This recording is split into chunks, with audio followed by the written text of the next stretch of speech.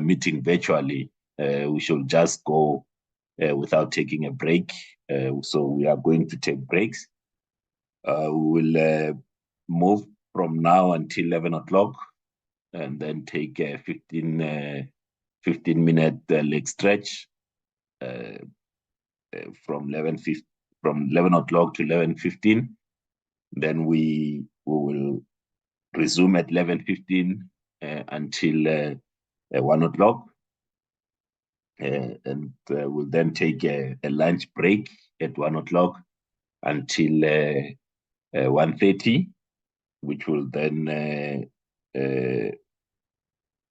proceed until 3:30 from 1:30 to 15:30. Then take a 10-minute comfort break at 15:30. Then we will then move until 5 p.m. That's if we are not we have not exhausted the agenda, which has got three main items that we're going to deal with today. And the intention from at least from my side is that we need to move closer to finality on the two methods of the evidence leader and also the terms of reference, get as close as possible to getting an outcome in that regard. Just a request that has come through from the colleagues in the media is that they request that if whenever possible, if you could, when you are speaking, have your camera on. It does assist when they have to broadcast what you say, because we said we're going to be transparent. So that's going to be something, if you are able to. And I know in parts of our country where the bandwidth might not allow, people might not be able to switch on the camera, but it's encouraged that you switch on the camera. The other aspect that I want to raise before we start the meeting, it's that if you, for some reason, you joining or you have joined the meeting, just make sure that you rename your gadget so that we can properly identify you. And when you do come back, you can also do that. It assists us to know who's in the meeting. And as we have seen the last couple of meetings, that at times achieving consensus in the meeting creates it's not an easy thing. So we do vote a lot. Another issue that was raised also last week as we voted, and we'll see it when we get to the minutes, the issue of counting, but also because people are in and out of the meeting when the vote starts. So it's something that we going to look at, and we're going to use the system of the same system that we use in the National Assembly, where the representative of a political party will indicate the number of members that are in the meeting and which way the members are voting. It's a system that we use in the National Assembly, so there's nothing different in that. This is so that because for those that are watching, of our fellow South Africans and everyone else that's following these proceedings, when we do raise our hands, it has been mentioned that the people following on the streaming services, they do not get to see which way the members are voting. So we will just ensure that people get to see or get to hear which way members are voting. So we'll follow the same system that we use in the National Assembly when we are voting on an item where members will have asked for a division. So these are the opening remarks. Members have now asked Temikosi to now flight the agenda of the meeting.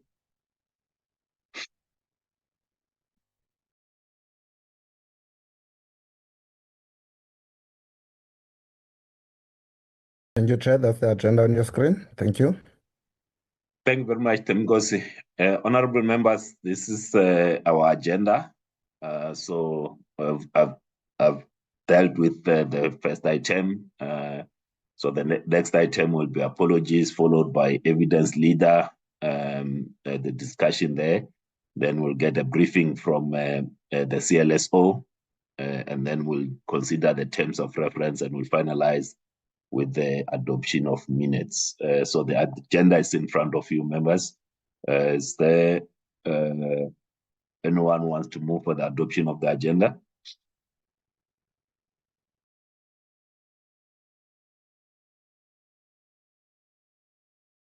Good morning, Chairperson. Good morning, colleagues. Having perused the agenda, I hereby move for the adoption of it. Thank you. Thank you, Honorable Daniels. Is there a seconder for the adoption of the agenda? Swart moves, Chair. Good morning to you and colleagues. Thank you very much, Honorable Swart. The agenda is thus adopted. Can we then move to apologies? Temgosi? Good morning once again, Chairperson, and to the members on the platform and everyone that's joined in. Chair, I've got an apology from Ms. Ngobeni and Mr. Trollip. However, Mr. Trollip will join at 09:45. I've also got an apology from Mr. Kwankwa of UDM as well as Mr. Kama of the MK Party. Thank you very much, Chairperson. Those are the 4 apologies that I have. Thank you. Thank you very much. Honorable Ngola and Honorable Shazo Webster. We'll start with Honorable Ngola. Thank you so much. Good morning to you and good morning to the colleagues. Chair, I will have to step out at 9:30 to attend to the business of my portfolio committee, but I'll step up for about 10-15 minutes, then I'll be back. Thank you so much. Thank you very much. Honorable Shazo Webster. Good morning, Chair, and good morning to the colleagues. I would like to put on record the apology of Dr. Maimane.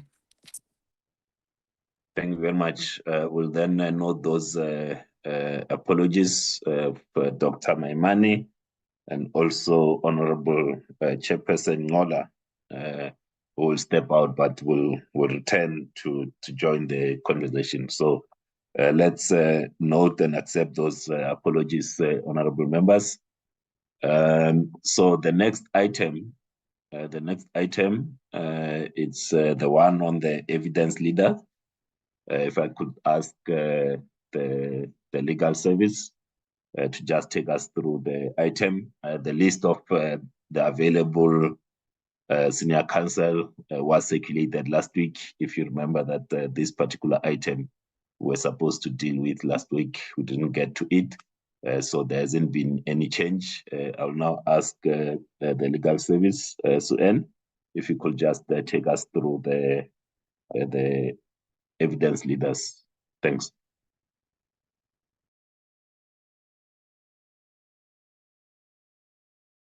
Good morning, Chairperson. Good morning, members and guests. With your permission, Chair, I'm going to share the list of evidence leaders.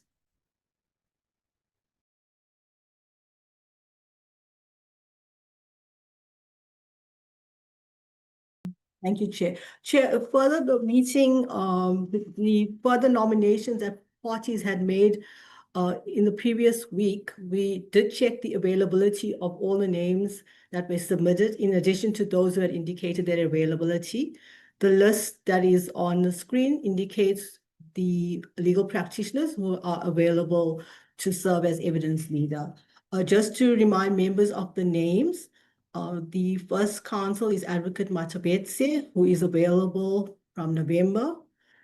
Second is Advocate Kate Hofmeyer.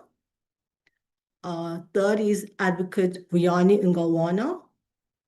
And we did indicate the issue of the conflict with members previously, and I think they were provided with a case that was relevant to the issue.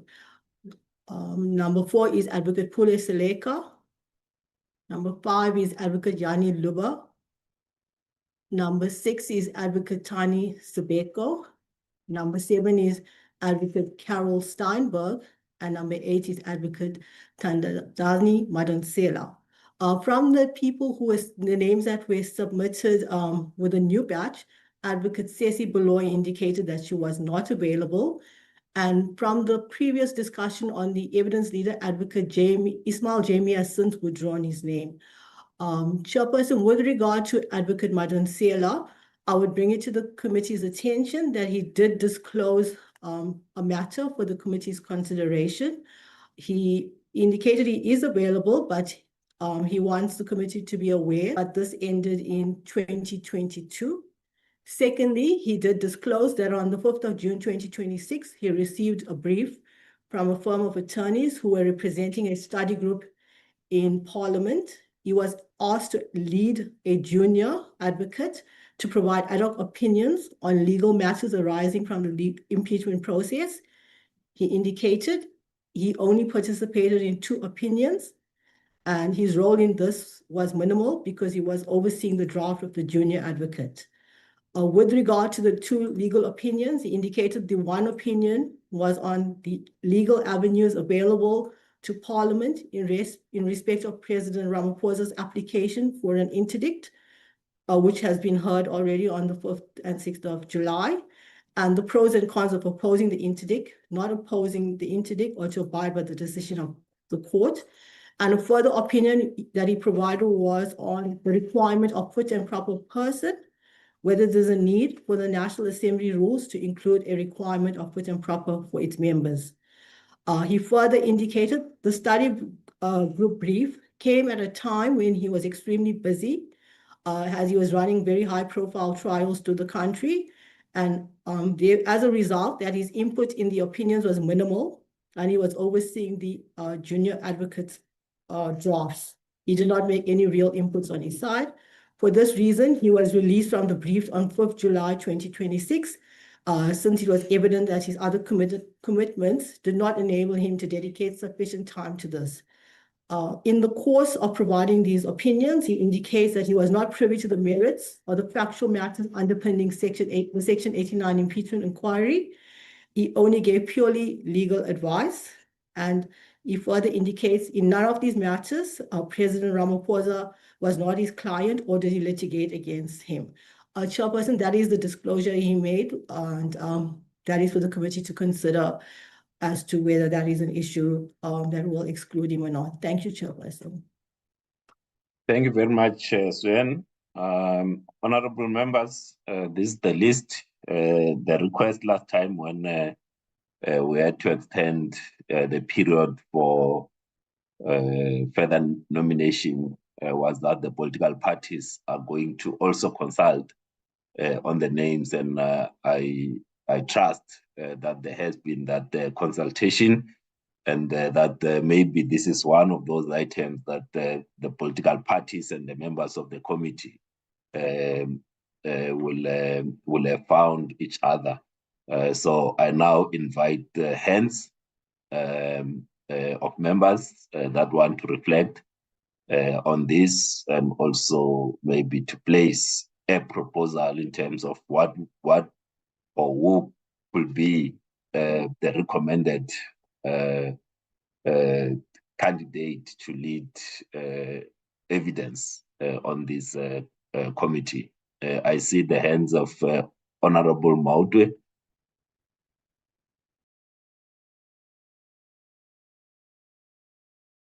Thank you, Chair.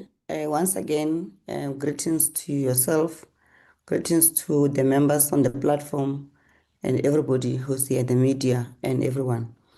Chair, I thought that we are already now going to vote on the names. We've been seized with this matter for 3 consecutive meetings. This item has been postponed. So correctly, as you said, we've been speaking amongst ourselves as political parties, and we are ready to nominate and then vote on the name. So I stand here to nominate the name of Advocate Thandazani Madonsela, Senior Counsel, to serve as our evidence leader of the impeachment committee. I thank you, Chair. Thank you very much, Honorable Breitenbach. Thank you, Chair. Good morning. Good morning to everybody on the platform. Yes, Chair, we have been dealing with this matter for some time. The Democratic Alliance would like to propose the name of Advocate Kate Hofmeyr. Thank you. On a point of order. Honorable Masaule. Thank you very much and greetings to you and colleagues. Chair, I had thought that when you laid the rules in the beginning of voting procedures to be that of the National Assembly, you would also know that when you call for parties, there is a way in which it's done.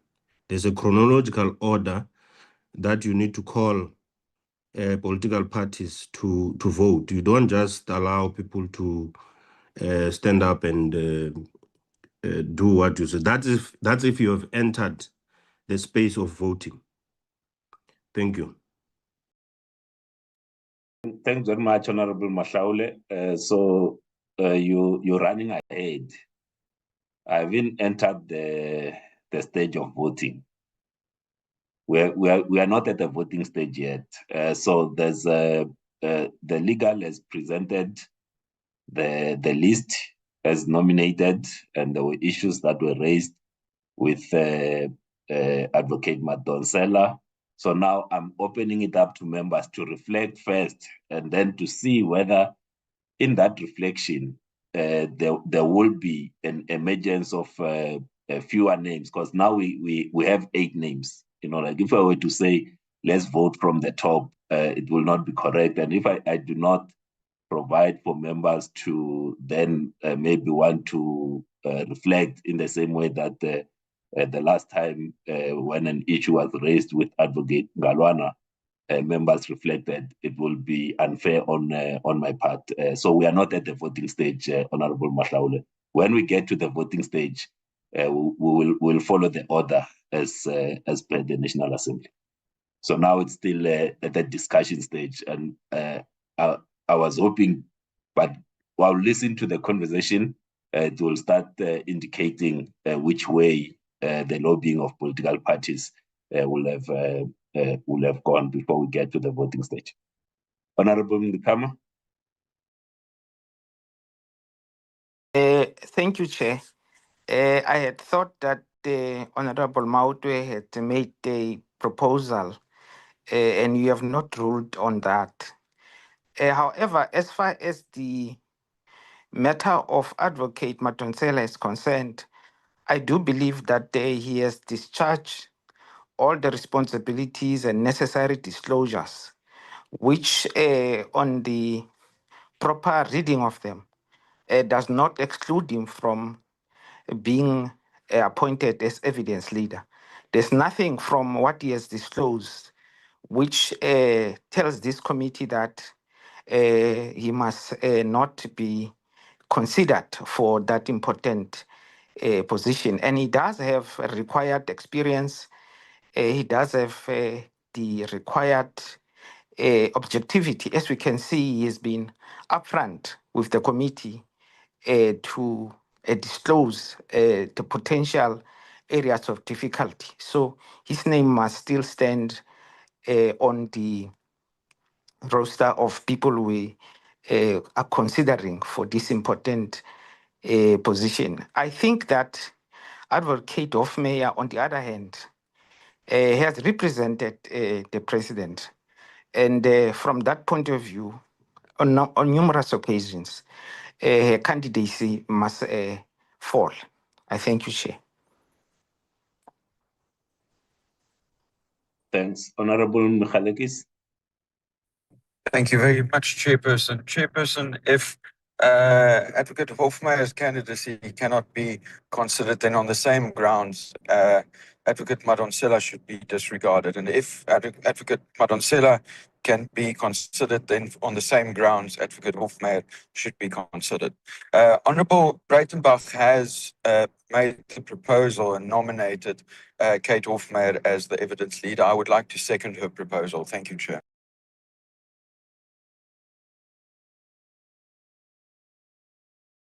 Thanks very much. Honorable Mahlaule. Thank you, Chair. You see, Chair, people are voting, but that's not why I raised my hand. There's no voting. I haven't called for voting. There's no ballot in front of anyone. So don't worry. Make your point. Chairperson, some time ago, there was a disclosure by the parliamentary legal around the name of Advocate Vuyani Ngalwana that he has made an opinion on the matter. And that was not that he represented this and that. It's an opinion on the matter. I want to make some reflections about Advocate Ngalwana and strongly advocate that he be struck out of the role. Chairperson, in 2022, the former president, Jacob Zuma, initiated a private prosecution against President Cyril Ramaphosa, alleging that Ramaphosa was an accessory after the fact in relation to alleged leaks of Zuma's medical information. President Ramaphosa launched an urgent High Court proceedings to interdict and set aside the private prosecution. Advocate Ngalwana appeared as legal counsel representing the Black House Collective Foundation and civil society organization that applied to be admitted as a friend of the court in the matter. While addressing the court, Chairperson, he criticized the NPA's reluctance to bring criminal charges against President Ramaphosa. He pointed to the Section 89 independent panel report into the Phala matter, which found a prima facie basis that the president may have breached Section 34 of the Prevention and Combating of Corrupt Activities Act. The court rejected his argument as lacking basis and being totally irrelevant to the matters before the court. That demonstrated the inherent bias that Mr. Ngalwana has towards the person of the president, to the extent that he joins litigation as friend of the court. That has nothing to do with the Phala to argue matters related to Phala when that was not the subject matter before the court. The court, at paragraph 172 of that judgment, said the complaint regarding the Phala matter is improperly made in this court. No factual basis for it has been laid, and it is not relevant at hand in terms of the issues. Chairperson, the process of leading an inquiry requires that the evidence leader acts in a fair and impartial manner without having prejudged the matter. Mr. Ngalwana's public utterance on the Phala matter made an indicative of someone who has taken a position on the matter. The committee's work should not be clouded by perception of bias. The legal practice code or council code of ethical conduct, Chair, Rule 61.1, has some guidance on how a legal practitioner must behave. A legal practitioner shall not comment publicly nor publish any opinions about matters which are before the court or other tribunal in which the litigation process is incomplete, except for the purposes of guiding public understanding of the issues that have arisen or may arise in the course of such proceedings. There is a tweet on the 21 August 2023. The heading was Phala Farm Gate, where he said, this Reserve Bank finding is no different from, and then I quote, he slipped on a piece of soap in the shower and died. a load of undisguised drive. It is possession of undeclared foreign currency for so long that's the issue. And you call SA a constitutional democracy. By describing an official investigative finding of an organ of state as a load of undisguised drive, and explicitly declaring that it is possession of undeclared foreign currency for so long that the issue. He publicly expressed a definitive conclusionary finding on the illegality of foreign currency held at the firm. It is not reasonably possible, Chairperson, to expect such a person to bring an open and inquiring mind to the same matter being investigated, particularly when tasked with the responsibility of leading evidence and guiding the work of the committee. Rule 61.2 says a legal practitioner may publicly express opinion about any question of law or prospective law, provided that the opinion is not likely to be construed as prejudging an actual case before the court or any tribunal at the time. While the matter was still being adjudicated by the Constitutional Court, Mr. Ngalwana tweeted, "Ramaphosa is a constitutional delinquent for as long as the independent panel report, which found enough evidence that the prima facie committed a serious violation of the Constitution and Criminal Act is not set aside." MPs who rejected the report without investigation are in the same cesspool. Chairperson, I can go on and on if you need to be convinced that this is not a man who we can use to adjudicate in this matter. I submit, Chair.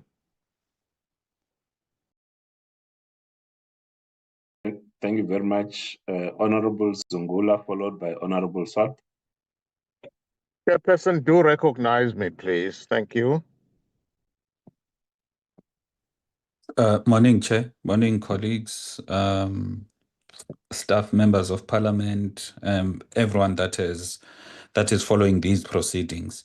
Chair, I think perhaps what we can do, it's maybe to club the inputs in that we've got 8 names. Let's have people who are having reservations, just like Honorable Mahlaule has raised his reservations. Then we scratch out such people based on the issues or conflict of interest that would have been raised, so that we move towards voting. And it's easy to vote. We've got 1 to 8 people. If we are going to be removing people based on the issues pertaining to conflict of interest, that will be clear. In fact, Chair, we've got nominations. Advocate Thandazani Madonsela was nominated. So we do have a name that has been nominated and seconded. So we can just move towards a vote. I don't think it's going to help us now to go around in circles without really structuring the conversation towards taking a decision. Like the colleagues have said, we've been engaged on this matter for a couple of meetings. We must just move towards taking a decision. And the agenda for today has got other issues that may be consuming. This one should be as clear as, out of the 8, who do we nominate? And who is seconding? If there's more than 1 nomination, we just go to a vote. That is my proposal, Chair. Thank you. Thanks very much, Honorable Zungula. So we'll get there where we get to a vote. So I'm also affording the members, if they want to reflect on the names, so that when they are like now, there are 2 names that are nominated from the list. If no one motivates for other names, then the 2 names are the ones that we're going to then vote on. But I don't want to suppress any member that has got a valid input to try to sway other members in terms of how they vote. The recommendation will then come. Honorable Swart. Chairperson, good morning to you and good morning to colleagues. Chairperson, the Honourable Mashlau makes a very compelling case based on Rule 58 of the Legal Practice Code of Conduct that I think needs to be supported or very carefully considered. Secondly, I think as far as Advocate Hofmeyer and Advocate Madonsela are concerned, we are dealing with across the board senior counsel here. And Rule 58 of the Legal Practice Code of Conduct makes it very clear if or where a conflict of interest occurs. And that states when a practitioner's personal interests or duties to other clients compromise or reasonably appear to compromise the independence, judgment, loyalty, or confidentiality. Now, I appreciate that one can go into the history of all the senior counsel, but I've worked with many senior counsels over many years, and I do believe that if there was any question of contravening Rule 58, they would have raised it, and therefore I want to indicate that the objections against those two advocates should be withdrawn and that they should be considered as candidates, Chairperson, as you've already indicated. But I do want to support Honourable Mashlau in his very concerning comments. Thank you, sir. Thank you very much. Honourable Stope. Thank you very much, Chairperson. Good morning, all honorable members of the Impeachment Committee. I'm speaking on behalf of the MK Party, and we are three. All three of us have discussed the issue. So the comments that I'm making are the comments of a party. There has been a proposal here relating to Advocate Madonsela. We support him. We second that proposal. I must at the same time record our unhappiness about how Advocate Ngalwana has been treated. It seems that information adverse to him is being released on a piecemeal basis, and we have not been afforded an opportunity to deal with that information. So we record our unhappiness about how the process has been conducted in this regard. May I just make a small correction regarding the submission that was made by Honorable Mahlaule? The evidence leader does not adjudicate. The duty of the evidence leader is to place evidence in an independent and objective manner before the commission. It is for the commissioners to adjudicate and consider that evidence. I think that was a slip of a tongue on his part. I'm sure he did not mean that. Having made those observations, we as MK Party are clear. Advocate Madonsela is eminently qualified. There is a difference. I'm saying this with respect to, I think, Mr. Mikalakis representing the DA. Unlike Advocate Madonsela, let me put it this way. Unlike Advocate Kate Hofmeyer, who has represented Cyril Ramaphosa on more than one occasion, that was her client. Here we're dealing with Advocate Madonsela, who has made an open and frank disclosure. And these two are not the same with respect. So without belaboring the point, our view as MK Party is that Advocate Madonsela is eminently qualified, and we recommend him for the position of an evidence leader. I submit. Thank you so much, sir. Thank you very much. Honorable Mahlatsi.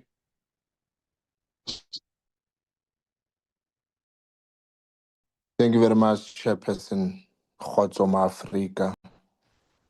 Chairperson, I would like to go to the Constitutional Court challenge that was brought by the MK Party concerning the President's suspension of Police Minister Senzo Mchunu and the appointment of Professor Fizos Kachalia as Acting Minister of Police, Kate Hofmeyer, Senior Counsel, appeared on behalf of President Ramaphosa and advanced the arguments for President before the Constitutional Court. As UAT, we propose the withdrawal of Kate Hofmeyer, Senior Counsel. On the other hand, the UAT, the United African Transformation, is of the view that Advocate Madonsela, Senior Counsel, possessed the requisite legal expertise, constitutional knowledge, professional integrity, and extensive experience in complex litigation to effectively assist the committee in conducting its work in a fair, impartial, and constitutionally compliant manner. We respectfully submit his nomination for the committee's consideration. Chairperson, I submit. Thank you very much. And then it's Honorable Dagmo, who is the last speaker on this one. And then we'll move to the next stage of the process. Thank you very much, Chair, and greetings to the colleagues. I think the first thing I want to say is that there's a very clear distinction between the issues around Advocate Mgalwana SC raised by Honorable Mhlawuli compared to the issues raised and in fact declared by Advocate Madonsela SC and also Advocate Kate Hofmeyer SC. There's a very clear distinction. I mean, for many years, some of us have been watching Advocate Ngalwana engage in anti-Cyril Ramaphosa rhetoric on social media, and we were very surprised that the MKP would actually nominate someone who clearly is partial, but maybe that's also understandable given the MKP's position on President Ramaphosa. So the point I'm trying to make here is that there's a clear distinction. Advocate Madonsela is a senior advocate. He has made declarations, and the matters which he has declared clearly do not breach the code of conduct. And then also in regard to Advocate Hofmeyer, who's a much less experienced senior counsel, the work that she has done does not bar her from being the evidence leader. So before we move in regard to this matter, I would like the committee, given that we are setting precedents here, it's very important that this committee sets a precedent in terms of defining what does a conflict of interest mean. So in that regard, I want to formally move, Chair, and ask for a seconder that we vote to exclude Advocate Ngalwana from consideration, and that we then deal with the merits of Advocate Madonsela and others. Thank you. Thanks very much, Honorable Dagmo. So what I had wanted to do, and this is what I would like to move. So instead of starting to move around in circles in a way, is that we move to the next round. So there are 2 senior counsels out of the 8 that are in front of us that have been nominated and seconded. So having engaged with one another, there's the name of Advocate Kate Hofmeyer and the name of Advocate Thandazani Madonsela SC that then move to be voted for, to be recommended as the evidence leader. That's where the voting is going to take place, and that the other advocates that have been nominated are then they fall off. We vote on Advocate Kate Hofmeyer and Advocate Madonsela having been seconded in this meeting, and that was the spirit in which I had asked for the members to engage one another, to try to find one another, so that there's a consensus that emerges. So I then proposed to the committee that the name of Advocate Kate Hofmeyer, having been nominated and seconded once again, move for Honorable Maute. I'll come to you. I saw your hand. Okay. That they then move to the next stage to be voted for. Honorable Nolan, then Honorable Maute.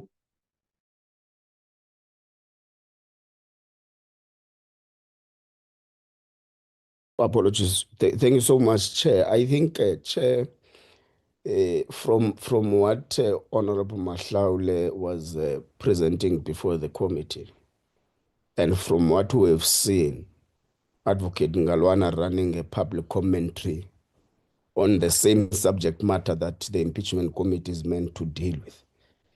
Not only did he do that in court, but he has been doing that in his social media and stuff. So it is clear that he has formulated an opinion on the issue that was still inquiring.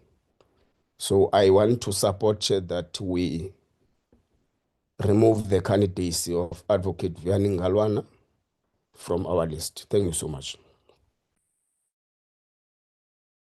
Honorable Maute. No, thank you, Chair. Chair, I don't agree with the listing, the priority that you are proposing. I'm the first one to speak in this meeting, and I nominated Advocate Madonsela. And then after me came Honorable Breitenbach, and she nominated Advocate Hofmeyer. So why are you putting Hofmeyer first before Madonsela? So the voting should be as per our nominations here. There's nothing that says that Senior Counsel Hofmeyer must come before Advocate Madonsela. I nominated Madonsela first, and he must be number 1, and Advocate Hofmeyer must be number 2. Thank you, Chair. I'll come to that. Honorable Vessels. Thank you, Chairperson, and good morning to yourself and the colleagues. Chair, I support your proposal that we move to a vote between those two candidates or two SC advocates, regardless of the order. But I agree that we shouldn't now go to a process of elimination and then go to a process of voting. There's two candidates that have been nominated and seconded in this meeting now. We haven't heard any other names. Let's move to a vote between those two candidates, in which order you put it, regardless thereof. Thank you, Chair. Thank you very much. Honorable Malema. Thank you, Chair, and morning to the colleagues. I think the order is necessary because you must never create an impression of biasness. You will have to, as it were, tell us what makes you to choose Mayor over Madonsela when you put a priority, because that kind of language speaks.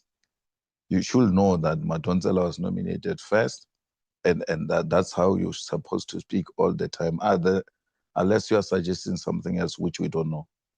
But the most logical thing to do when you say we're voting now, you'll say we'll start with Madonsela, as is the one who got nominated first and seconded, and then we'll go to the next one. But it can be that this is a by the way issue, because it might suggest as well biasness, unwittingly. Thanks. Thanks very much, Honorable Malema. Just to indicate that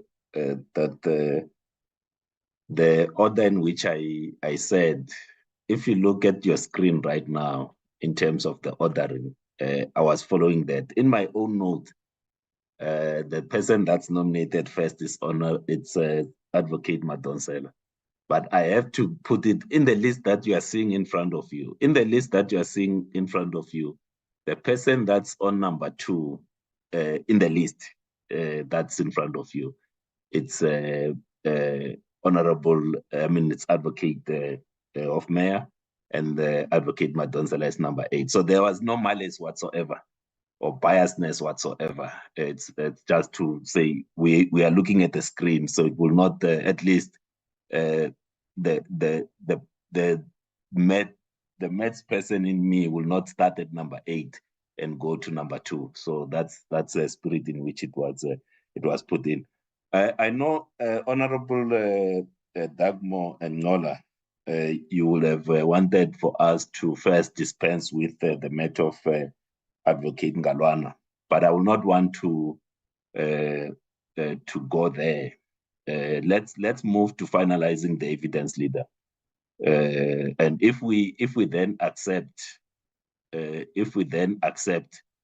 that the other advocates, the other 6 advocates, then follow for the next round, and then they follow for the next round, and I will not want to get into now say let's vote on whether we because if we then move, the net effect is that the other 6 advocates will not be considered for recommendation as an evidence leader.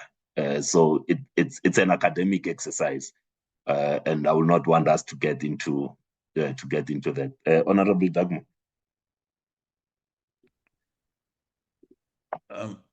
Thank you, Chair. Chair, you know, this is the point that I had raised previously. You are our chairperson.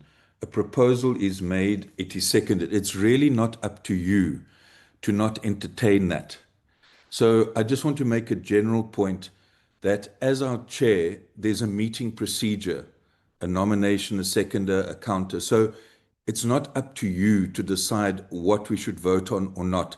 But given the situation that clearly we have 2 candidates, I don't want to pursue this, but I want to raise for the second time now a strong objection that as chair, you need to follow meeting procedure. Thank you. Thank you very much, Honorable Dagmo. I will not respond to that now so that we are able to move forward. So there are 2 advocates that have been nominated for the next round and seconded. Advocate Madonsela was the first one to be nominated, and then Advocate Hofmeyer was the second one to be nominated. So members will now move towards voting. So the other will thank the other 6 nominated advocates, and then move to the next round with the 2 seconded and motivated advocates for the evidence leader of the impeachment committee. Like I indicated when we started the meeting, for the benefit of also those that are following these proceedings on online, that they need to also know how their representatives are voting and they are unable to see us, will now put the names of the 2 advocates, and then we're going to make the recommendation thereafter. So we'll start. Honorable Musa, is that a point of order?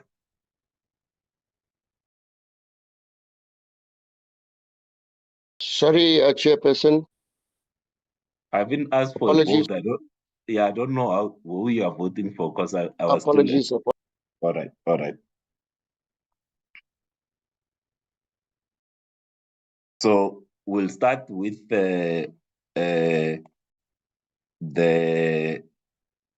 name of Advocate Madonsela. So I will call the name of the party, and the party representative will indicate the number of members that are in attendance and are supporting that candidate. And then if you are called and you do not support the candidate, just say no. Indicate the party name and you say no for that candidate, and then the team will then tally on both sides, just to ask that we do not vote twice. If you vote twice, then it will be a spoiled ballot on your side. So is there anyone that has got a question in terms of this voting order or this voting procedure?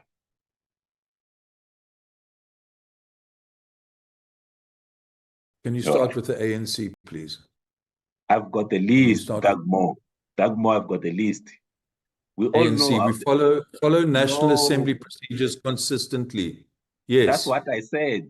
What's wrong? What's happening today? Eh? I would have to Dagmo. check on you because you don't follow procedure. Don't do that. We'll start with Advocate Madonsela. ANC.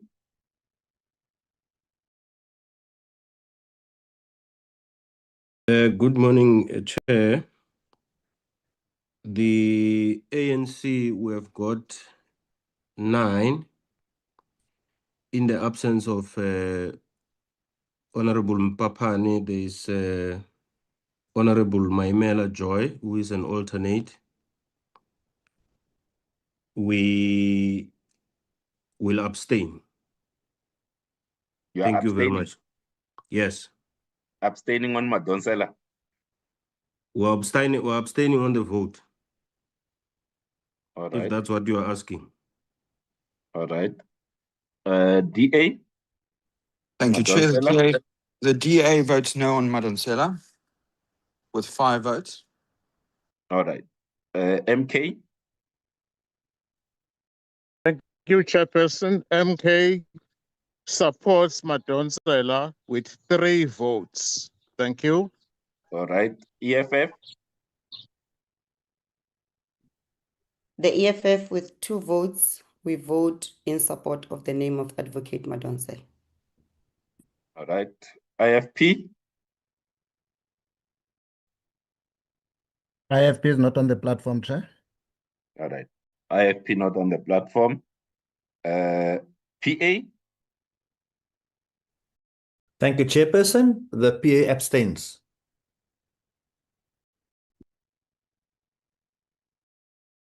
Freedom Front Plus.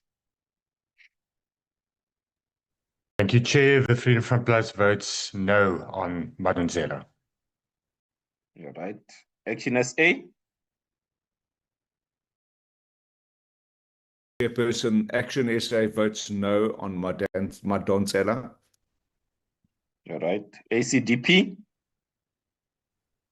ACDP, 1 vote in favor of Madonsela. The UDM is not online. Bossa. Bossa, 1 vote in support of Madonsela. ATM. 1 vote in support. UAT. UAT, 1 vote in support of Madonsela. Al Jama. 1 vote in support. All right. 1 vote in support. Sorry. Oh. Sorry, 1 vote abstain. Sorry. All right. The table staff, you've got the numbers. Yes, Chairperson, we do. All right. Before that, Chair, we are in the middle of a vote, Zungula. You you know what missed that a is. party. Who did I miss? NCC. No, NCC is not voting. NCC in the meeting. Chairperson, just a quick brief explanation. NCC member has been suspended for 20 days with effect from the 3rd of August. So he is not on the platform and he will only be joining the committee once the suspension is done. Thank you, Chair. Okay, thanks very much. We now move to Hofmeyer. ANC. We abstain. DA. Thank you, Chair. The DA with 5 votes votes in favor of Mayor. All right. MKP. MKP, with 3 votes, we vote against Hofmeyr SC. Thank you, sir. EFF, Thank you, Chair. EFF with 2 votes, we vote no. FP is not on the platform. PA, Thank you, Chairperson. Abstain.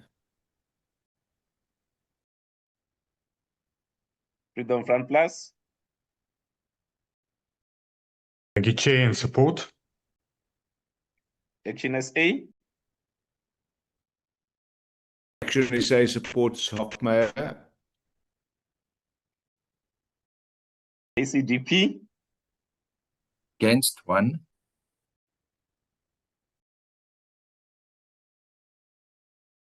the UDM is not on. Bossa, With 1 vote from Bossa, no. ATM, No. UAT, The UAT reject Kate Hofmeyr. Al Jama,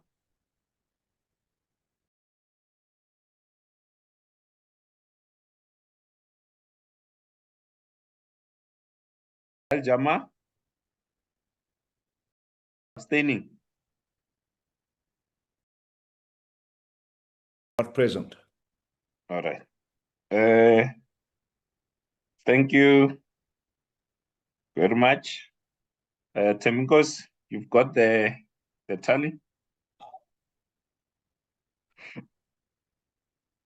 Chairperson, yes, I have the tally. Just want a minute to just confirm with my other colleague, but I do have it. Just a minute. Thank you very much.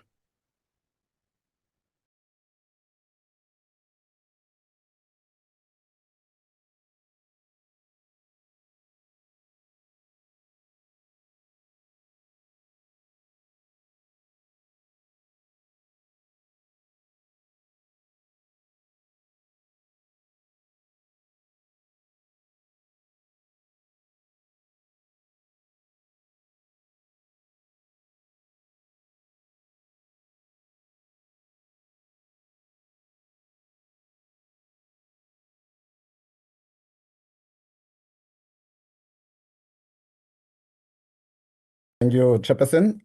I've just verified.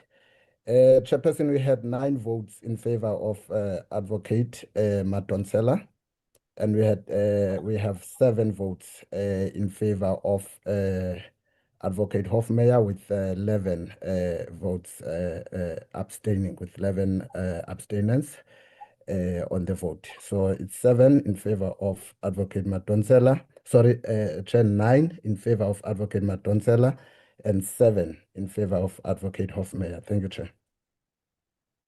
Thank you very much, Temikosi. Honorable members, the name that will be recommended as per the outcome of the vote will be that of Advocate Madonsela. Like we have said, that ours is to recommend the appointing process is done by Parliament.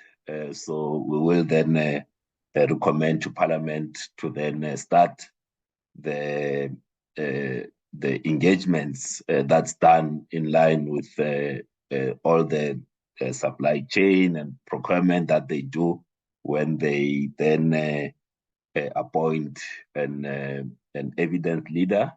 And like we have decided, once the evidence leader is appointed, the evidence leader will then recommend the 2 assistants that will then work to assist the committee. So thank you very much to all the members, all the parties that have nominated, that have participated in this process. And we thank all the advocates that made themselves available to lead this important process. So from here, the name of Advocate Thandazani Madonsela will then be the one that's recommended by the committee to Parliament to then make the appointment. Will keep the committee informed of all the processes. Once it's finalized, it will come to the committee to say that now we are then going to get into the appointment of the assistant evidence leaders. So thank you very much, honorable members. I see the end of Honorable Daniels.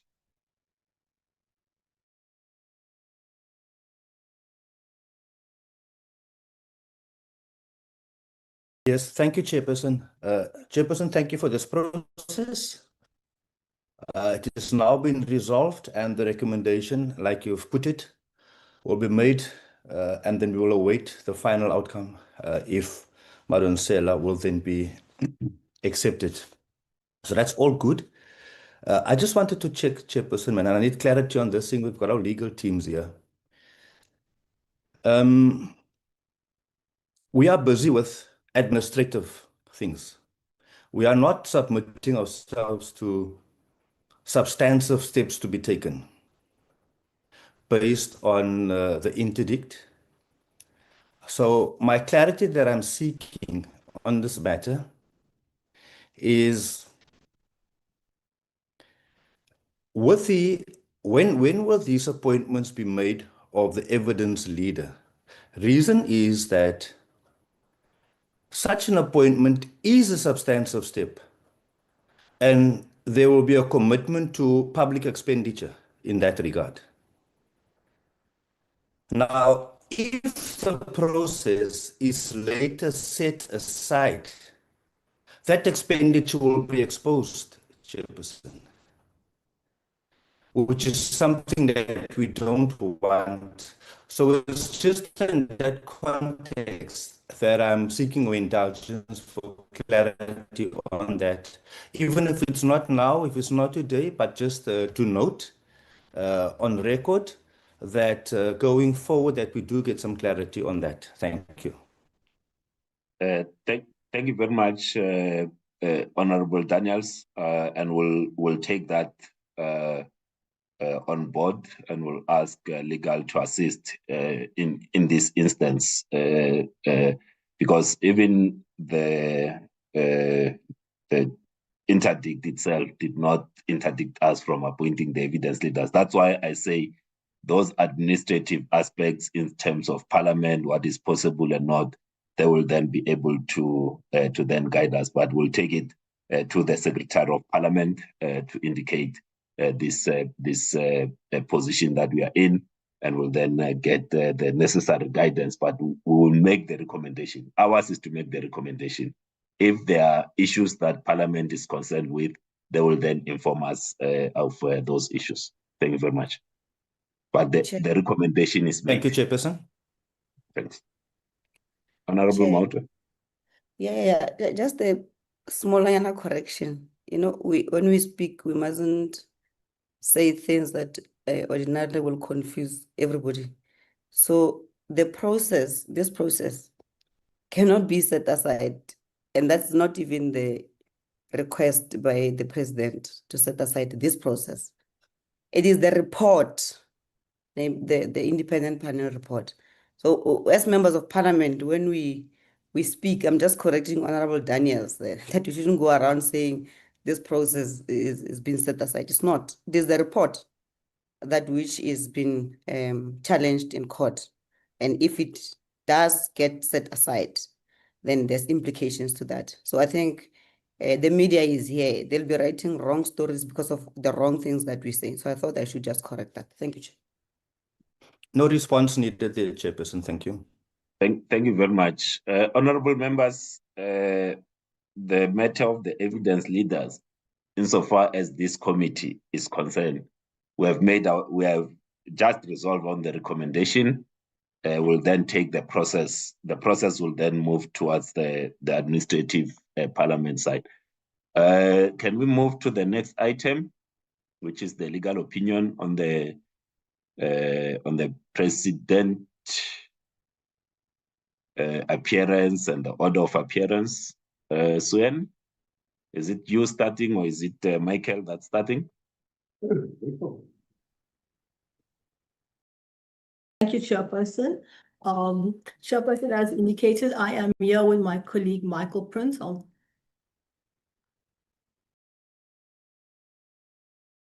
morning, members. Good morning. Thank you, Chairperson. Chairperson, this opinion was prepared at the request of the committee to provide legal advice on 4 issues arising from the committee's consideration of the draft terms of reference for the impeachment inquiry of the president. We have provided a detailed opinion setting out our views. And this is an executive summary of the important points that we raised in that opinion. This opinion deals with 4 issues. Part A deals with the standard of proof. Part B deals with compelling the president to testify. Part C deals with the president testifying first. And Part D is the panel briefing the impeachment committee. Chairperson, moving on to Part A of this opinion, the standard of proof. The first issue considered is the standard of proof that should be employed by the impeachment committee when determining whether the allegations contained in the impeachment motion have been established. It should be noted that neither Section 89 of the Constitution nor Rule 129M of the National Assembly rules expressly prescribes a standard of proof for impeachment proceedings. While Rule 129M requires the committee to establish the veracity and, where required, the seriousness of the charges, it does not indicate whether this must be done according to the criminal standard of beyond reasonable doubt, the civil standard of proof of a balance of probabilities, or some other standard. A review of comparative international practice indicates that there is no universally accepted standard of proof in impeachment proceedings. In the United States, the Constitution does not prescribe a standard, and members of Congress have historically applied varying approaches. Germany and South Korea adopt judicial models in which constitutional courts determine the matter according to judicial standards. Kenya's courts have recognized an intermediate standard of proof that is higher than a balance of probabilities, but lower than proof beyond reasonable doubt. These examples demonstrate that impeachment proceedings are often treated as constitutionally distinct from conventional court processes. We are of the view that the impeachment committee's role is fundamentally inquisitorial and fact-finding in nature. The committee is required to determine what occurred, identify the applicable legal standards, and decide whether the proven facts satisfy the constitutional grounds for removal.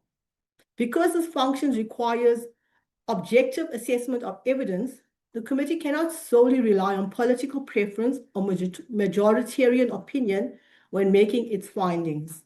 Its conclusions must withstand constitutional scrutiny and comply with the principles of legality, rationality, and procedural fairness. We submit that the criminal standard of proof beyond reasonable doubt is not appropriate because impeachment proceedings do not involve the determination of criminal guilt or the imposition of criminal sanction. Equally, while a balance of probabilities is the default standard in civil litigation, the rules do not expressly incorporate that standard, and some commentators regard it as insufficient for proceedings of such constitutional significance. Drawing from the precedent established by the Section 194 Committee in the Public Protector Removal Inquiry, we recommend that the Impeachment Committee adopts a practical evidentiary approach. Rather than formally adopting a civil or criminal standard, the committee should ensure that any findings are supported by cogent, reliable, and persuasive evidence sufficient to satisfy constitutional requirements of legality, rationality, and procedural fairness. This approach is considered more appropriate to the unique constitutional character of the Section 89 process. Chairperson, moving on to the second part, Part B of the opinion. The second issue concerns whether the impeachment committee has the legal authority to compel the president to testify before it. The committee has clear constitutional and statutory authority to summon the president to testify. Section 56A of the Constitution empowers the National Assembly and its committees to summon any person to appear before them and give evidence. This authority is regulated by Section 14 of the Powers, Privileges and Immunities of Parliament and Provincial Legislatures Act of 2004 and Rule 360 of the Rules of the National Assembly. None of these provisions excludes the President from their scope. Accordingly, the President falls within the category of persons who may be lawfully summoned before a parliamentary committee. The power to summon is situated within Parliament's constitutional and oversight and accountability functions. The National Assembly is constitutionally mandated to hold the executive accountable and to oversee the exercise of executive authority. The Constitutional Court has recognized Section 89 as one of the most important constitutional mechanisms available to Parliament for ensuring presidential accountability. Against this backdrop, it would be inconsistent with the constitutional scheme to suggest that a president who is the subject of an impeachment inquiry possesses a general right not to account to Parliament. Section 16(2) of Powers and Privileges removes the ordinary privilege against self-incrimination for witnesses. It should be noted that the Powers and Privileges Act specifically requires witnesses appearing before Parliament to answer questions, even where the answers may be self-incriminating. Parliament balances this obligation by providing a statutory protection in the Powers and Privileges Act that prevents the use of such evidence against the witness in subsequent legal proceedings, except in limited circumstances such as perjury. Furthermore, the constitutional right to remain silent applies primarily in criminal proceedings and does not extend to parliamentary inquiries. As a result, a witness cannot refuse to testify before Parliament on the basis of a general right to silence. However, we recommend, as a matter of fairness and parliamentary practice, the committee should first invite the President to testify voluntarily. Only if the President declines to appear should the committee consider issuing a formal summons. This approach balances the committee's legal powers with the requirements of procedural fairness. Chairperson, I will now hand over to my colleague Michael to address the remaining issues.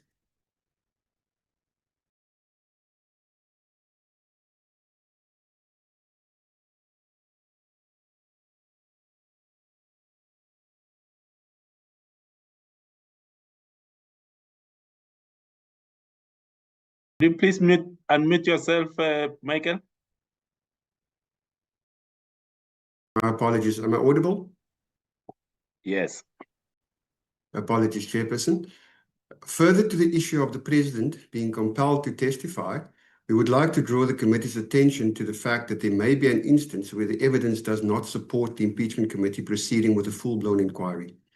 In this regard, Maya CJ in EFF versus Speaker 2026 made the following comments, which may be appropriate for the committee to consider.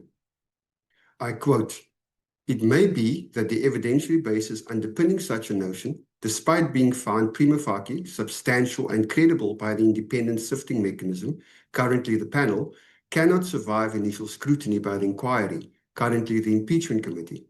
It may therefore become apparent, even at an early stage, that the evidentiary foundation underpinning the charges cannot sustain the finding that the alleged conduct will be established. In such an instance," the Chief Justice commented, "if appropriately regulated by the NA rules, the termination of the inquiry without a full-blown trial may well be justified." Chairperson, it is our view that the National Assembly may therefore consider whether appropriate rules are required to govern instances where a case has not been established for the President to answer. Moving on to the third part of the opinion, whether the President should testify first. Our office advises against such an approach. Although the impeachment process is inquisitorial rather than adversarial, the committee's mandate remains to investigate allegations and determine their veracity through evidence. The committee must therefore establish the factual basis of the charges through its own evidence-gathering process before requiring the President to answer them. We draw the committee's attention to the basic principle of fairness and evidentiary procedure, namely that the party asserting an allegation bears the responsibility of proving it. The scope of the inquiry is already defined by the impeachment motion, the findings of the independent panel, and the committee's mandate under Rule 129M of the NA rules. The committee does not need the President's testimony to identify what allegations are under investigation. Rather, it must first determine what evidence exists in support of those allegations. Therefore, requiring the President to testify before any evidence is led would effectively compel him to respond to an undeveloped case and would result in an impermissible reversal of the burden of proof. Instead of answering established allegations, the President would be required to account for allegations that the committee itself had not yet substantiated through evidence. It is therefore our view that such approach would undermine procedural fairness and would be inconsistent with the constitutional principles that govern the committee's work. We therefore conclude that the President should be called to respond only after the committee has gathered and assessed evidence sufficient to place a case before him. Chair, I have previously briefed the committee on the question whether the independent panel may brief the committee. Therefore, I will just quickly summarize these points as the committee has taken a resolution on it already. So we concluded that such a briefing should not occur. Once the panel submitted its report to the National Assembly, it completed its statutory role and became functus officium. The NA rules do not contemplate any continuing role for the panel after the submission of its report. We said that the rules deliberately separate the panel's screening mechanism function from the committee's substantive fact-finding function. The panel members, we informed the committee, adopted a neutral position in the pending judicial review of the report and elected to abide by the outcome. Providing substantive briefings we submit to the committee could be inconsistent with that position and may create the perception that the panel is defending or supporting its report. We alerted the committee to the analogy that such a briefing would be equivalent to an appellate court inviting judges of a lower court to personally explain their judgment. We also alerted the committee to the fact that the existence of ongoing litigation and an interdict preventing the hearing of evidence further strengthens the case against such a hearing. Chairperson, moving on to our overall conclusions. We advise that the Section 89 impeachment process requires the impeachment committee to conduct an objective, evidence-based inquiry, consistent with constitutional principles. The committee should not adopt a strict criminal or civil standard of proof, but should rather ensure that its findings are supported by cogent, reliable, and persuasive evidence. The committee has the authority to summon the President to testify, although we are of the view that he should first be afforded an opportunity to appear voluntarily. The President should not be required to testify before the committee has laid evidence and established a case to which the President is required to answer. Finally, the independent panel has completed its statutory function and should not brief the committee on the content or reasoning of its report. Chairperson, we submit that these conclusions seek to safeguard procedural fairness, parliamentary accountability, and the constitutional integrity of the impeachment process. Thank you. Thank you very much, Michael, and thank you very much, Suen. Honorable members, this is the opinion, advice that we sought on the questions that were raised on these matters. I now present the report for discussion, questions, and deliberation. Chairperson, I raise my hand, please. Your hand will be noted. Honorable Malema, Honorable Swart, Honorable Malema. Thank you very much, Chair. And I want to thank the colleagues for the advice that they were able to provide.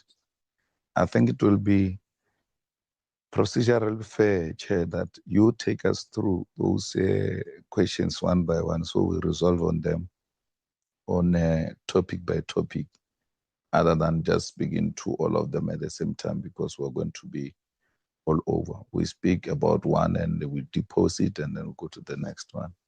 like that until we have exhausted them. Thanks. Right. Thanks. Let me, if there are questions, let me just take, there might be questions that people will want clarity before getting to discussion. Maybe let me take the questions first, honorable members. I see Honorable Trolip is supporting Honorable Malema. Are there members that want to ask questions before we get into the three points around the issues, and then we'll get into the deliberations. Right. Honorable Sart, is that a question? No, Chair. I support what Honorable Malema has said to discuss each one, but then will you give us an opportunity to discuss each? I don't want you to say you've already had your first bite. That's so we will. Will you give us the opportunity to raise issues on each of the points? I think that's important. Maybe, Chair, just a question first of all. All right. You can ask a question if you've got a question. I noticed from the draft terms of reference that they don't seem to accord with the legal opinion, in as much as there were draft terms that allowed the president not to give evidence, and as well as not drawing a negative inference should the president not give evidence. My question is, who drafted the terms of reference? In as much as, was it a legal team, and why did it have those clauses in which now need to be amended in view of the legal opinion? And we from the ACDP would support the amendments to bring them in line with the legal opinion we got today. Thank you, Chair. Honorable Ngola. Thank you, Chair. I just got but one question in respect of what the team calls the appearance of the president. I want to check if they made a differential comparison on the ordinary appearance of the president in terms of the legal prescripts that they are quoting, and the president being compelled to appear to give testimony as a witness in an impeachment process. Have they thought around those lines, if there is a differential comparison in the two? Thank you so much, Chair. Thank you very much, Honorable Zungula. Thank you, Chair. My question is regarding the wording as to what is exactly happening. The second presenter spoke about issues pertaining that the judgment spoke that there need not be a full-blown inquiry or impeachment inquiry for every motion that survives sifting. Now, I think it's very important that there is no ambiguity or any sense of misunderstanding. So I want to check from them, is the understanding, therefore, that this process that we're in now is not a full-blown inquiry? Because I don't want Chair to be to have the committee, or perhaps me, not being aligned as to what exactly are we doing, because my understanding is that this is a full-blown impeachment inquiry. However, the second presenter spoke as if that might not be the case. So that is my question as to what do they understand this process to be?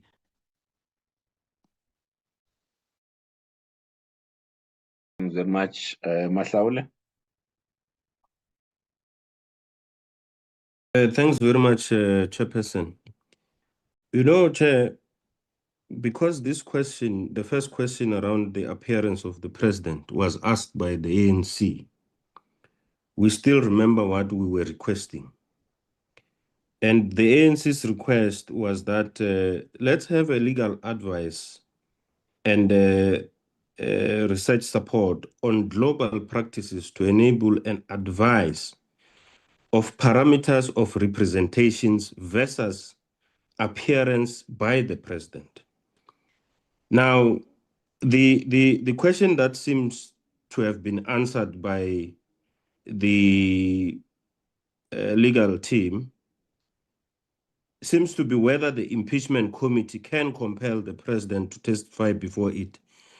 And that was not the question that was asked by the ANC when we insisted that there must be a legal opinion. How did we arrive to that question, Chair?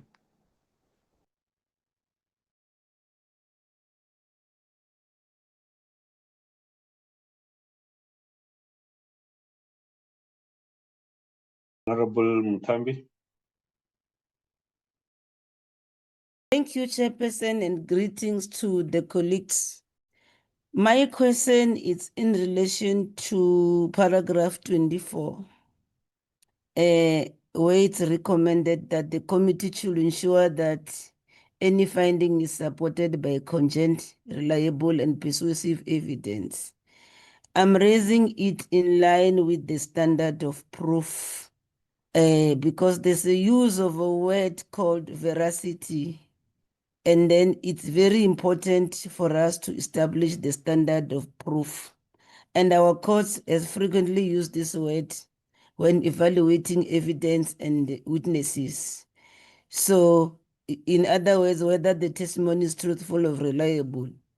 So the issue that one wants to get clarity from the authors of the legal opinion, to us, it's very unclear on how this will be evaluated in practice and which standard will be applicable to determine the reliability and truthfulness in line with what the recommendation is saying in paragraph 28. And then the other issues that one want to raise is with regard to in the opinion in its entirety, to understand from the legal team as to how will the principles and rules of evidence be applied in these proceedings. So these are some of the issues one want to get clarity on. And the other issue, when reference is made to the principle of legality, which principles are being referred to? So these are some of the issues that one want to raise, in particular when you read with a paragraph 28 as well, to say how will the sufficiently of evidence be determined in these matters as well. So these are the clarity questions that one want to understand. Thank you, Chair. Thank you very much. Mahlaule, is that a new hand? Or... Thanks, Chair, and my apologies to you and the colleagues. I just had forgotten one question on paragraph 48, which says, in addition to the structural objections set out above, the impeachment committee is presently interdicted from proceeding with the hearing of evidence pending determination of the President's review. A substantive briefing from the panel would likely fall within the scope of that restraint. Will that, the question is, will that apply to sourcing of information from witnesses? That's basically the question, Chair. Will that fall within that scope of the restraint that the court order has given us? Just that question. Thank you. Thank you very much, honorable members. We'll then ask legal to respond to the questions, the ones that I will need to respond to. If they can't respond, I will then respond to. Thanks.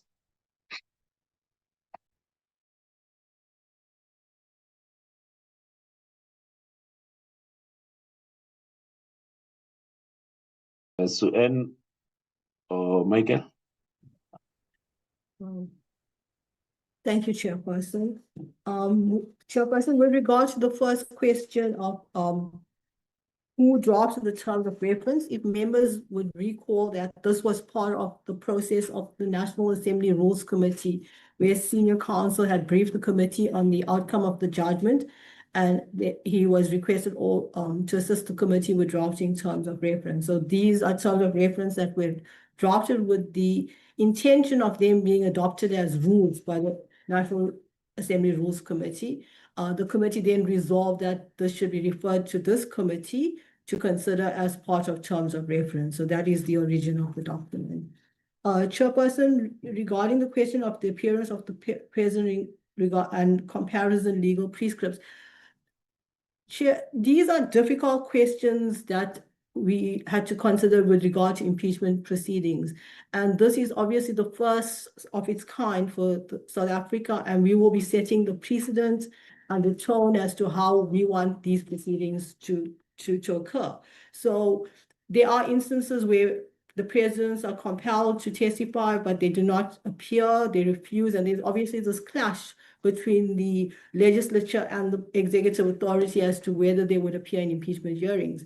When we consider our constitutional framework and the emphasis on accountability and the particular mandate given to the National Assembly regarding oversight and accountability, the Constitutional Court's reference to Section 89 being one of the potent tools that the Assembly can use, we are proposing that the president be compelled to testify and not be given a right not to testify. Obviously, this is something the committee must consider and make a decision on as to how he thinks appropriate that an impeachment hearing takes place, whether the president should be given those rights or not.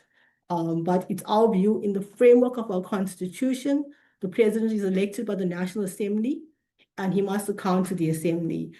He can be requested to come and explain himself as to particular charges and answer to questions put stemming from the evidence placed before the committee. I think it would be difficult in our constitutional framework to justify not having the president account. It is our view that does accord with the existing jurisprudence and the tone that the Constitution sets regarding accountability. So as I said, this is an issue that is obviously something that has to be considered. Various interests have to be taken into account, but it is our view that the president may be compelled to testify. Chairperson, I'm just moving to the next question from Honorable Zungula about whether this is a full-blown inquiry. Chairperson, yes, the current impeachment process is a full-blown inquiry. What we were drawing members' attention to is the issue of an instance where if the president is compelled to testify, there may be insufficient evidence for him to respond to. So in many instances, for instance, in a criminal matter, there will be evidence laid by the state, and it does not prove the elements of the offense, and the other party can ask for the matter to be discharged at that stage. So what happens in a process where if the evidence is tested and we have witnesses come in and the committees of the view, well, this does not exactly establish sufficient evidence for us to be able to make findings on the charges, would it be proper to still call the president to answer when the evidence would not sustain the charges? It is not for the president to establish his guilt or innocence, but it's for the committee to put that evidence to him first. So we were just drawing the members' attention to what the Chief Justice herself had pointed out, that there may be instances where on the committee's own assessment, there may not be a need for it to proceed to the second part of the process and asking the president to come and testify.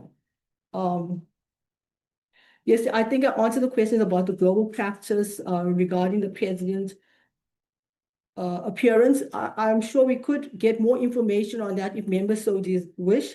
But as I said, this is an issue that we have to frame within our Constitution and as to what precedent we want to set for future impeachment committees. Chairperson, I'll hand over to my colleague, Michael.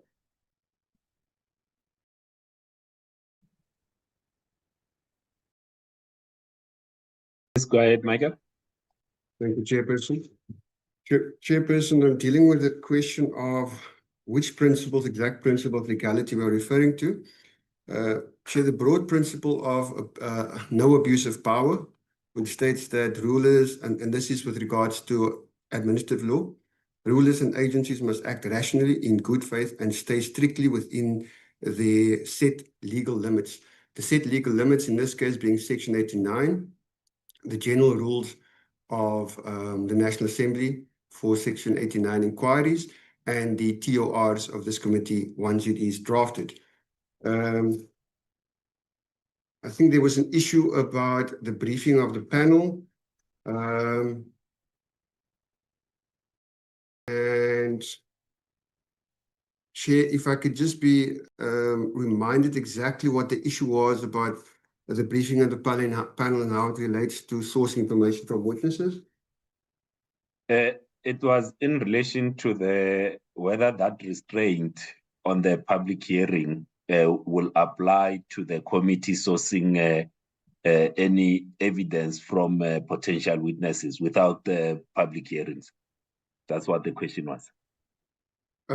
Chair, the interdict is to prevent this committee from holding public hearings.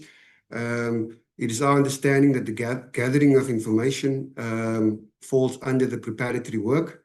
The evaluation and adjudication of that information does not. So that would be interdicted. So gathering information from the witnesses, our understanding is that that would not be interdicted, Chairperson. Chair, I just want to see if I've covered all the questions.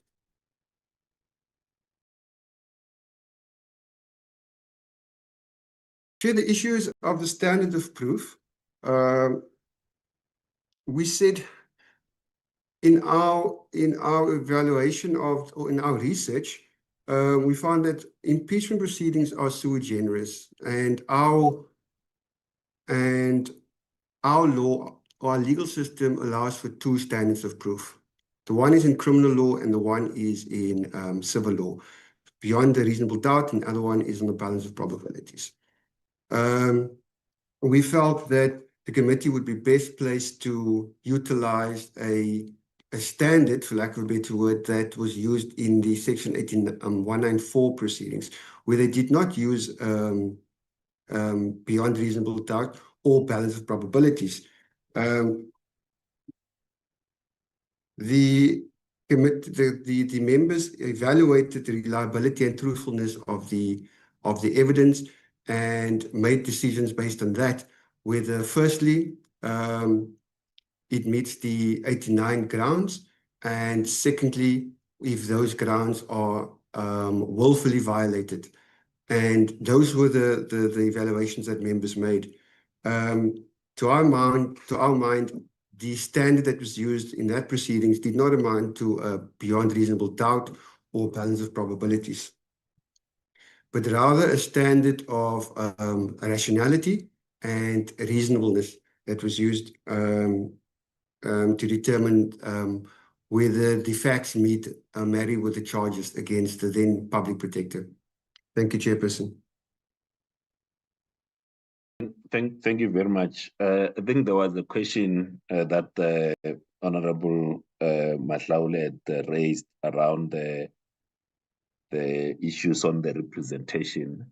I don't know if you want to take that or you want me to respond, because in the last meeting we had tabled the resolutions of the previous meeting, and the scope of the legal advice sought was included in that in those resolutions. But I'll give it to you, Michael Osuen, to just quick response on the scope of the advice.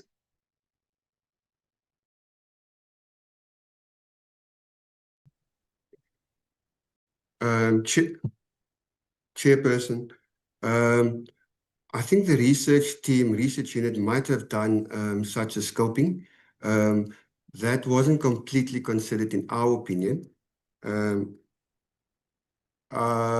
haven't checked with the unit yet, but my understanding is that they did international comparators on that issue.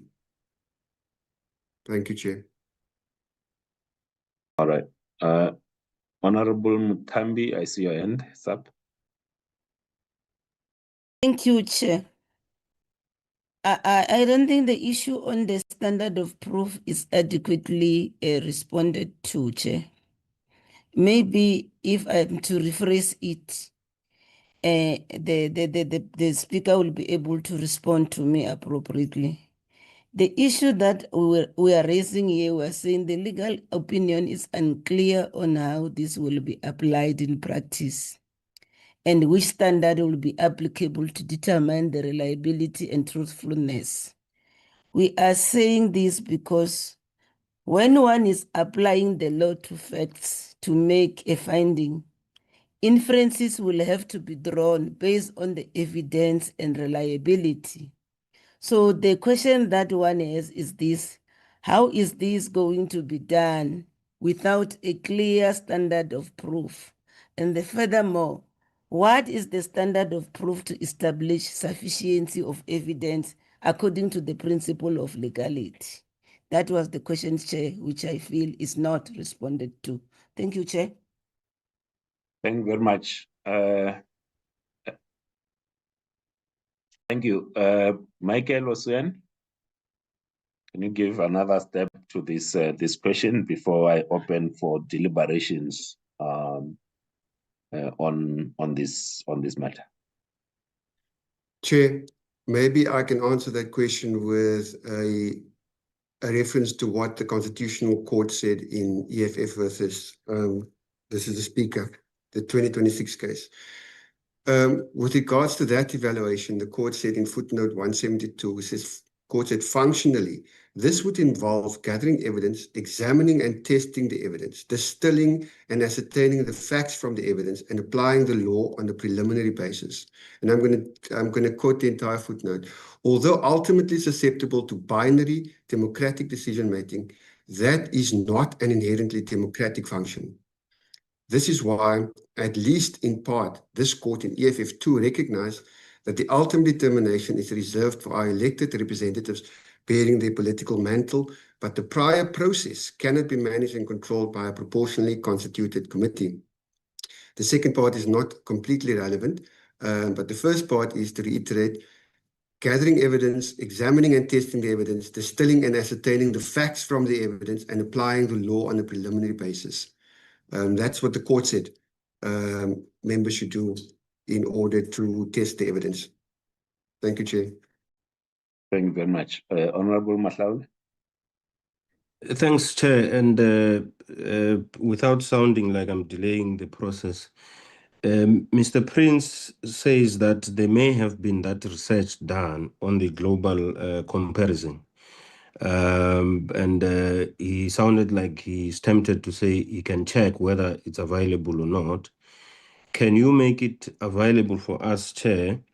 Mostly because we wanted to form part of the precedents that future impeachments may hold. So any piece of information that emanates from research may assist us going forward. We will request that you make it available. Thanks. Thank you very much. I commit to make that research output available to all the members. Honorable Trollip.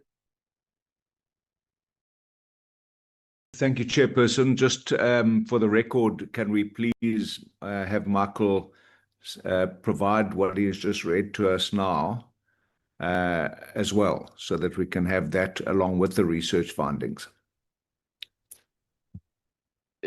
So that what he just read is from the Constitutional Court judgment. Do you want the Constitutional Court judgment to be submitted to members? No, just the paragraph that he read from the case EFF versus Speaker.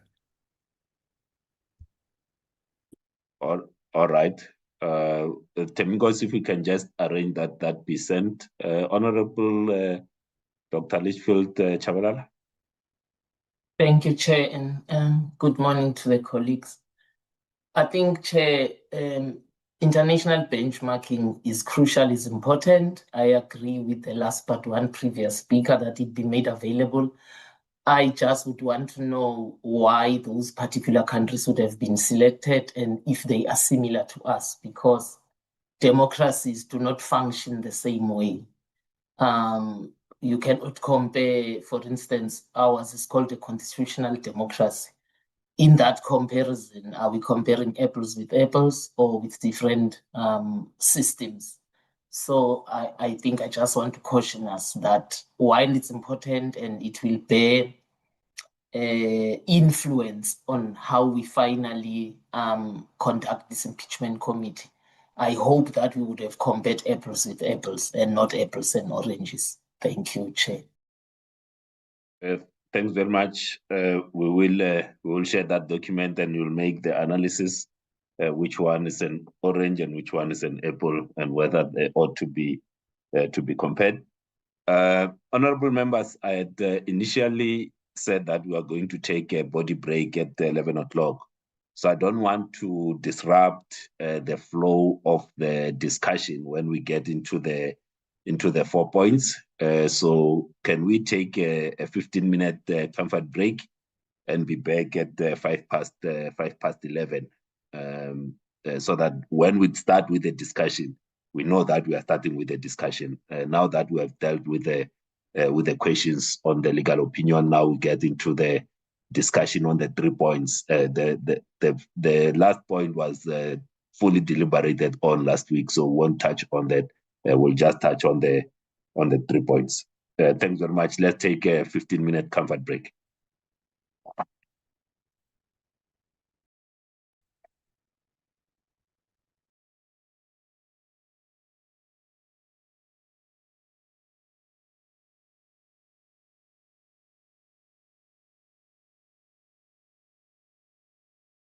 Recording stopped.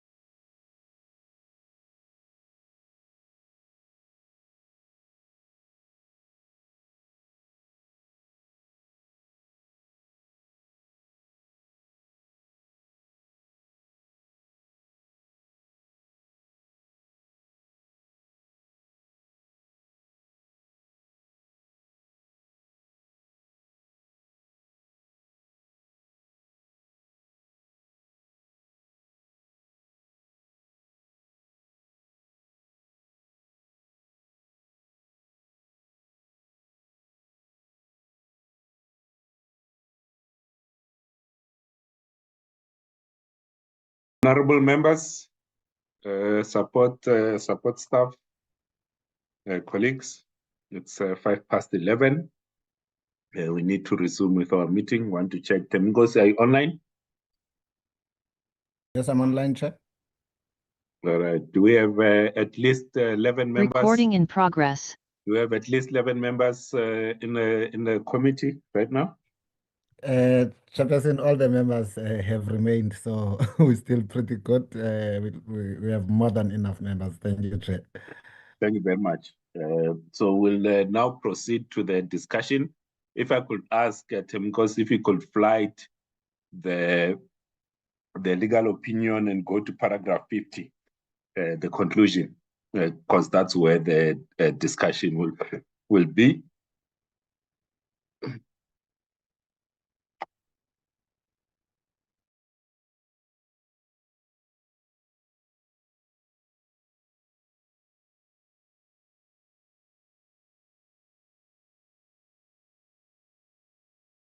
Temgos?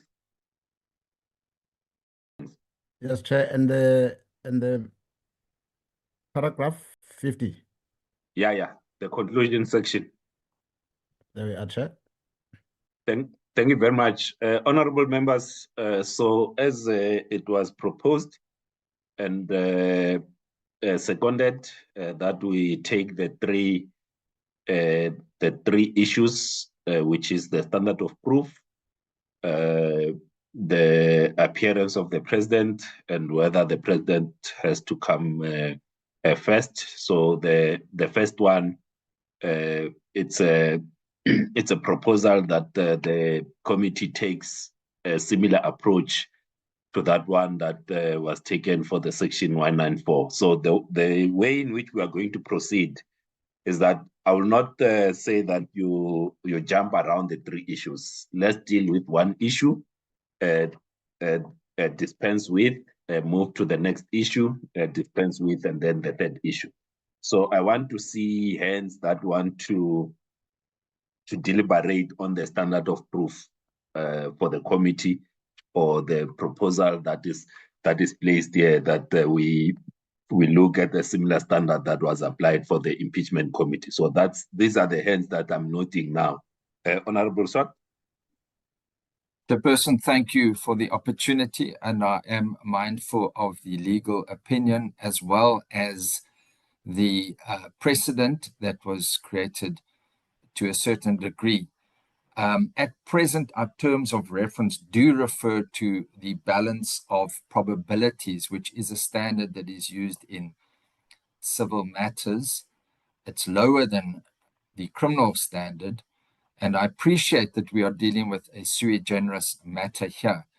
My one concern is, as Honorable Mutambi raised, is what clarity can be provided. And in response to that, the legal response was, we look at the Constitutional Court's clarity that was given. I still maintain that we should stick to what is in the draft terms of reference, which is a reference to the balance of probabilities. And from the ACDP's perspective, we unpack that then with a recommendation to say what this means.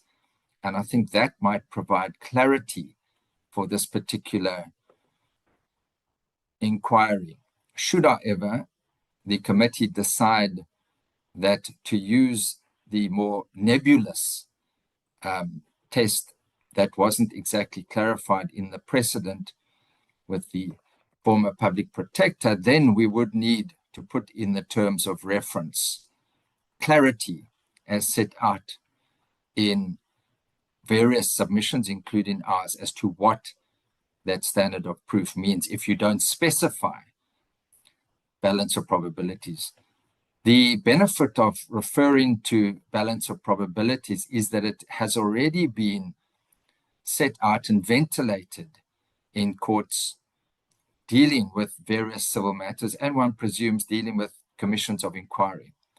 But having said that, Chairperson, our first preference would be to retain balance of probabilities as set out in the terms of reference, but we do understand that this is a sui generis process that might require something between balance of probabilities and on beyond reasonable doubt, which is the criminal standard. Thank you, Chairperson.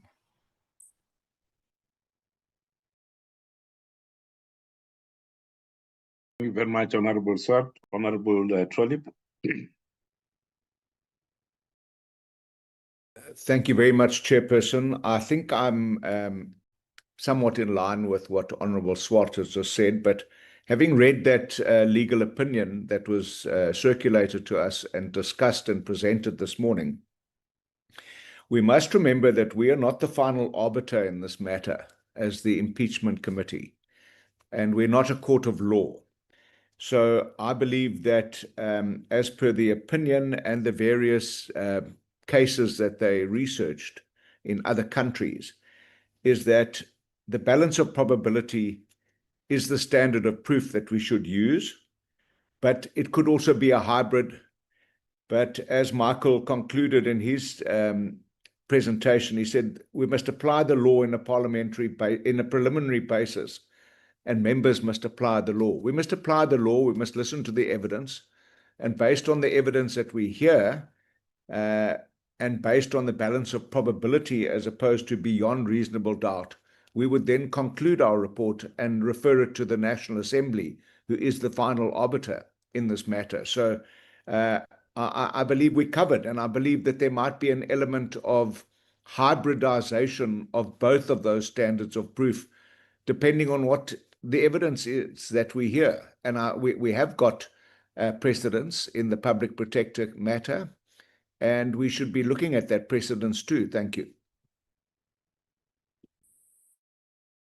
Thank you very much, Honorable Trollip.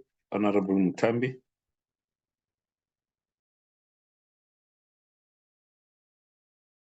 Please recognize me, Chair, as well. Thank you. Thank you, Chair.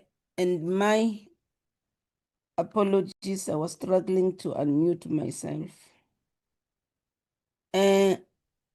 We have been given a use task as a committee as per paragraph 28 of this legal opinion with regard to the issue around the standard of proof. And then, as the colleague has said, Honorable Swart, we just need to find otherwise a middle ground, because this process is either not criminal nor civil. And then for both, as it's put in the terms of reference, I thought this legal the colleagues, the legal advisor will come precisely on what needs to be done. Safe to say what is said in the paragraph 28 that indicate that in ensuring that any finding is supported by a cogent, reliable, and persuasive evidence sufficient to satisfy the constitutional requirement of legality, and that means rationality and procedural fairness, including, that's the issue here. So that's why this committee has got a responsibility now to determine what standard of proof, and the recommendation that is said is in relation to what the section the section 194 committee did in the matter of the then public protector. But we must always bear in mind, as the legal opinion is saying, that the issue of the use of the word veracity in this case, which is completely a bit different from what was used in the section 194 process of the public protector. So that issue of the calling of the other international research to benchmark, I think now become very critical on this matter, because that research, from my point, for the global comparison on these matters, I think could have assisted that. And then the issue is that the legal team didn't even come very clear on it. So that's the responsibility of the legal advisor to also advise on this matter, to say there's something in between a balance of probabilities and beyond reasonable doubt, and we are not able to name it. What is it, Chair? I think that's the assistant we need from this meeting, Chair. Thank you so much.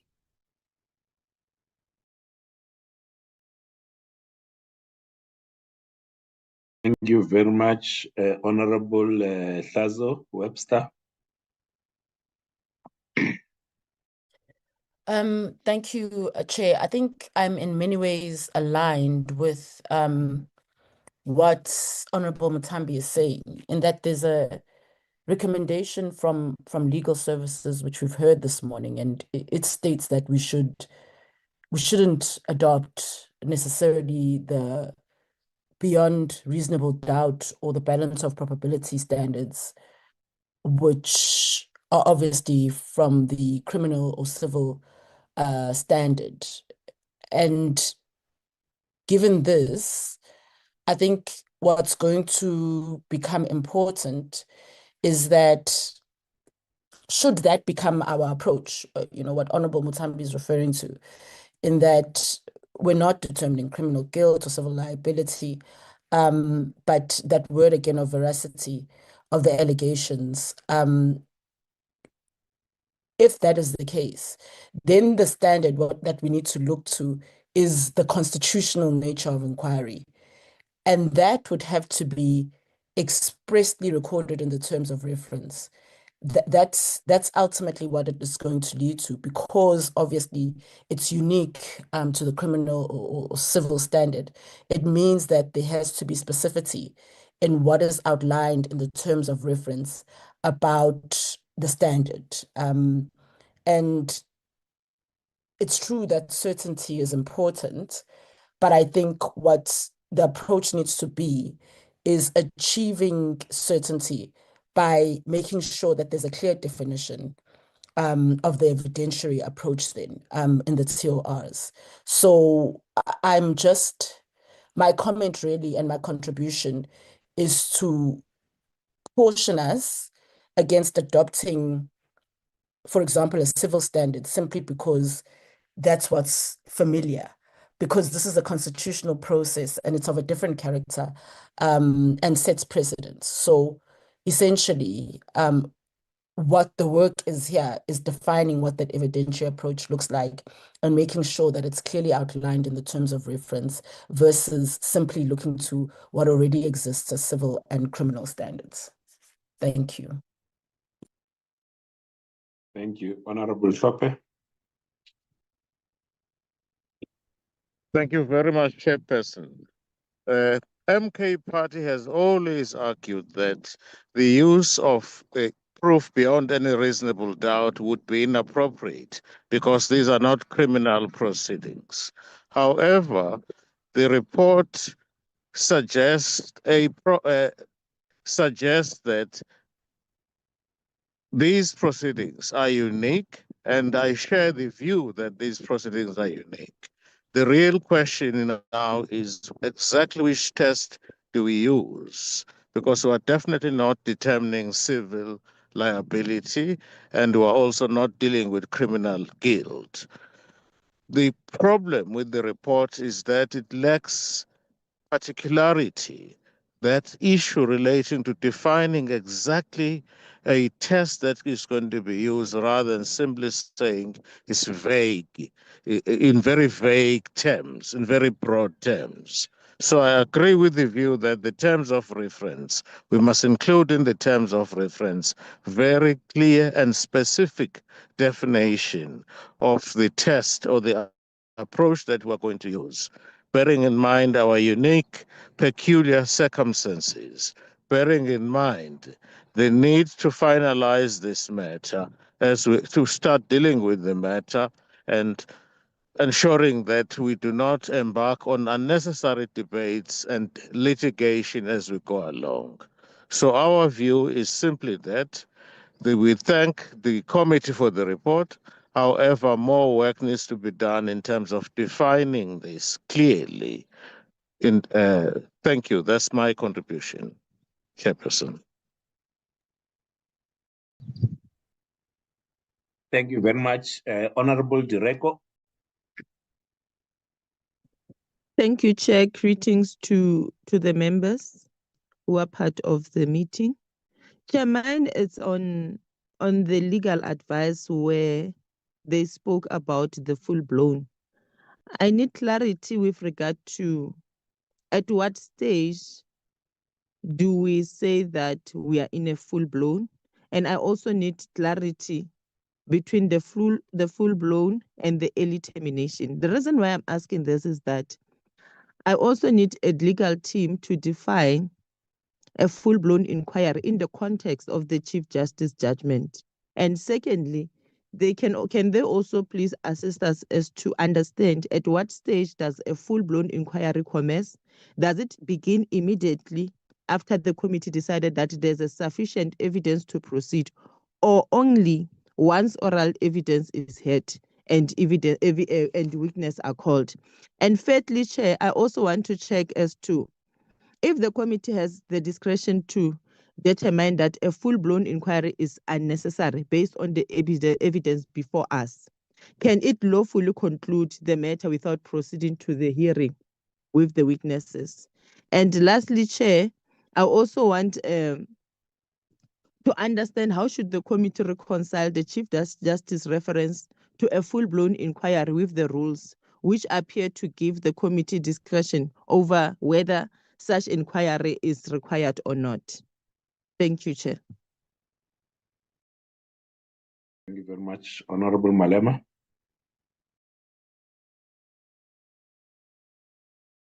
No, thank you very much, Chairperson. Firstly, we need to know that if we want, we can just delay this thing, asking ourselves unnecessary questions which are not relevant to anything. We know that we cannot deal with a criminal matter. We're not judges. We cannot deal with civil matter. We're not judges. And therefore, we're politicians in a political institution called Parliament.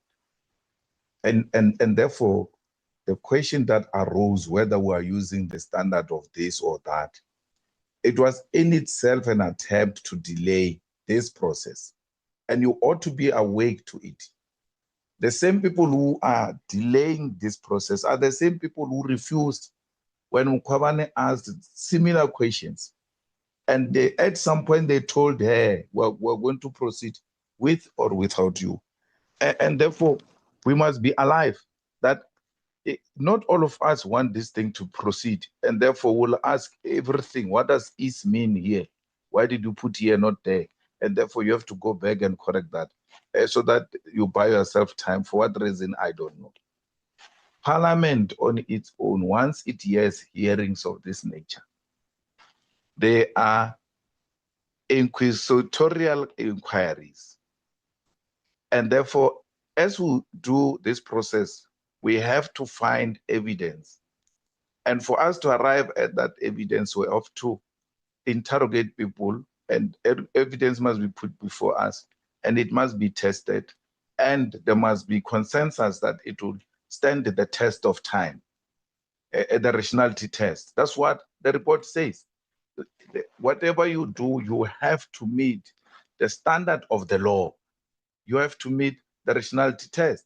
So even when you make laws, you don't say, do we make laws, and for us to arrive at this law, it shouldn't meet a standard of a Criminal Procedure Act or civil claim. No, you make laws that are going to meet the rationality test. That's the principle we're using here. You ought to reason. That's why we were dismissed at the first place, because we refused reason. Instead of brain, we chose hand. We're given an option of brains or hand. We chose hand. Now they said, go back to a full blown. We're still asking, is this a full blown? When we're told, go back to a full blown. We are in a full blown inquiry, and then we're going to use a principle of rationality test, where every decision we take shall stand the test of time and should meet the requirement of the law. And amongst many others, it must be fair. So we're politicians. Let's not try to be any other thing except that we're politicians. And if we've failed in that duty of meeting the test and meeting the expectations of the law, there is a recourse. And that's where it will be dealt with and then will be corrected as it were. I mean, the separation of powers speaks exactly to that. It takes into consideration that we do different types of things, but at the end of the day, all of those things, their decisions must meet what is required by the Constitution. So I think the committee has done its own job, and therefore we should go with what they are recommending. And any other thing, it's a sideshow, which is unwittingly or wittingly trying to delay us. Full-blown impeachment committee or impeachment process. However, there is an issue that is before court. That will not stop us from engaging in preliminary work, even if there was no court judgment that said, no, allow those ones to decide, then only then you can start calling witnesses or doing whatever you want to do, depending on the court's outcome. Let's say all of that was not there. We're going to be engaged in this exercise. So if we're engaging in this exercise suggests we're not full-blown, then what was going to mean if there was no court, yet we still have to go through this process? And you all know that. You all know we're going to have to go through this process in order to arrive at terms of reference. How are we going to gather witnesses? How are we going to gather evidence and all manner of things? Once we've done in-house, only then we can start engaging the outside actors as to whether we want to proceed in this way or that way. So these comrades have done their work, and all we need to do is to accept and do away with anything that seeks to deliberately want to undermine the work that these comrades have done. Because all of us are saying, no, they need to come up with this and that, because we're not using beyond any reasonable doubt, and we're not using the one of civil claims. But you're not suggesting what? Because you know there is nothing like that. There's nothing like that except what they gave you. None of you says, since we're not using a Criminal Procedure Act, beyond reasonable doubt, and civil claim, therefore we'll have to use 1, 2, 3. You're not saying that. You're saying to them, go back. And go back means delay. And after they told you, these two are not being used, we're in Parliament. We can't use these two. All we need to do, we need to be fair, we need to be rational, and we must make sure that we meet the expectations of the law. Ultimately, when we take a decision, it must be able to stand the test of time. Thank you, Chair. Thank you very much.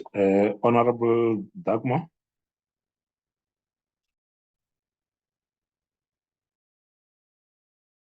Thank you very much, Chair. Can you hear me? Loud and clear, but I can't see you. Okay, thanks. I'm trying to get visible as well, but you'll have to, you won't be able to see me unless I can sort out. Thank you very much, Chair. Chair, I also want to thank the parliamentary team for the work that's been done, and also to agree that what we're busy with here is preparatory work. We have not been stopped by the Cape High Court from doing preparatory work, and that is exactly what we are doing. And I think that if I heard Honorable Shlope's suggestion correctly, we see the proposal that has been made, but I do think it's important to get a more specific I understand the proposal to be follow what happened with the impeachment, with the inquiry around Advocate Mkhwebane. But I do think we need to do, given that this is an impeachment hearing, we need to ask our colleagues to go back and just try and sharpen. We all agreed that this is not a criminal trial. It's definitely not beyond reasonable doubt, but I think more work can be done. And I also think, Chair, what's important is if one looks, and as a committee, we are bound by the Constitutional Court judgment. If you look at 141 of the judgment, it's very clear there, and this is relevant to the issue of evidence, that the Constitutional Court actually envisions a two-stage approach, because at the one level they talk about inquiry, and then they talk about the full-blown trial. And if you look at the footnote under 191, it clearly makes the point there that the impeachment committee may be entitled to terminate its proceedings if after that first phase evidence is clearly not substantial enough. We've already dealt with the issue that you cannot call the president first, because the president has to have a case to answer based on evidence. So I think that's why it's important that we also understand what the court has asked and refer to the two-stage process. There's an inquiry and there's evidence required for that. And if it reaches the point of a full-blown trial, to use the words of the Court, then the issue of evidence also applies at that particular case. This isn't about delaying. We know that the committee by majority decided to appeal. We await that process. We know that the review of the president will be heard on the 3rd. Let's continue. Let's be thorough. And we are busy with preparatory work. Thank you, Chair. Thank you very much, Honorable Ngola. Thank you very much, Chair. Chair, I won't take long, because I think most of my colleagues have covered me. I think we would have agreed when we started this process, when we constituted, that we are navigating through uncharted waters. This which we are doing now has never been done in South Africa, at least in a democratic dispensation. So I don't think, Chair, we must take anything for granted, because we are actually constructing terms of reference that are going to govern how we proceed with the work entrusted to us by Parliament. I think, Chair, we must not think that all of us understand what a full-blown means, as it was said by the Chief Justice. And I want to implore with members that we be patient with each other, so that we're able to move at a very, very, very same trajectory in understanding what needs to be done by this committee. So I think that's where the question by Honorable Direko arises. Chair, I agree fully with Honorable Mutambi and Honorable Hlophe on the issue in relation to the standard of proof that we need to employ. And also, Chair, I agree with the approach that has been said at paragraph 50B, that let it be the approach that we take. Thank you so much. Thanks so much, Honorable Ngola, and thanks so much, honorable members. So I would like to ask I know that the legal SN, you will have read or you'll have summarized the legal opinion, and some of these the matters that we are dealing with that covers the conclusion 50A are referenced in paragraph 21 to 26. If you could just go through maybe not so fast paragraph 21 to 26 of the legal opinion that then informs the conclusion in terms of 50A, and then as you do that, respond to some of the questions that the members will have raised. I ask this so that even when we say the legal advice must go back and sharpen, they will then be able to say, all right, whether there's further sharpening that needs to happen here, or that recommendation 50A is accepted. Honorable Mauto, is that a point that the legal needs to respond to? Chair, I wasn't going to speak, but I just want to touch just one point on this two-stage process before legal comes, Chair, if you allow me.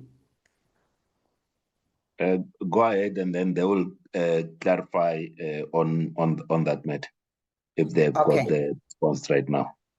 Okay, no. Thank you, Chair. Chair, I think we mustn't confuse the Constitutional Court judgment here and use it to abuse us.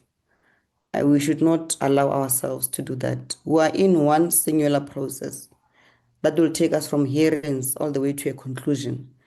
There's no start and a midpoint somewhere and conclusion that will be intervening point for the committee to decide whether you should proceed or not. There's no stop and go.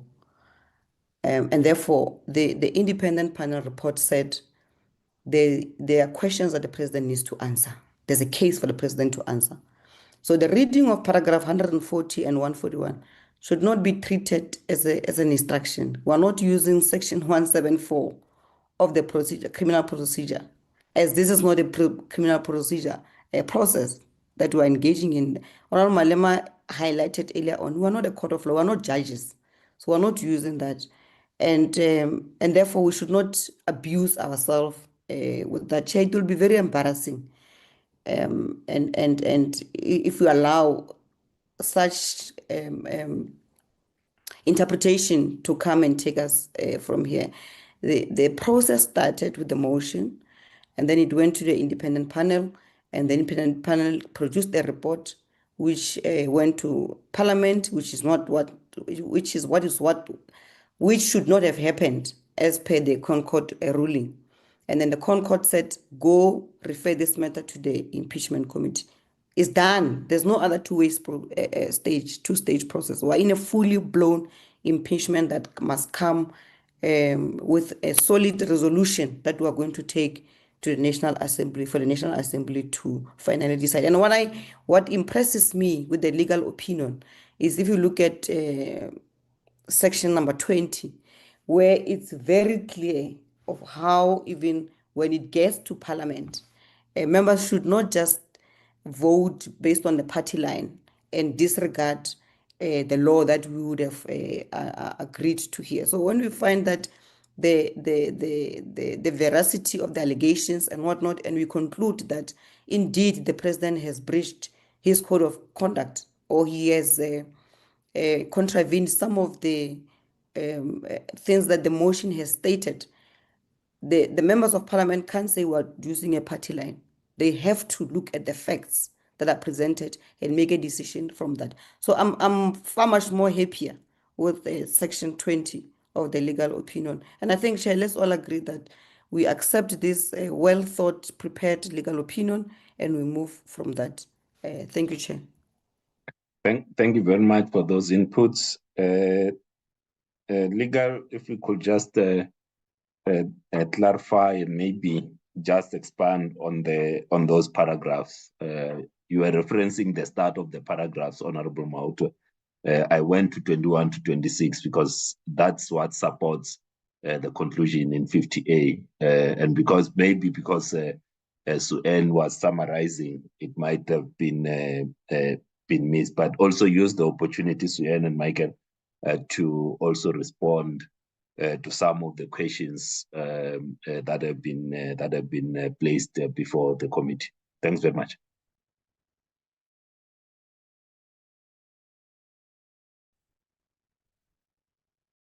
Thank you, Chair. Chair, do you want me to read through those relevant sections?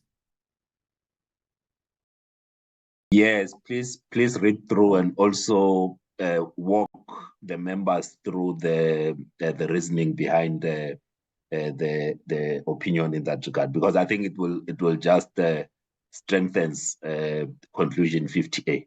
Thanks very much. Chair, I'm just going to try to share my screen.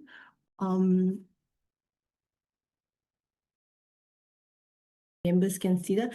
Just to alert members that there was a problem with the numbering, which we corrected, but the substance is exactly the same. So if the numbers don't look as is in your opinion. It's just because we had to correct an error. So just if we turn to the paragraph or the part of the opinion that deals with section 89 and the standard of proof.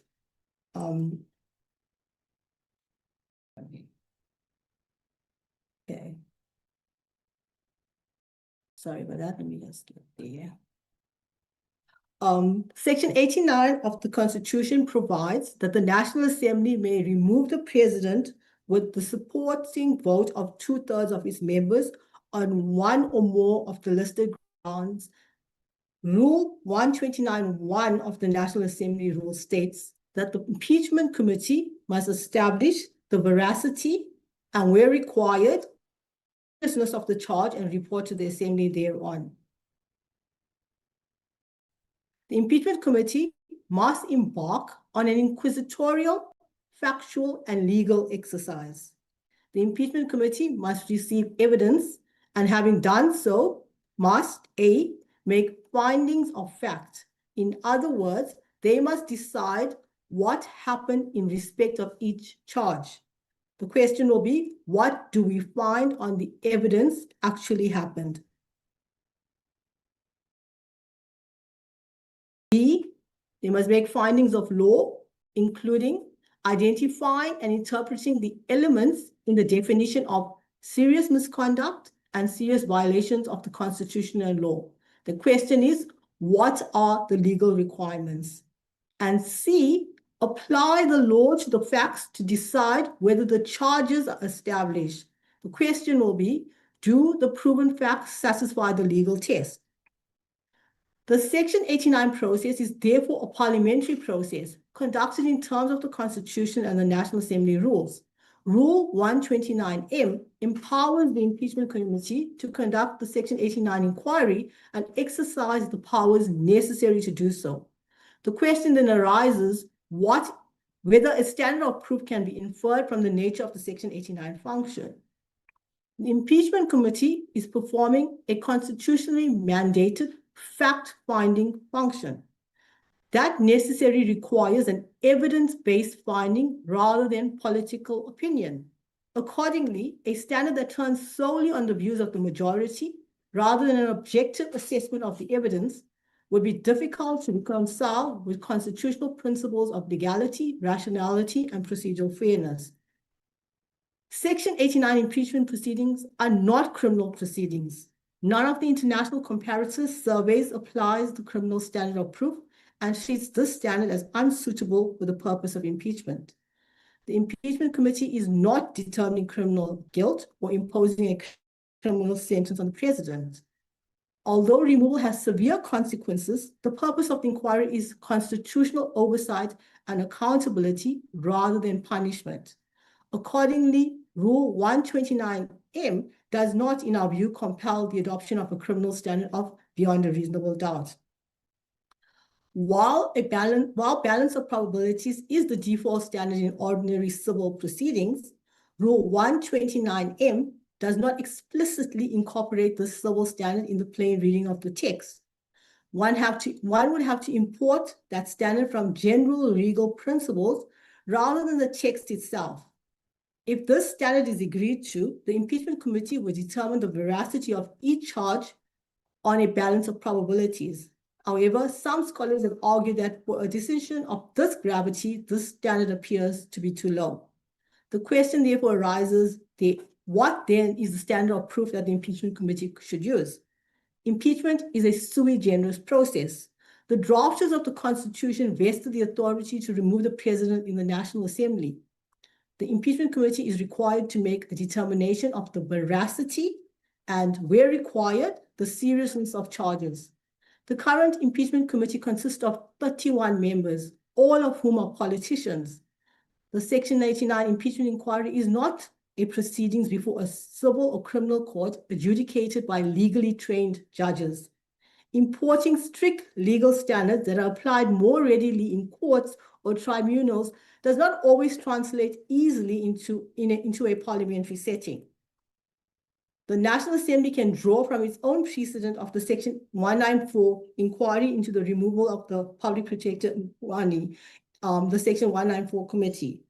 The terms of reference of this committee provided as follows. The object of the inquiry is to assess the charges contained in the motion in order to determine whether the public protector is incompetent or has misconducted herself, and B, report to the National Assembly on its findings and recommendations. The Section 194 committee did not define a standard of proof. It tests the facts against the requirements of Section 194 and made findings. The Section 194 committee described its approach to the evidence as follows. The committee is not a court of law. It has adopted an inquisitorial rather than an adversarial approach. The committee has conducted a fact-finding exercise to the best of its ability in order to make a determination on the allegations of misconduct and incompetence and make a recommendation on whether Advocate Nkwane should be removed from office. In this regard, it has had to balance a number of considerations, including fairness to Advocate Nkwane and constitutional and legal obligations to conduct its work diligently and without delay and in a reasonable time frame. In our view, it is our view that similarly, the impeachment committee should ensure that any finding it supported is cogent, reliable, and persuasive evidence sufficient to satisfy constitutional requirements of legality, rationality, and procedural fairness. Chairperson, though, that is the full extent of the opinion, and we do note the members are debating the issue of what should be the standard of proof. As we indicated, there is, it's difficult for politicians to set a standard of proof in the terms of reference. This is not something that has been adopted across different jurisdictions. That is the one point we note, and this is a very contested issue. So our suggestion is that members take a practical approach to the matter at hand. The Constitution determines what are the grounds that the president may be removed on. The rules define specific elements of those charges. For instance, it defines what serious misconduct is and the other elements. So the committee must apply those standards, first hear the evidence and determine whether the evidence meets those particular elements of the offense, and thereafter must decide whether the conduct is of such a serious nature that would warrant a recommendation of removal. Chairperson, with regard to the issue of the full-blown inquiry, the intention was not to get caught up on the words of the full-blown inquiry. The issue was to indicate to the committee there may be instances where, while the committee is having its inquiry and after it heard evidence, there isn't sufficient evidence to justify the president coming to the committee and presenting his case. The evidence that maybe had before the committee was of a poor nature, contradictory, didn't establish the elements, and it would be unnecessary at that stage for an inquiry to proceed to the next step of calling the president to testify. So the terms of reference do not provide for that, and neither do the rules, but we were alerting the committee that because we are arguing that the president should be compelled to testify, we also need to balance that against the there may be an issue where there isn't anything to compel him to account for. So those are the issues that I have noted. Chair, if there's anything else you wish me to address? Thank you very much, Suen. I think you have covered the all the questions.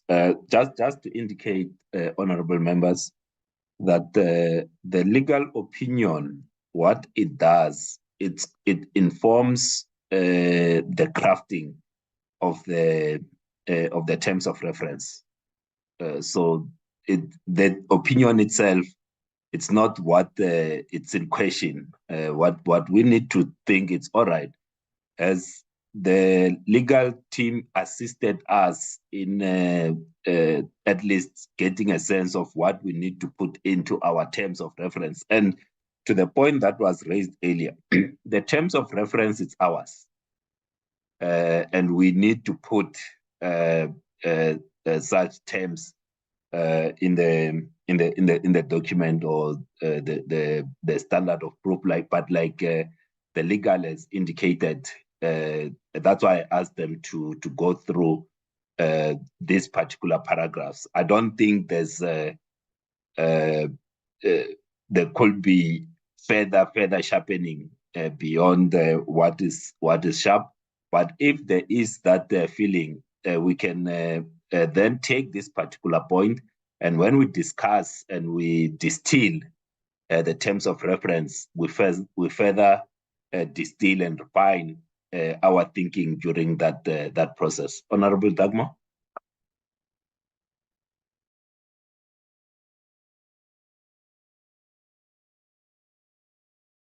Apologies, Chair. Yeah, sorry, I've just been battling with this iPad. Thank you, Chairperson. Chairperson, just in regard to the response of the legal advisor, we had also raised the question of 141, the two-stage process as outlined by the court, also in the footnote, and just wondered if the legal advisors could respond to that issue as well. I hear what you're indicating. We definitely support the view that more work needs to be done on that formulation attached in 150 of the in 50, I think it's clause 50. But particularly, Chair, I'm asking for the legal advisors to respond to the clause 141 because it does have an impact on the issue of evidence as well. Thanks. 141, are you referencing the Constitutional Court judgment, Honorable Dagmar? Thank you, Chair. That's correct. All right. I think you had clarified, but I'll ask either Suen or Michael to come through in terms of paragraph 141. It was clarified on a number of occasions, but let's clarify it so that when we discuss the terms of reference, everyone is clear around this particular matter. Thank you, Chairperson. Chair, as my colleague indicated, 140 and 141 were comments made by the Chief Justice in the case of EFF versus the Speaker. And it relates to a scenario, and as the member also indicated, it is expounded on in footnote 191, where the Chief Justice gives an example of such a scenario that members should possibly bear in mind. And it's akin to Section 174 discharge under the Criminal Procedure Act, where once the state has led its evidence and the evidence do not support the charges, the accused in those instances would be entitled to ask for a Section 174 discharge, meaning that he or she, being the accused, would not need to present their case. So if I can read the scenario that the Chief Justice gets, she says, where witnesses identified in the motion or by the panel collapse under cross-examination, for instance, that's the first one, leaving the motion without a sufficient evidentiary predicate to sustain the charge, results in an early report by the relevant structure tasked with conducting the inquiry, currently the committee. Albeit not identical, such an early termination of the inquiry could be compared conceptually to a Section 174 discharge under the Criminal Procedure Act or absolution from the instance in civil proceedings. I just want to see whether the next part is also relevant.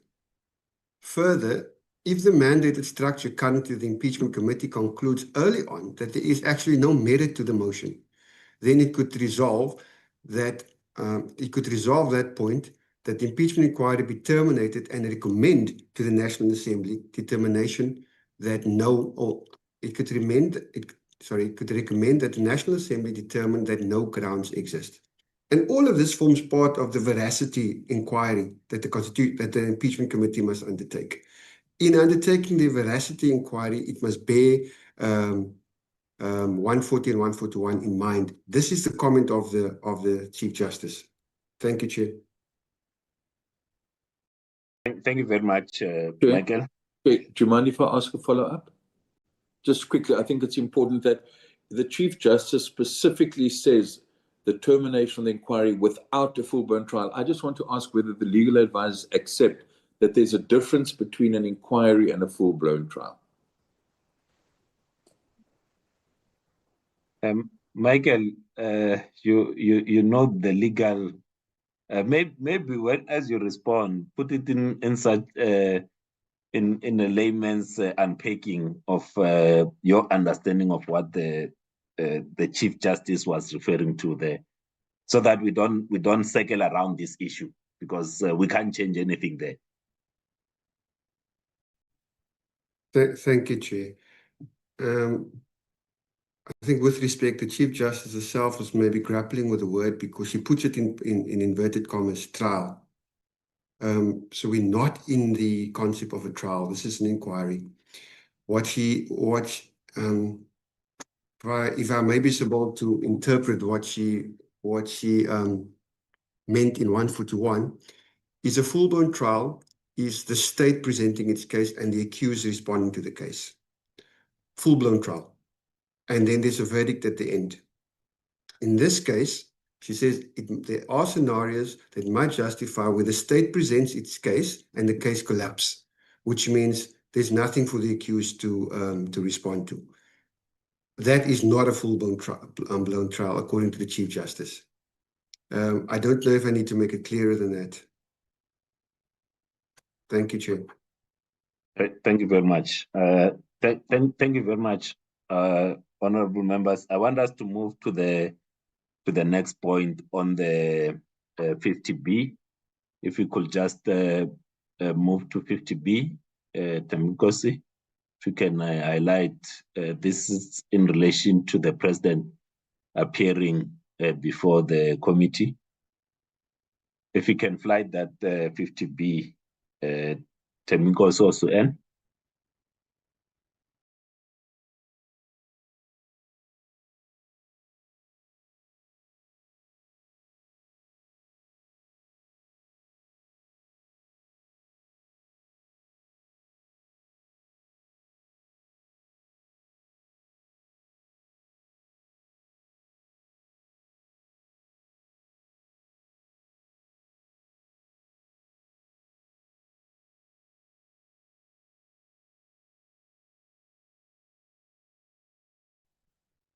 All right. So just show B, all of B. Thanks very much. Yeah, it's fine. It's fine. So it's this one, and the legal has spoken in terms of the president appearing before the committee, and their advice is that the first the committee has to afford the president the opportunity to testify voluntarily. So it's not like we're going to summon from the word go, but then if he then refuses, he may be summoned to do so. That's the advice from the legal team. So we don't move from the point that he will refuse, or at least that's how I read it. It's not moving from the point that he will refuse, but then if he does refuse, and then within the ambits of our laws, he will then be summoned to appear. This is the advice from legal, and questions were asked. Now is for deliberations. Honorable Malema and Honorable Swart.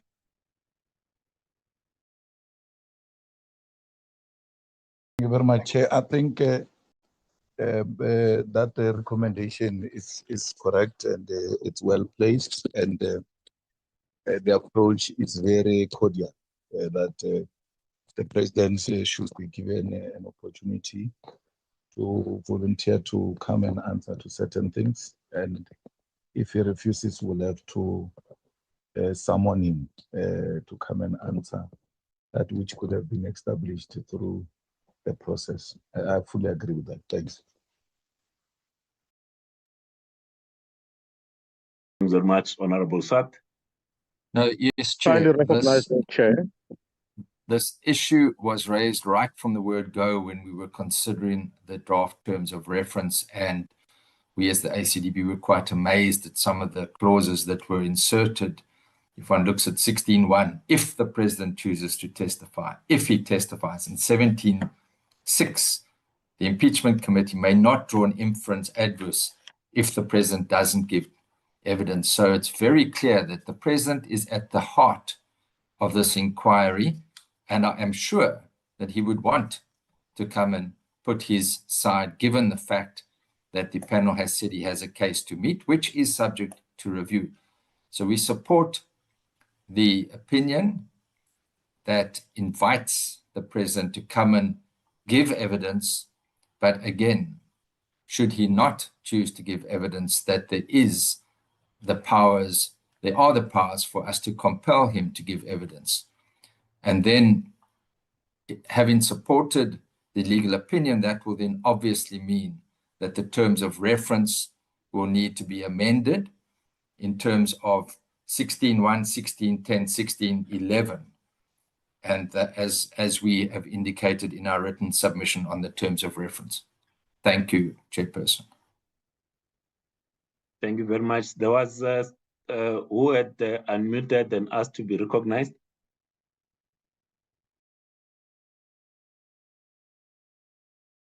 Chair is Judge Slope. Yes, Chairperson, sorry. Thank you very much for the opportunity. Where we come from as MK Party, the president will agree with the opinion that the president must come and give evidence. We even go further and argue that he must be the first person to come. And there was and still there is a reason for that.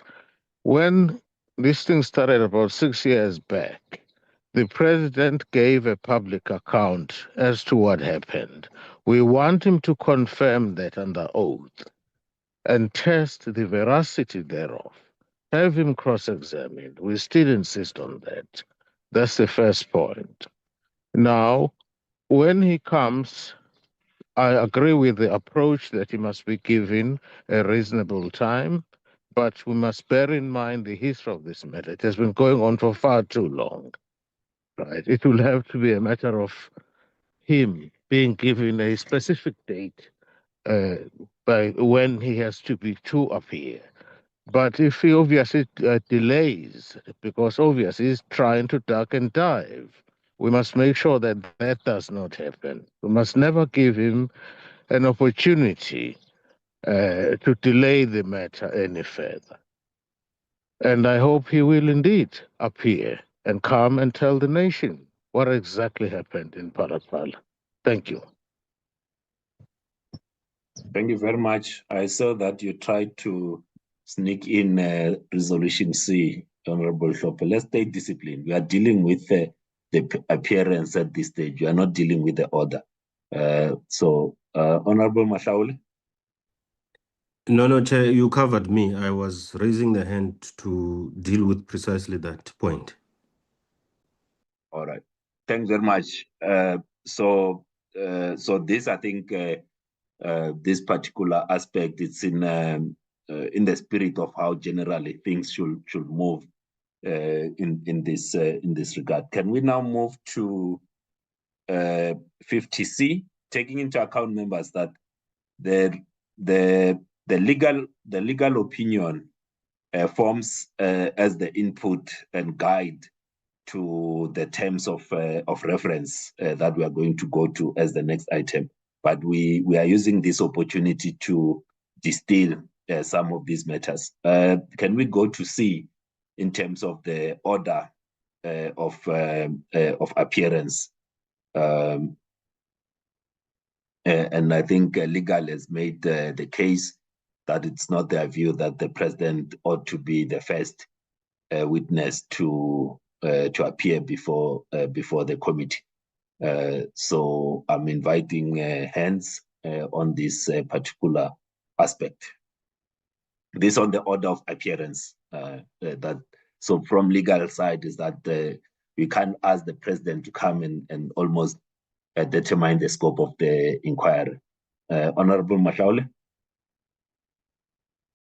Thank you, Chairperson. We want to agree with the rationale arrived at by the legal opinion that the president appearing first will not be inconsistent or consistent with the requirement of procedural fairness, which is a fundamental component of the principles of natural justice. So we agree with them, and we want to adopt their recommendation there. Thanks.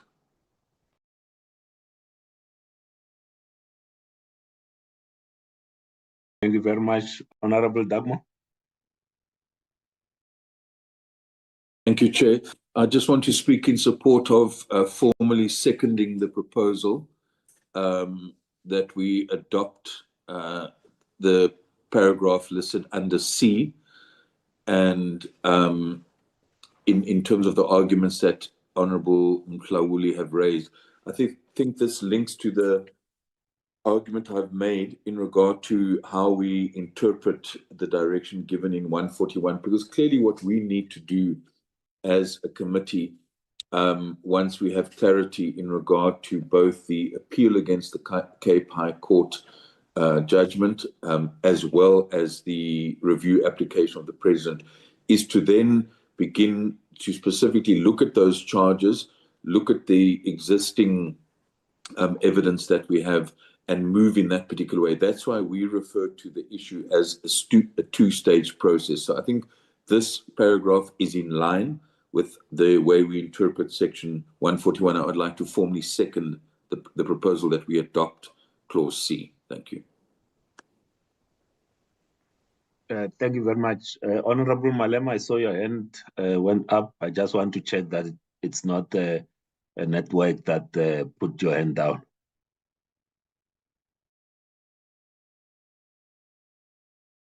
Honorable Malema, go ahead. Not even the network can put my hand down. I put my hand down. All right, so that's why I was checking. Honorable Daniels.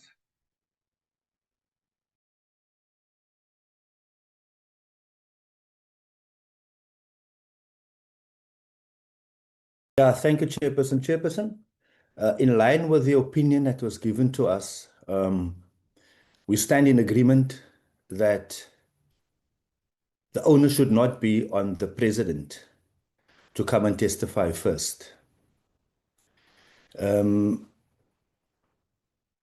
You can't make his mouth the first source of the case against him before the accusers have discharged the burden that is theirs to carry, Chairperson. So, in short, we think that is fair and reasonable that we first need to state the case against the president, and then he can testify against evidence and not against the hearsay or allegations. It needs to be proven first. So we welcome that part of the opinion. Thank you, Chairperson.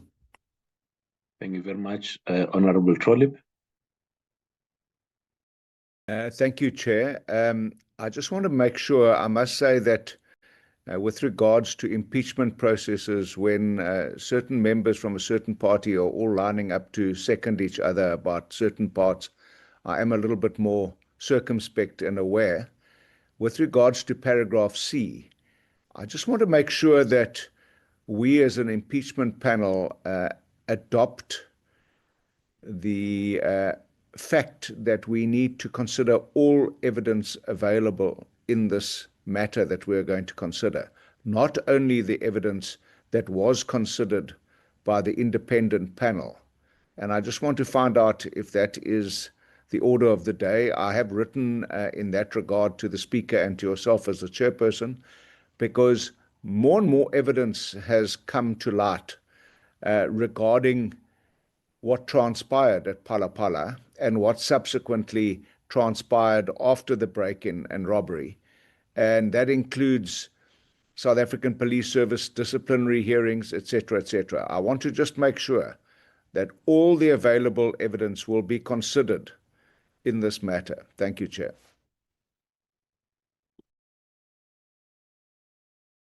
Thanks very much, Honorable Trollip. and I'll ask legal to respond to that, which I thought that it's all evidence, not just the one that it's in the panel. But legal, do you want to respond to that?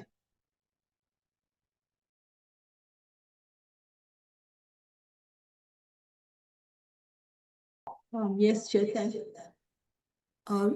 Evidence that may be presented to this committee must be evidence relevant to the charges. So yes, anything that's relevant and supports the charges. Thank you very much. Honorable Daniels, is that the new hand or it came up by mistake? No, there's no mistake, Chairperson. Chairperson, I just failed or erred to conclude what I said earlier on. I just wanted to register that the case must be presented in its entirety and closed before the president is called to testify against that. That is what I wanted to state for the consideration of legal to advise us on that. Thank you. All right. Thanks very much. Members, the purpose of this legal opinion is to inform the deliberations and discussions on the terms of reference. And these three questions, the reason I'm not putting a D is because we dispensed of D last week, so we don't need to revisit it. We took a decision on that in that regard. But on these three, because we still have these three resolutions, will then form the basis of the terms of reference, which we are going to as the next item. Can we accept? Can we accept this legal opinion as the basis to inform our deliberations on the terms of reference that we are going to next? Honorable Mauta. Thank you, Chair. I move to support the legal opinion. Thank you. Thanks very much. Honorable Mtambi.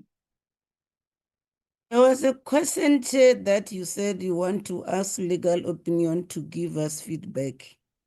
Because understanding our appointment was to deal with the independent panel report.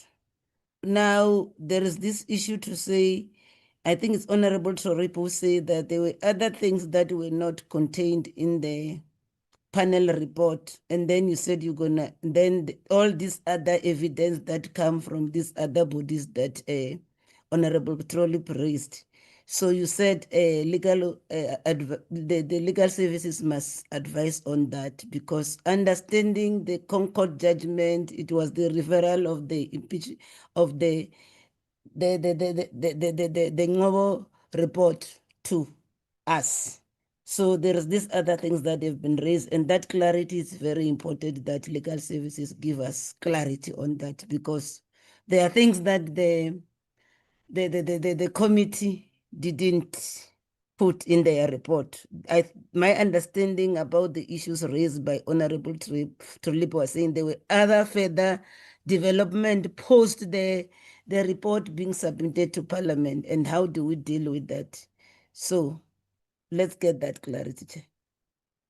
Thanks, Honorable Mutambi. The clarity was given to indicate that all evidence relating to the charges, the committee can consider that evidence. So all evidence, not only the evidence that was presented before the independent panel. So evidence even beyond that which was presented to the independent panel will be considered as long as it relates to the charges. That was the response of legal. So the response was given in the meeting. Honorable Matatsi. Thank you, Chairperson. I'm not sure if Honorable Daniels said that the case must be open and closed without the president appearing. I'm not sure this is what he said, because what we're supporting is that the president should not be required to testify first, because impeachment proceedings must be evidence-led, not accused-led.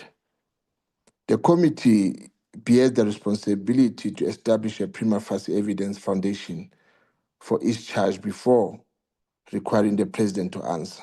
However, once sufficient evidence has been placed before the committee, the president should be expected to appear and account directly to Parliament, as Section 89 is fundamentally an accountability mechanism and not a criminal trial. And this position has the advantage of preventing the president from not using procedural arguments to avoid answering substantive allegations. So the strongest constitutional argument from the report is therefore not that the president should testify last, but rather than the president should testify only after the credible evidence case has been established by the committee. So I'm not sure really if this is what Honorable Daniel said, that from the beginning and it must closed without the president appearing, which I totally disagree with it. Chairperson, I submit. Thank you very much. That's not what I understood him to say. So he was almost referencing to how a typical trial goes, that you state your case and then you indicate that you are done stating your case. Now the president can come or whoever the accused can come and respond to the case that you have made, and you have laid all the facts on the table, not to lay some of the facts. The president comes and then you lay other facts after the president has come. That's what he was referencing, and not that the president will not come. So just needed, and he's nodding. So it's not to say that the case will be closed before the president has answered. It's just to say that state all your facts, put all your facts on the table. The president responds to all of them and then decides thereafter what's going to happen. Did I capture you correctly, Honorable Daniels, so that we don't go 100%. 100%, Chairperson. Thank you very much. Thank you for understanding and being in this matter. Thank you. Thank you. Honorable Dagmar and then Honorable Trollip.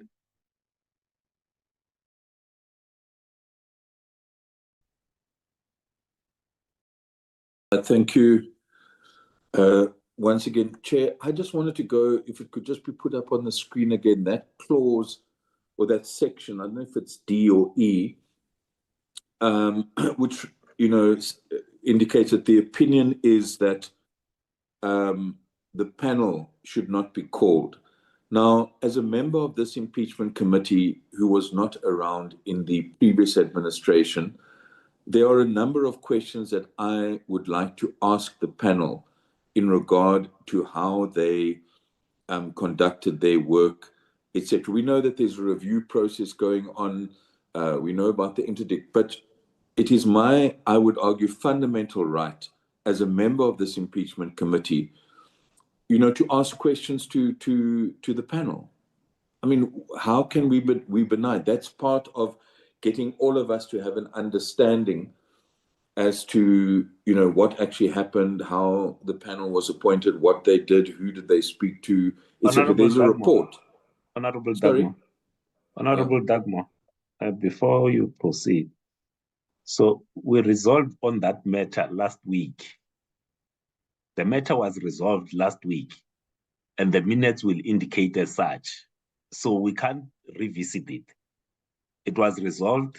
An opinion was what the reason why this opinion now it's coming in is because if you remember last week, there was a request from members that opinion that Michael read, which was not circulated to members, be circulated to members. So instead of circulating two documents for this meeting, one comprehensive document is circulated. That's why I'm saying point D we dispensed with last week. We are not revisiting it. We even voted on it. We have dispensed with it. Chair, it's So in front of us. The reason why I'm raising it is that it is in front of us. No, I indicated as such that D was dispensed with last week. It's even captured in the minutes and so forth. Yes, so we are not revisiting. Thanks, Chair. Can the minutes just reflect that Chair, I have actually indicated that my rights as a member of this committee to a fair process have been undermined if we cannot call. People are talking about witnesses. Why can't we call people? No, Especially, I want my view recorded. I want that to be recorded. Honorable Dagmo, your vote from last week is recorded. We can't re-record the vote that you placed last week. Honorable Trollip? Yeah, thank you, Chair. I'm very pleased that you clarified the matter raised by Honorable Mahlatsi. I did raise it on the chat group to say, what on earth is this that Honorable Daniels was proposing, because how he said it was problematic for me. I'm pleased that you've clarified it for him, because I was going to register my opposition to his interpretation that the case must be opened and closed before the president appeared. That can only be closed once the president has appeared before this committee. Thank you. Thank you very much. So we accept as proposed the guidance of the legal team towards the conclusion of our terms of reference. That was raised and supported. Can we now move to the next item? The terms of reference is 20 past 12 members, so we'll allow Alma to take us through. If it reaches 1 o'clock and we haven't substantially moved in, we'll take a break and then she will continue after lunch.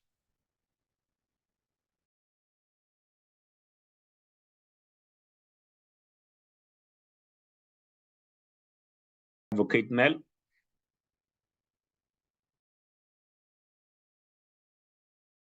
Thank you, Chairperson and members. The laptop is a little bit slow, so we're doing our best. So Chair and members would have seen, obviously there will be some changes to the terms of reference. I've tried to capture the changes or the proposals coming from the legal opinion, or at least highlight where they could be inserted. So the document I have on screen will just have a few additions compared to the document that members have received.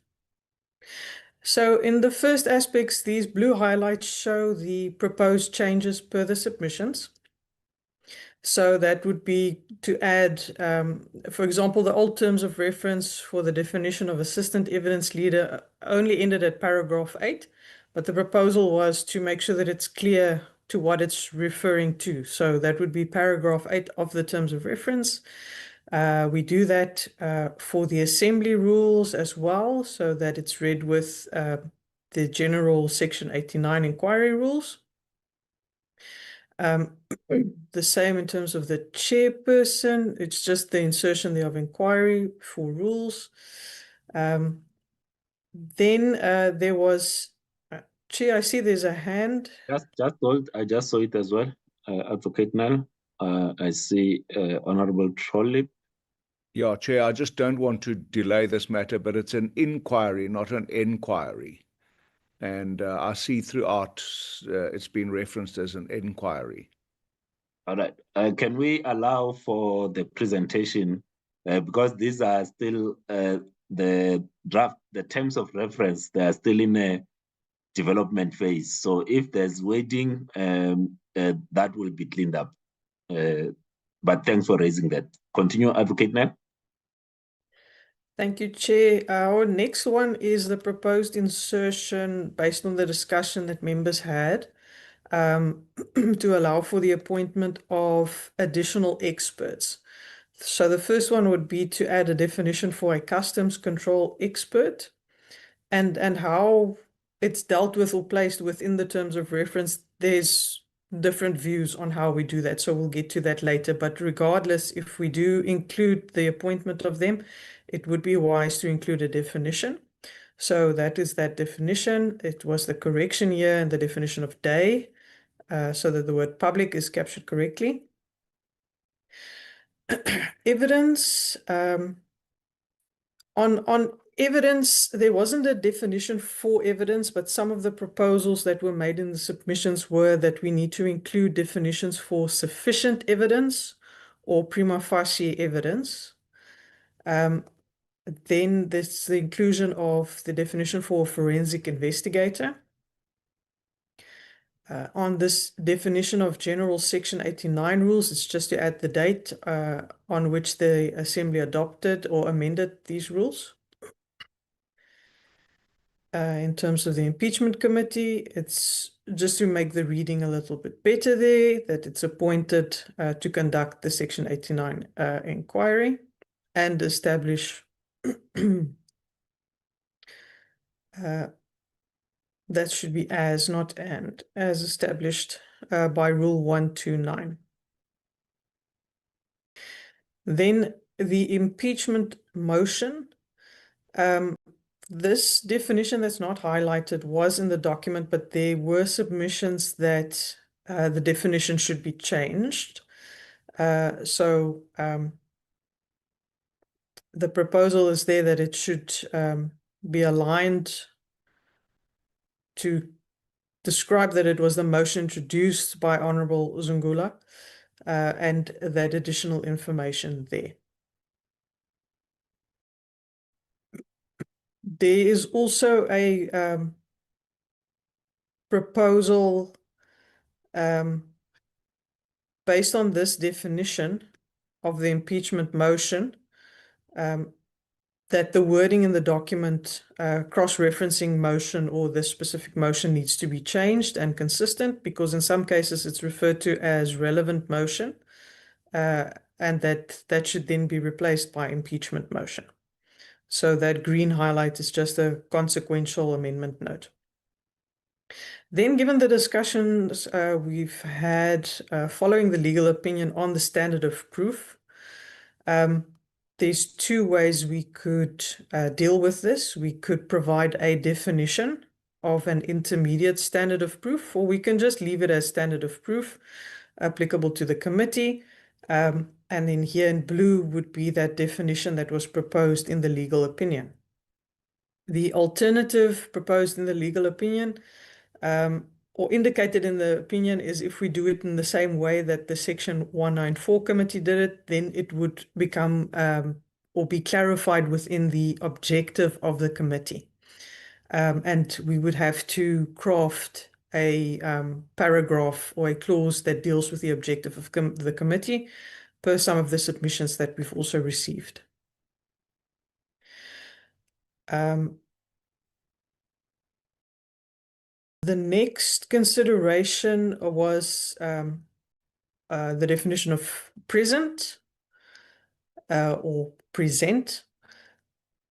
Now, our note here just refers to obviously what would have come from the discussion in terms of whether we can compel the president to appear, and then also some of the consequential changes that would then have to be made as reflected by the members in the discussion, where there are references to if the president elects, if the president testifies.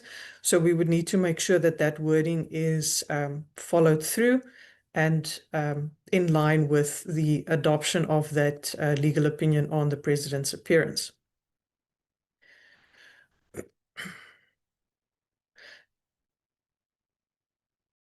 On the president's representative, again, there was a proposal to add the section in blue. I just added the note that we might need to consider whether the legal opinion clarifies the full participation of the president's representative. I know that was one of the questions previously raised on if we are saying that the president appears.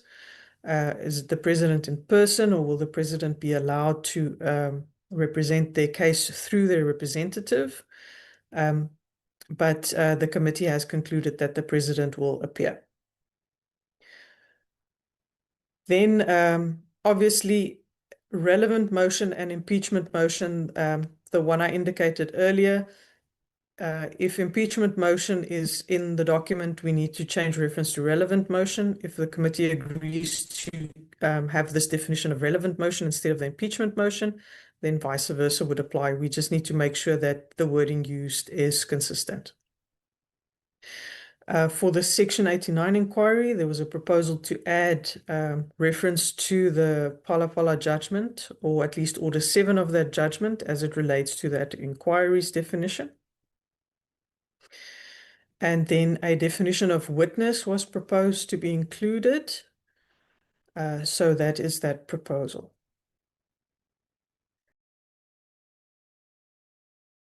Okay, just to get some guidance from your side, are we going to continue with the whole document, or would you like me to pause here after one and we consider the proposals for the definition so that legal knows which to include and which not to include?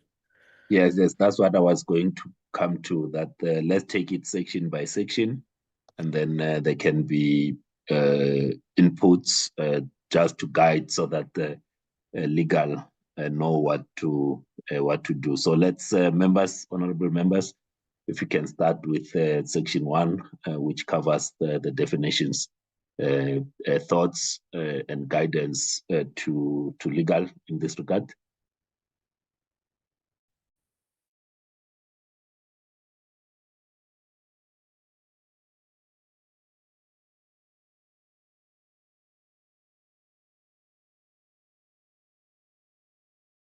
Honorable Swat? No, Chair, I think that the proposals must now tie in with the legal opinion. So the amendments need to be added as suggested and as Advocate now has already alluded to. I think a lot of the references in blue are just to clarify matters. The decision needs to be taken on the reference to the motion. Clearly, one or the other needs to be decided. And I do think when it comes to the evidence, the intermediate standard of proof, that is a very important clause. I think that we've now broadly alluded to, and that should be in terms of the, I would suggest, the blue, which is referred to, and that is the intermediate. We don't need to say intermediate, we just need to say standard of proof. And it is inserting the words in blue there, ensure that any finding is supported by cogent, reliable, and persuasive evidence sufficient to satisfy constitutional requirements of legality, rationality, and procedural fairness. Clearly then, if that is inserted, then further down, when there's references to a balance of probabilities, that there'd have to be consequential amendments. But I want to motivate for that standard of proof that places it as a constitutional requirement, and neither the civil balance of probabilities or the reasonable criminal test. Thank you, Chairperson. Thank you very much. Maybe on the point that you raised regarding the motion versus the relevant motion, just to indicate members that one of the things that was expressed, and I did express it in the meeting that we had on the 24th of June, is that the idea with these terms of reference is that they will become the orders of order of the National Assembly. Not that we can't proceed without the National Assembly, but also given the historic nature of this committee, that in the future, when there is an impeachment committee that comes after us, then will not have to start from zero. So one of the things is that the terms of reference also ought to be crafted in generic terms rather than it being specific to this particular matter. This was what was expressed during the rules, and also when this matter was referred to us, for it not becoming the rule of the National Assembly, but to move it towards the order of the National Assembly. I just needed to say this so that even when legal does make the cleanups, they will clean it up in such a way that the next committee will not have to go through all these processes from scratch. Thank you very much. I'm inviting other hands, or are we happy with the inputs that have been made, and that this section can go to legal to clean up?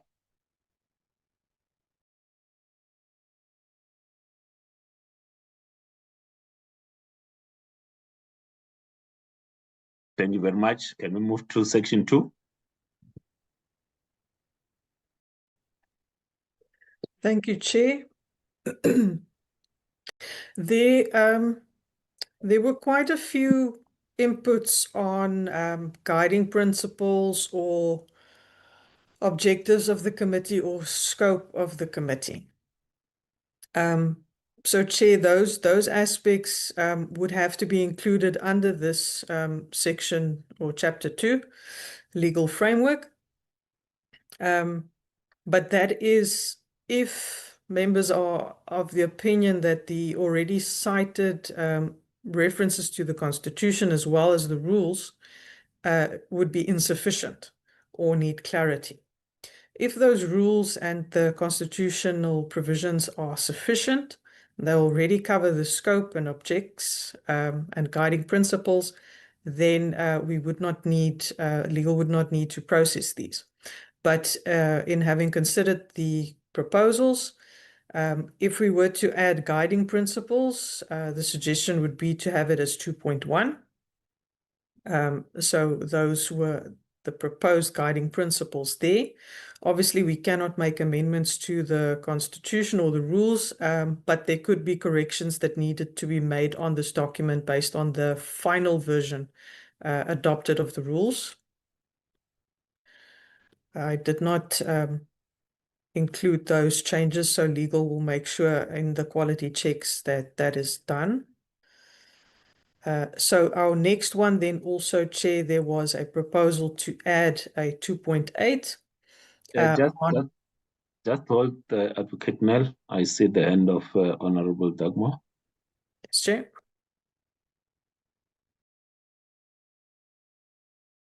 Dagmar.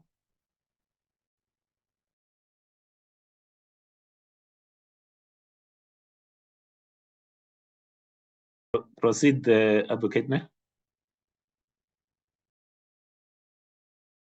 Yes, Chair, then there was a proposal to also include a clause regarding how we interpret and apply the rules and the terms of reference.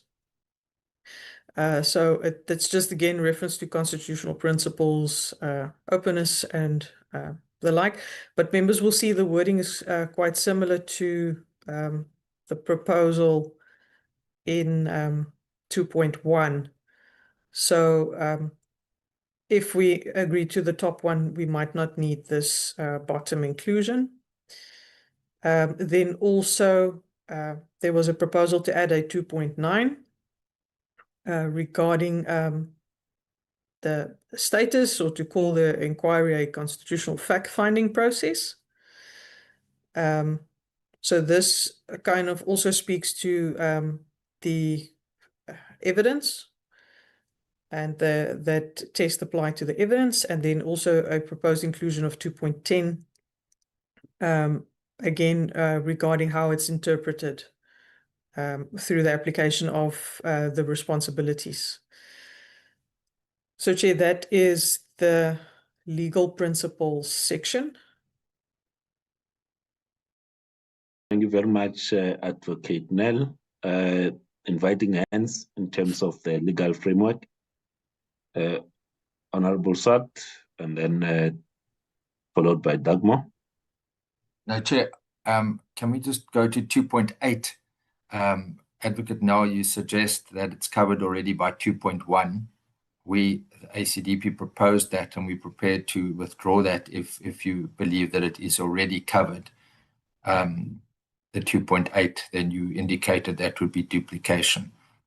And I'd also like your advice as to whether you believe 2.9 and 2.10 are helpful for interpretation purposes. But 2.8, we can definitely agree that it is duplication. Thank you, Chair.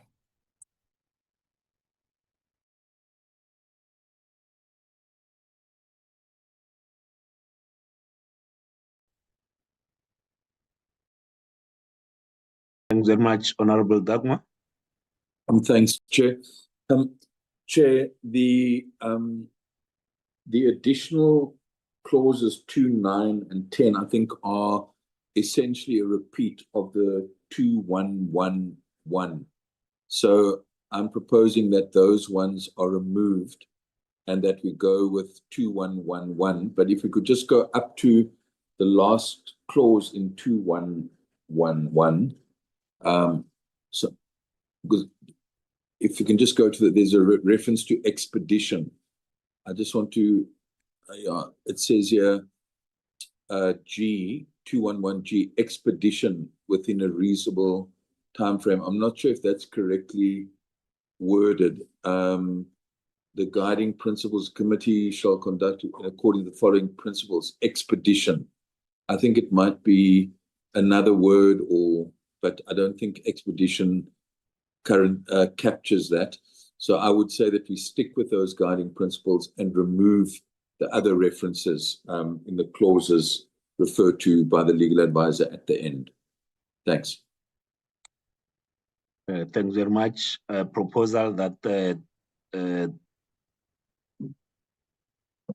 all right, I think it's expedite. I think there's a word there, expedite. Yes. Yeah, expeditiously. I think that's the expeditiously. Expeditiously. Yes. See now,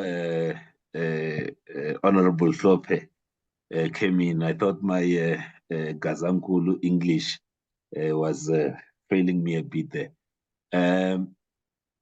Can we accept that we remove 2.8, 2.9, and 2.10, and that we then give this as a guide to legal section 2? So those 3 suggestions be taken out. That's the proposal, Dagmo, and I think Swati also seconded. All right. Seconded. Thank you. Great. We are moving. We are now on to 3. Can we move to 3, Advocate Nell? Thank you, Chair. Number 3 deals with the composition, appointment, and term of office of members of the Impeachment Committee. So, Chair, it's not a very long clause. It's just the difference in drafting styles. So we just need a ruling or an agreement by members, and it will flow through to some of the other clauses as well. Whether or not a reference to the rules or legislation would be sufficient, as opposed to inserting the citations of those full rules or legal provisions. So, Chair, it would make the document quite cumbersome, and one can always, for ease of reference, include those extracts in an annexure to the terms of reference. Chair, I see there's a hand. Honorable Mahlaule. No, Chair, she can finish. I'm just preparing to raise a hand. I don't want to disturb anyone. Was it on the point of a referral to the rule or the citation? 3.2, Chair, where it says all political parties represented in the National Assembly shall be represented on the committee. Shouldn't we cover, I don't know, you'll advise whether it's redundant. Shouldn't we cover the scenario of good and PAC and not leave it hanging, so that we don't have such a member who is in the executive insisting that it says all political parties? It may be ambiguous in future. I don't know. You'll advise. All right. Thanks very much. I think that's covered in the rules of the impeachment committee. So the rules at the moment are, it's worded as such. So if we want to change this aspect, it will be to be changed from the rules committee.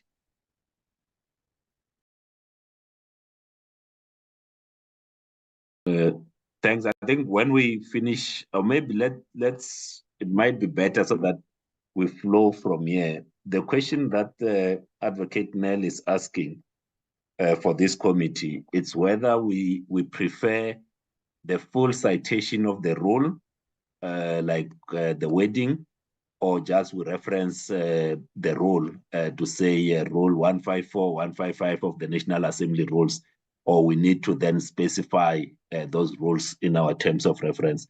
What is the feeling of the meeting? Honorable Mautu? Yeah, thank you, Chair. I think we should include them, not just the citation, so that we've got one document as a point of reference instead of having to have a set of 6 documents. So when you talk about the rules, you're going to go to another book. So I think let's include everything so that we have a comprehensive document in front of us, Chair. That's our view. Thank you. Let me Chairperson, I support what Honorable Mauto is saying. We should have one consolidated. Oh, I haven't sorry. recognized you. Honorable Ngitama?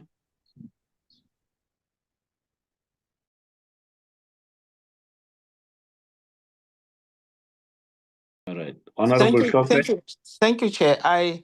I was raising my hand to support the proposal that those amendments be part of a document so that we have one single document which is comprehensive and covering all the matters related to. Thanks. All right. Thanks very much. Honorable Trollip?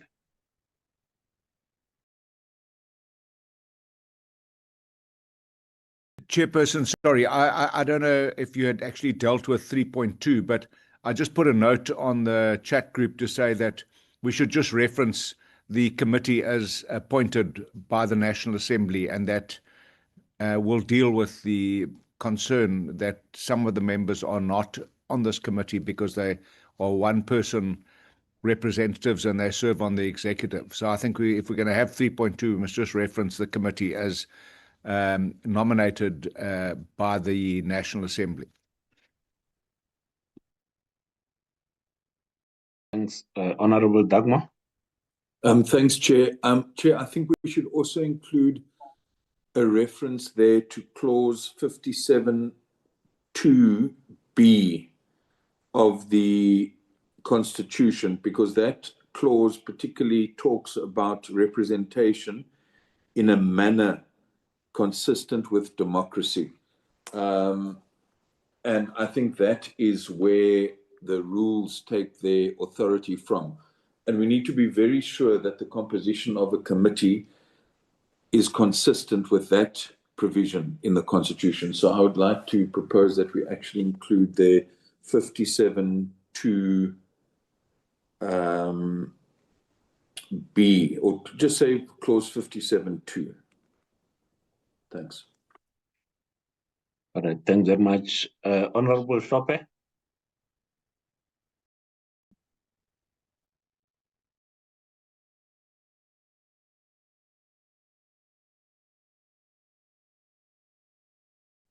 I'm so sorry, Chairperson. I've been covered in what I needed to say. Thank you very much. Thank you.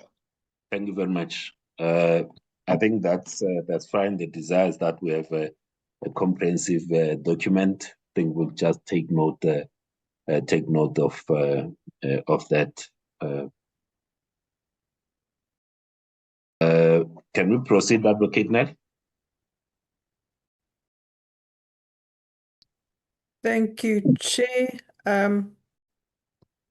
I just want on this one, because I wanted to say that the 3.2 is technically covered under the rules, but with this proposed addition, and if we cite it, then that will become clear. But Chair, yes, that is number 3. Chair, then this is just, I was trying to find the best place to add some of the extra submissions that were proposed by the members regarding a paragraph related to evidence or reports from other organs of state or sectoral experts, the objects of the committee, the scope of the inquiry, the powers of the committee. Those were all proposals made in the submissions, which were not necessarily specified in the terms of reference, as well as determining a serious violation of the Constitution or law, serious misconduct, independence of the committee, constitutional duty to act without delay, transparency and public confidence, constitutional standard applicable to the committee, constitutional principles that underpin stages of the inquiry. Just hold, Advocate Nel. I see the hand of Honorable Trolip. I beg your pardon, sir. That is a legacy hand. Thank you very much. Continue, Advocate Nel. Yes, Chair, then also the jurisdiction of the committee, guiding principles for the interpretation of the terms of reference, and an obligation to preserve evidence. Chair, there's also the proceedings of the committee, so that is the sequence, for example, the sequence of events, and what can happen when, and as indicated in the legal opinion, what happens if you don't have enough evidence, and the time frames that the committee has to work. So that aspect is all there, but also there was a specific proposal regarding time frames and the dissolution of the committee, and the duty of candor to be expected from witnesses, but that could better be reflected under the clause dealing with witnesses, and confidentiality and ethics, but that proposal was specifically related to the members and the support staff. And that can be covered under paragraph 14 there. So, Chair, these were additions. I don't know if members want them all included in separate sections, or if we with legal can sit and perhaps group them together as those dealing with evidential consideration, those dealing with the sequence, and then obviously these aspects on a definition, for example, for serious misconduct, we can consider moving that up. Yes, the objectives and purpose of the committee, if we are going to do it more along the lines of the section 194, then that would also be where the evidentiary aspects are expanded on. But Chair, yes, these were all additions that I tried to find a place for in the terms of reference. I think if members agree to the inclusion of them, or specific aspects of them to be included, then legal will be best placed to phrase them and place them in the right spots. Thank you, Chair. All right, thanks. Honorable Dagmo, there's a proposal that these additional comments, which Advocate Nel could not find space in, legal could then see where they slot them in, are coming with a supporting view? Thank you, Chair. Yes, I'm coming with a supporting view. I think, in my view, a lot of the green that has been reported on is not necessary, but I think it would be best to support what the legal advisor has proposed, that they be given an opportunity to go back and see how those can be worked in. But I think the emphasis should be, let's really try as far as possible to avoid repetition or provisions which are self-evident arising from the rules that guide us generally as Parliament. Thanks. Thanks very much. I think we'll move with that. If we can move to section 4, and then after section 4, we'll take a lunch break. Thank you, Chair. Section 4 is on the meetings and quorum. Some of the proposals indicated that technically it's already covered and dealt with in terms of the rules, but in terms of the terms of reference, the one proposal that came in terms of amending this clause is just to explain that this 5 days should be 5 working days, Chair. There was, other than saying, do we really need it here if it's already in the rules? This was the only other amendment to this section 4. All right. Honorable Mashaule. I think it will be redundant because if you go to the definitions up there, it does define what days are, and it says any day other than Saturday and Sunday and a holiday. So I think it should be left like that if it doesn't kill anyone. Thanks. All right, thanks very much. I don't see any other hand. I think the proposal is made.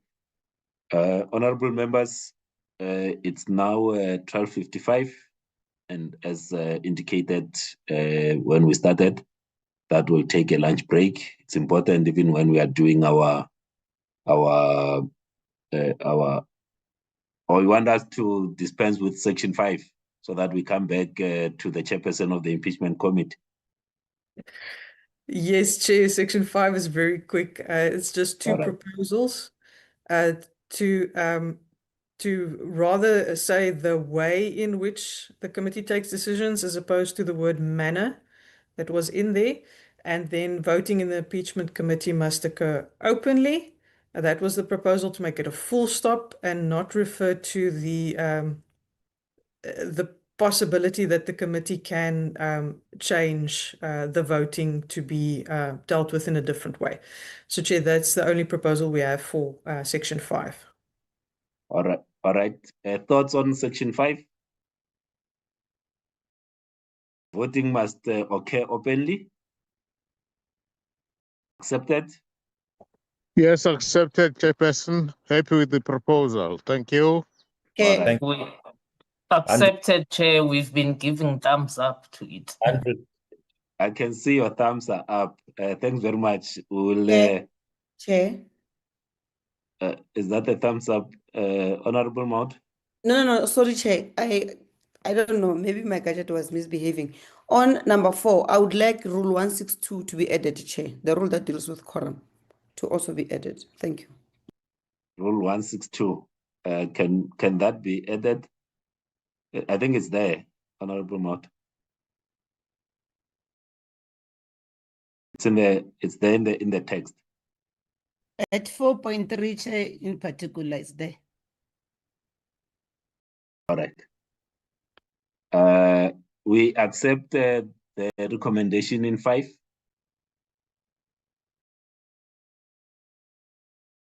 All right. I saw the thumbs up. Thanks very much. We'll take a break now. We'll then resume the meeting at 13:30. So you get 2 extra minutes for you to walk back to the meeting. So let's break for lunch and return at 13:30. Thank you very much, members. We'll see each other at 1:30.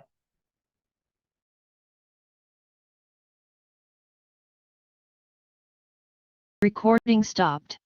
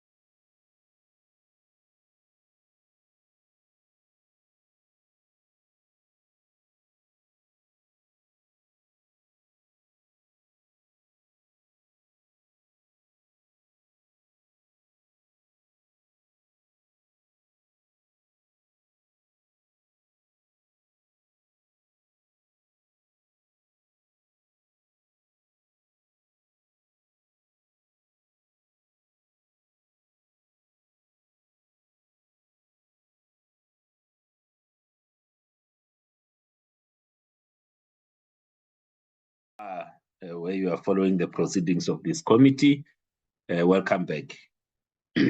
It's now 13:30, and we're going to resume with our meeting and have the content advisor, Advocate Nell, take us through the section 6.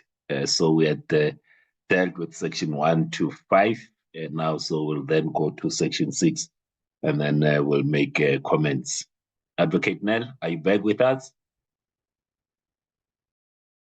Yes, Chair. Thank you. Just Chair. before you continue, Thembinkosi, can you confirm that we have at least 12 people in the meeting? Yes, Chairperson, we have enough number to proceed. Thank you. Thank you very much. Proceed, Advocate Nell. Thank you, Chair. The one amendment, or one of the amendments that were proposed to this portion, is just that the election of the chairperson is done in accordance with Rule 129L. And then in 6.3.2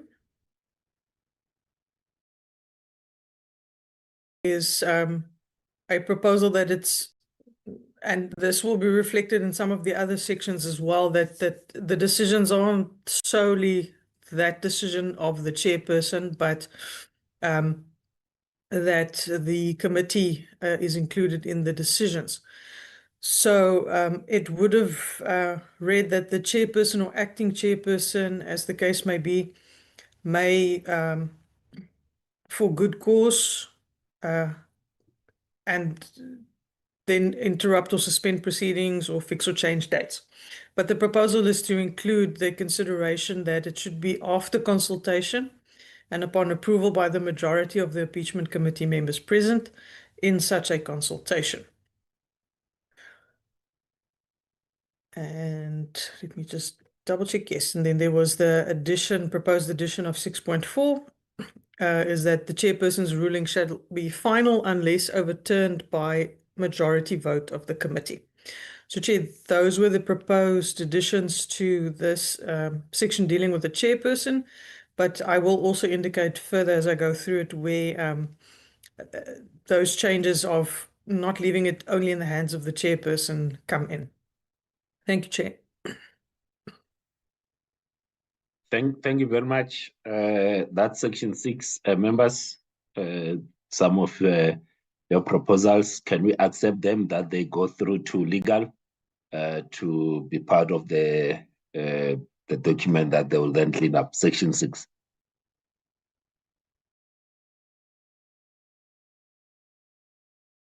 Fine, Chair. Thank you very much. We are moving. Section 7.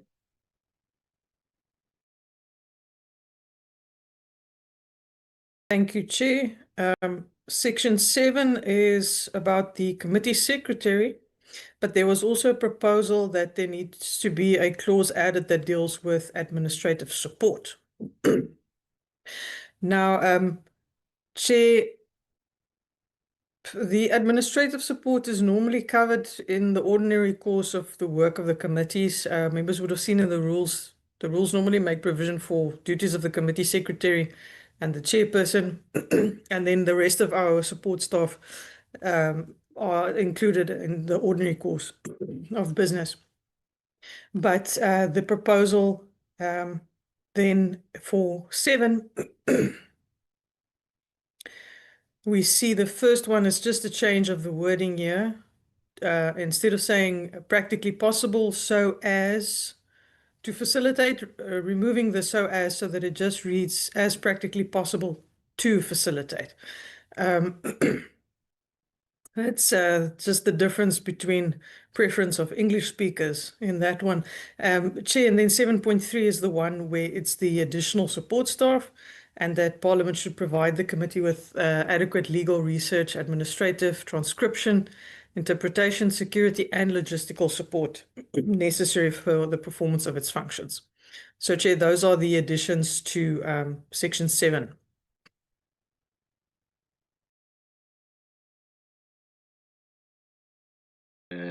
Thank you, Advocate Nel. Honorable Nola. Thank you, Chair.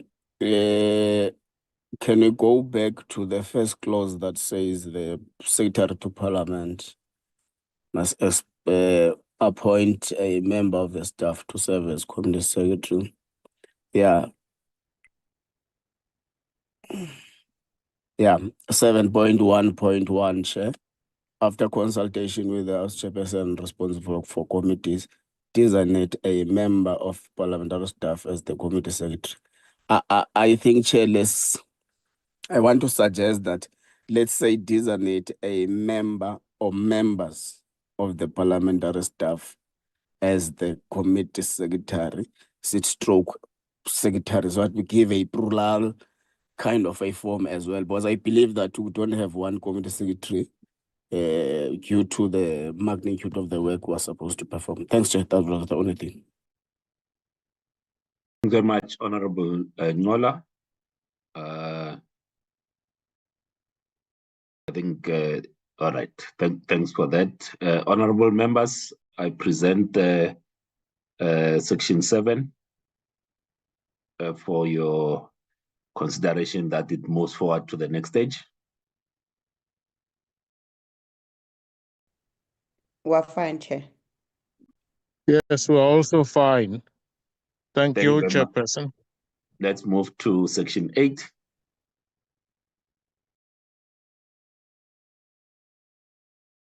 Thank you, Chair. This is where we deal with the chief evidence leader and the assistant evidence leaders. Again, this might be a wording issue because in some sections of the terms of reference, there's reference to a chief or evidence leader and a chief evidence leader, or a chief evidence leader and a chief assistant evidence leader. So we'll just need to make sure that there's consistent wording used to get that description correct.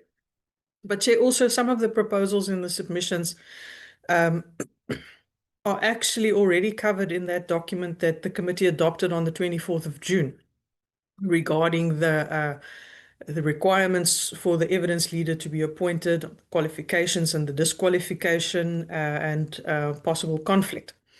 So we wouldn't necessarily want to repeat it, but that document would have to become an attachment to this terms of reference so that it is clear.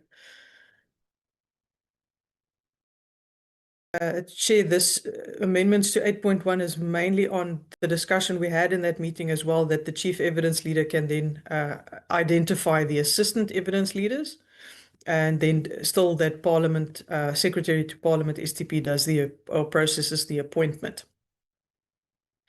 8.1 is just addition of on good cause shown.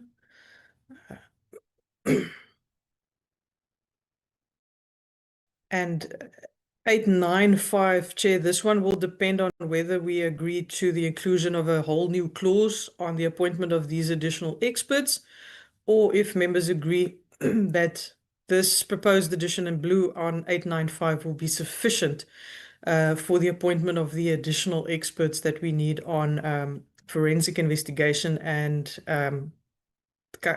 currency. There's also additions proposed on 8.10. It's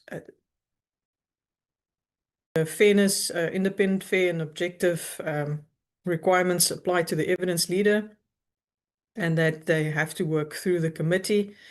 And then a reformulation is proposed for 8.11 and 12, where they are essentially combined. So that is about the witness testimonies, the sworn affidavits that needs to be taken, how it will be printed, how it will be marked and filed, so that we can follow that.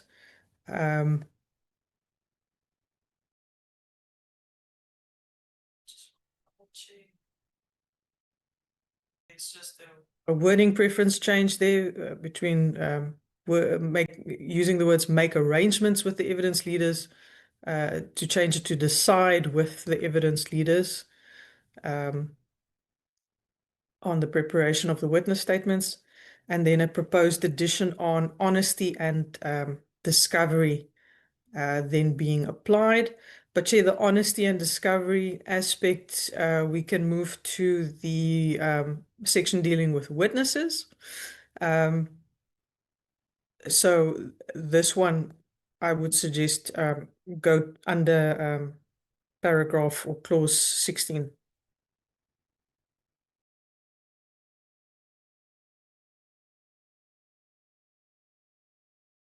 So, Chair, those are the proposed additions and amendments dealing with the evidence leaders. Thanks very much, Advocate Nell. Honorable members, Section 8 is presented to yourself. I see the end of Honorable Malema. Thank you, Chair. There's a chief evidence leader and assistant evidence leader. There can't be chief everything. So there's only one chief and the rest must be worded properly. Chief evidence leader, then assistant evidence leader, if they are 1, 2 or so. Because I had a saying there might be a problem in wording, whether we call it chief assistance evidence leader or what. It's an assistance evidence leader. And the main one is the chief evidence leader. Thanks. Thanks very much, Honorable Dagmar. Thanks again, Chair. Chair, my understanding was that, in previous meetings we've agreed, obviously, and on a chief evidence leader and an assistant, that the exact formulation must just be clear, but the meeting felt that the chief evidence leader should be in a position to have the right, as it were, to appoint an assistant evidence leader, not plural.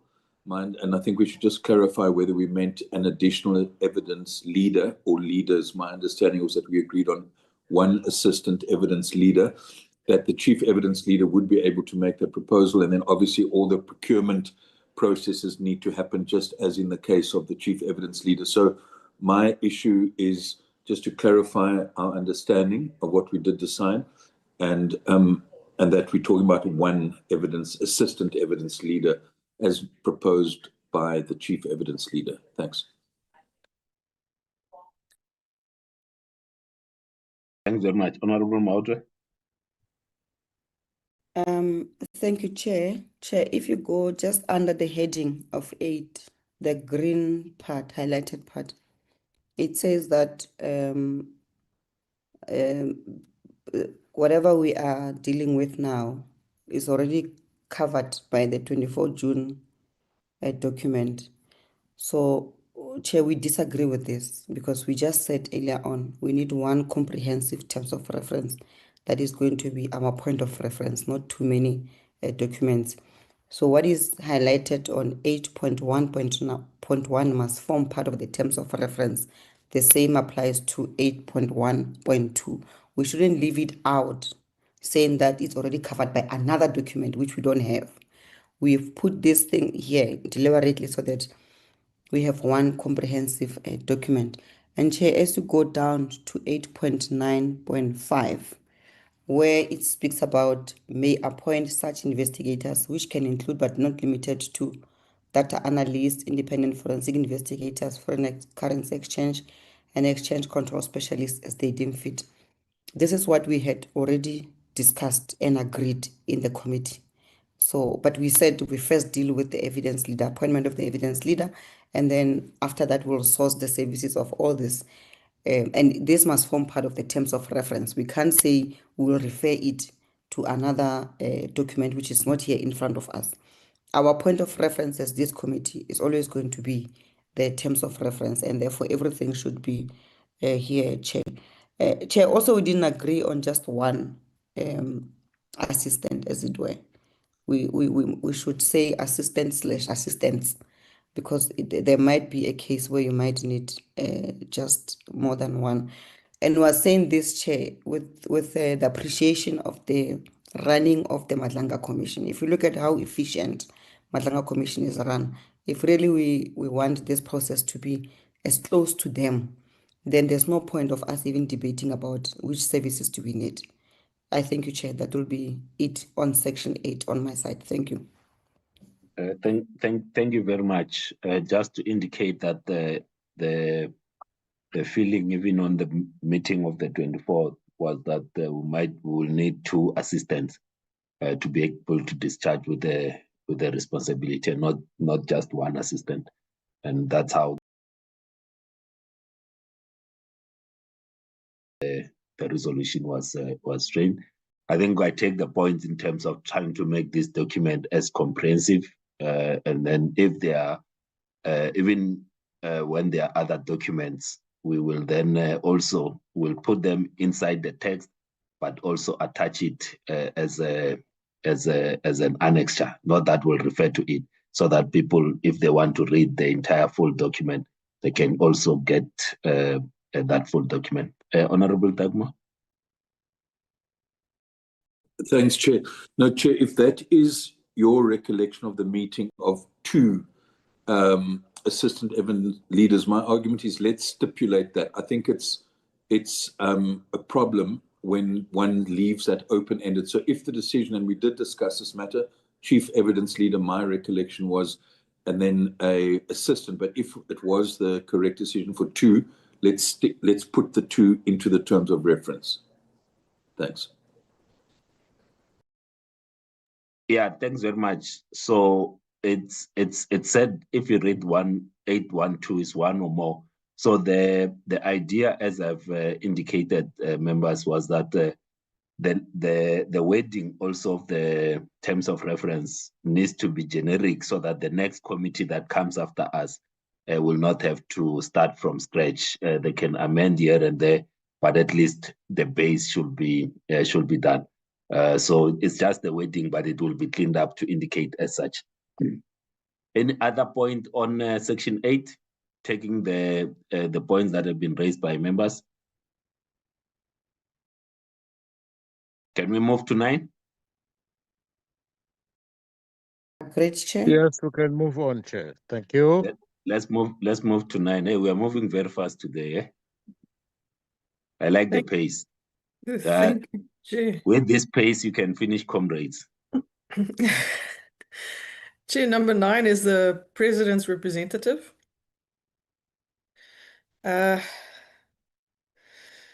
So, Chair, there were differing views in the submissions on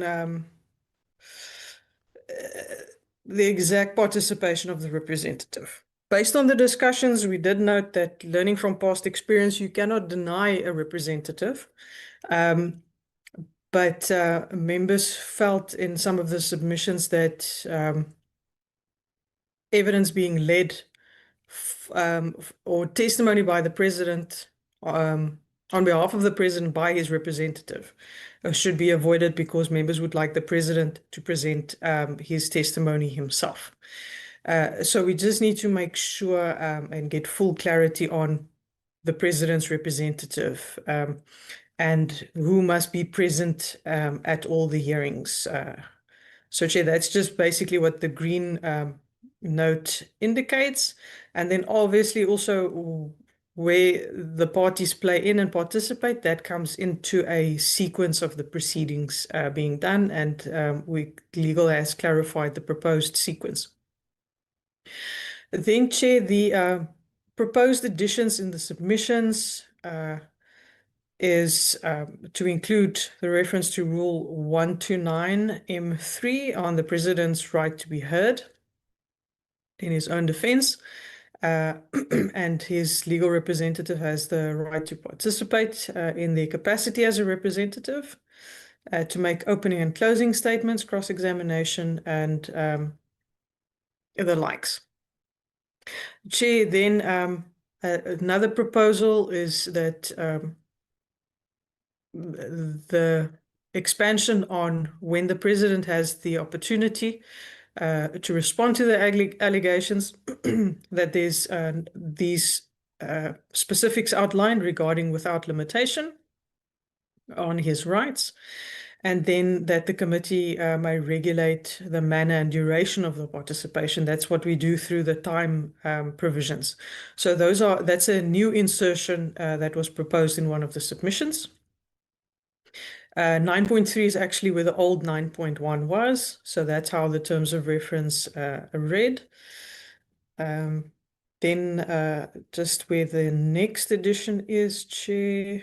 That was the main one on the president's representative. Chair, where it comes to the president's testifying, that is covered under the lower clauses and specifically also under 16. So this is the main additions that are proposed or changes to number 9. Thank you very much, Advocate Nell. I present the changes to proposed changes to Section 9 as it relates to the representatives of the President.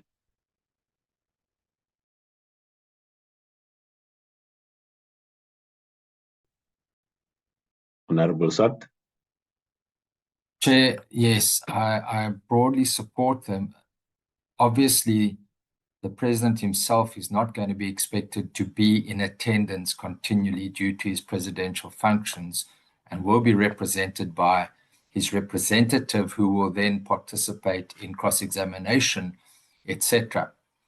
We need to obviously make it very clear that our decision is when the president himself gives evidence, to what degree he can be assisted by his legal representative.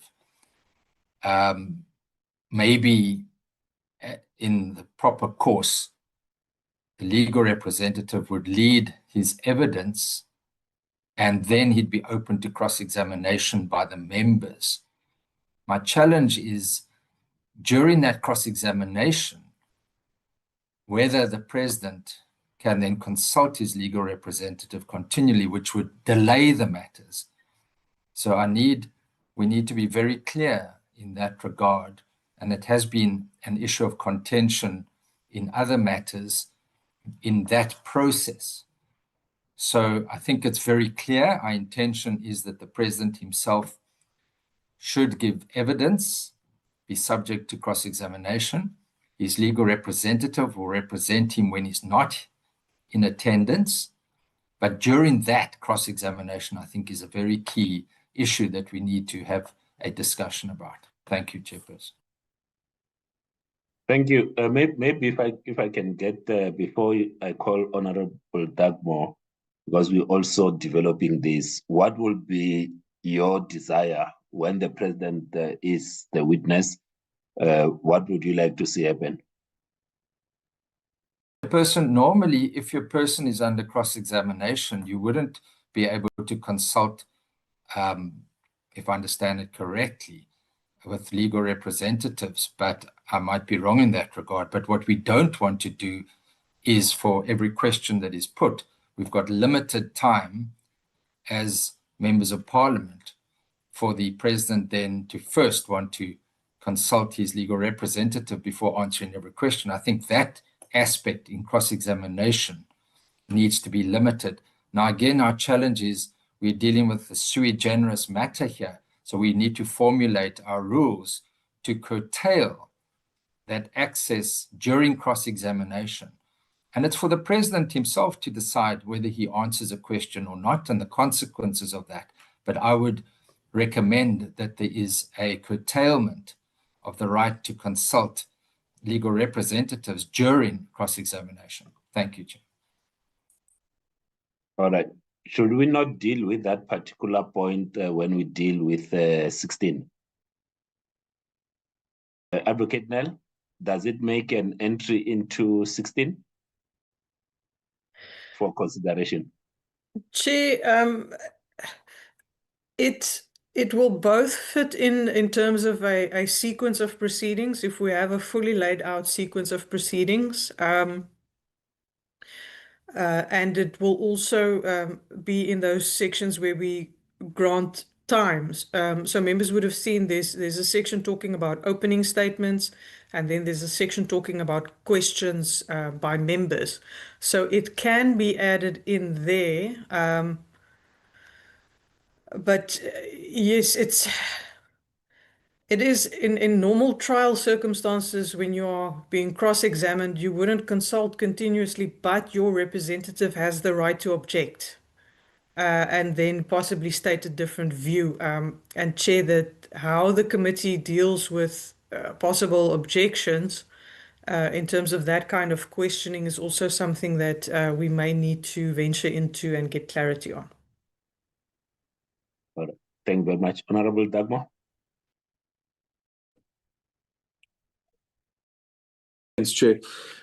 Chair, my sense is that, when we considered the legal opinions, there was quite a lot of comparative work done in regard to the issue of evidence in terms of such inquiries around the world. I don't believe, and maybe the legal advisors can just confirm this, that when it comes to this particular issue, how someone facing impeachment is represented, the issue that Honorable Swas is raising, that he shouldn't be able to consult for too much time, etc., etc.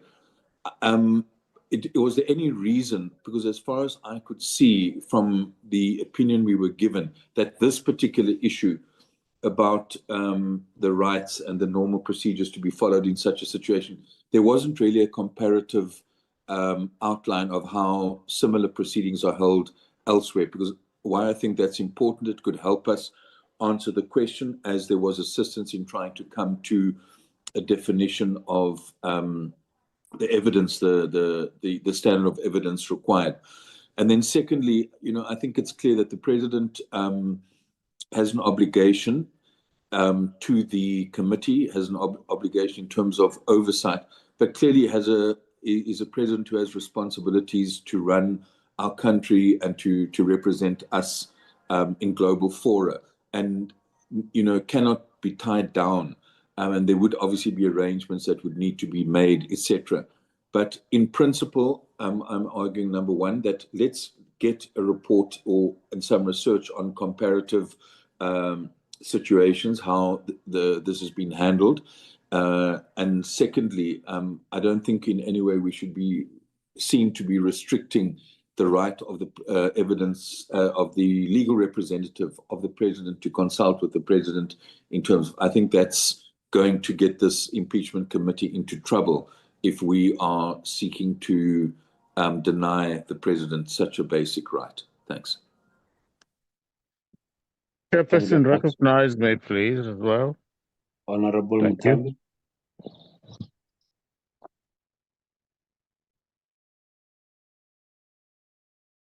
Chairperson, is it me? Yes, Honorable Mutambi. Yes, it's Yeah, you. I couldn't hear you calling because Honorable Hlophe was also talking. Yes, Chair. I think the issue that I wanted to raise, partially covered by Advocate Nell, in particular with regard to cross-examination of the president, based on the sense that the legal rep will still be there. And then if maybe as members are raising things that were not said during evidence in chief, that's when the legal reps are entitled to interject or also to assist him. It doesn't mean necessarily that as and when he's under cross-examination, every time the proceeding will have to stop, given the time allocation that member will be there. But the mere fact that the president will be legally represented, if there are procedural issues and things that are brought that he never said in his evidence in chief, that's when the legal representative will be there to support him. So those are the issues that I wanted to raise. Also, to support the issue as raised by Honorable Dagmo with regard to the other precedents that can be looked at, because I'm very also impressed by the fact that to say these changes should therefore not seek to amend the precedents as set out by courts in particular. So under the circumstances, one would like to support these clauses as they are presented, 9.1, 9.2 up to 9.22. Thank you, Chair. Thanks very much, Honorable Mautwe. Thank you, Chair. I just want to agree with Honorable Swart that we need to find the order of proceedings when the president will be asked questions, because I think the presenter tried to clarify that it doesn't quite happen often that when you are being asked questions, every time you have to consult your legal team. The legal team can call for interjection, they can call for the chairperson to stall the process or to consult with him. But it can be an open-ended thing, because also remember that you are timed, Chair. So what if my 20 minutes just gonna be chowed by the president always consulting with the legal team? So I think somehow, in the terms of reference, we need to limit that interaction between the president and his legal representative. So I fully support what Honorable Swart has said, and it needs to find expression in the terms of reference. I thank you. Thank you very much. Honorable Litchfield Chavalala. Thank you, Chair. I think I agree with Swart, and I am largely covered by Honorable Mautwe. I think the president is free to consult with his legal team, but I mean, we need to find a way. It cannot be on every question. Our aim is to find the truth. He knows what happened. He's not making up stories. So he knows what happened. So I'm not sure if that consultation should be on every question or even on every sub-question, because some questions could even have an A and a B part. But then I also just want to circle back to what Honorable Takmo said. You know, we keep saying this international benchmarking. Again, you said you'll send the document. I don't know who we benchmarked with. I heard Kenya being called, but the only impeachment that's ever happened in this continent was Madagascar 2025. And it was a National Assembly vote, actually, that took the president out. Zimbabwe tried, President Mugabe resigned. We tried, President Zuma resigned. So we keep saying international benchmarking as though we're going to find tangible answers somewhere. We need to put our heads together. And because I would be very much against us in a way, benchmarking internationally outside of the continent. Our conditions, say if we had to look at America, because it's happened there a lot of times, the conditions between us and them are not the same. So we are not comparing apples with apples. That's what I was saying in the morning. So I think in the end, that's why I said Honorable Mautwe has covered me largely. We have to put our heads together and say, how will we handle this? But to keep referring to that international benchmarking, it's not the alpha and omega. This is the first time this process will go the way it goes in this continent. Thank you, Chair. Thank you very much, Honorable Mahlaule. Thanks very much, Chair.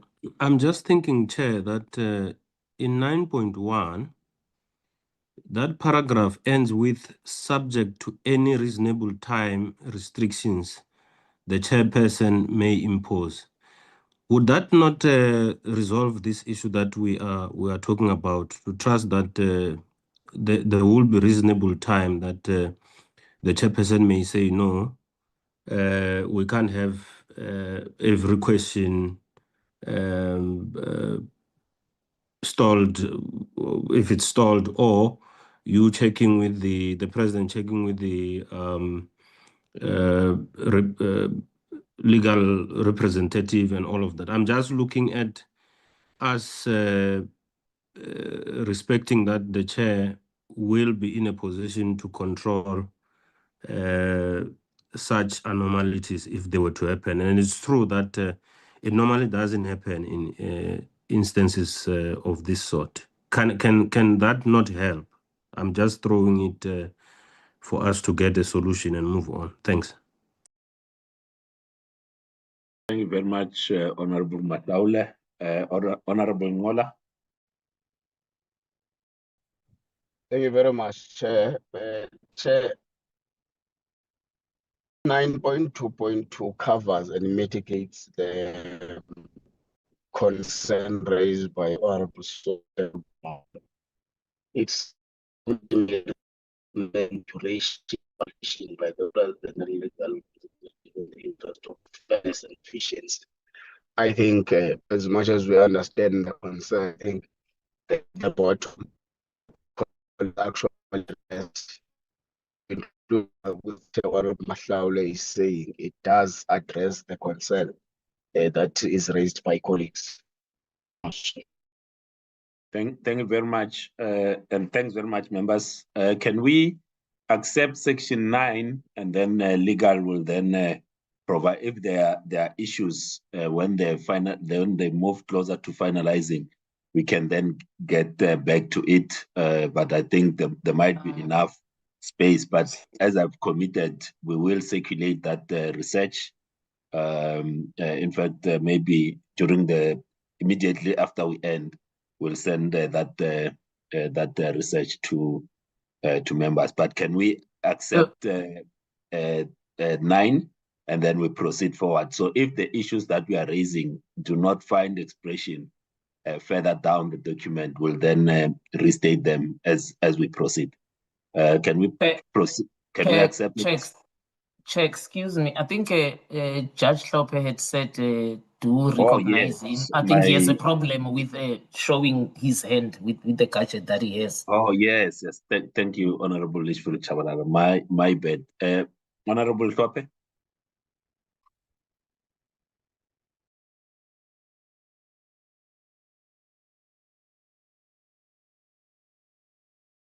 I think the network might have be a challenge with him where he is right now. Honorable Mahlaule, are you coming for the second time?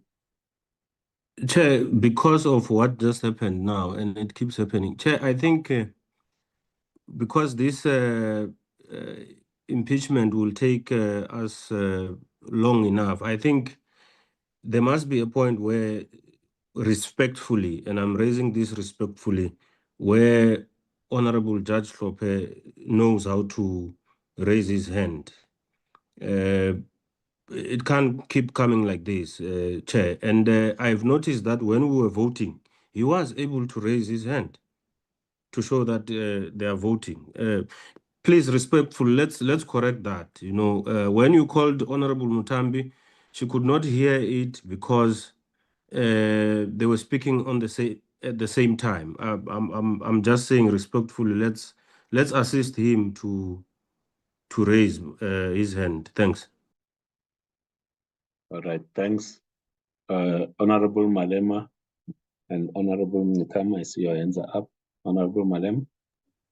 Chair, you know, most people who want to disrespect you, they start by saying respectfully. You must always be very careful of such people. Honorable Hlophe might not even be of the same age as our fathers and might not have been born during the ages of the times or the times of these things that we're using.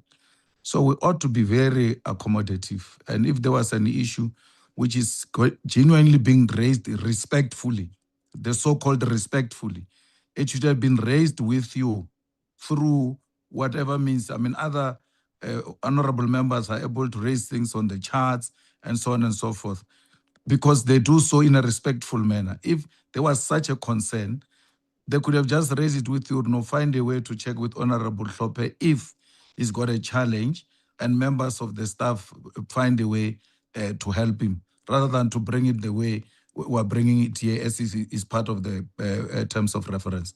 Please, let's show each other some decency. I don't think it's respectful, the manner in which it is raised. Thanks. Honorable Mnikama, is it on the same matter? Yes, Chair. And I do want you to call the member to order. He is imputing that Honorable Hlophe is deliberately not using his device because in some instances is able to. That is a very unfortunate suggestion from this honorable member. It is disrespectful. And I think that he must withdraw, Honorable Chair. Thank you. Honorable Daniels, is it on the same matter? or it's a different matter? No, Chairperson. I'm seeking your indulgence here, Chairperson. You know what? For some reason, I was logged out of this meeting for a while and I was struggling to get back in. I'm not sure if others experience the same challenge. And when I got to the back end of this particular point that we're busy with, I just heard about the restrictions of the president's time to consult with his legal team. So I just have a question I wanted to ask them. Forgive me if it's been asked already because I was logged out for quite a bit. All right, can you just hold? I just want to just address the matter. Mahlaule, is it on the matter that you addressed? Thank you. Yes, Chair. Chair, I want to place it on record that it may happen that in other instances people say respectful when they mean disrespect. I want to place it on record that that's not the case in this matter. I would never disrespect Honorable Judge Hlophe. And I take the point that Honorable Malema is saying that maybe I should have raised it on the chat and all of that. But the point was to raise that let's try and assist where we can assist. It's not out of disrespect. And I will not withdraw, Chair, because I know genuinely I was raising it from a good heart. Thank you very much. All right. Thanks very much, members. Chairperson, please allow me to say something as well.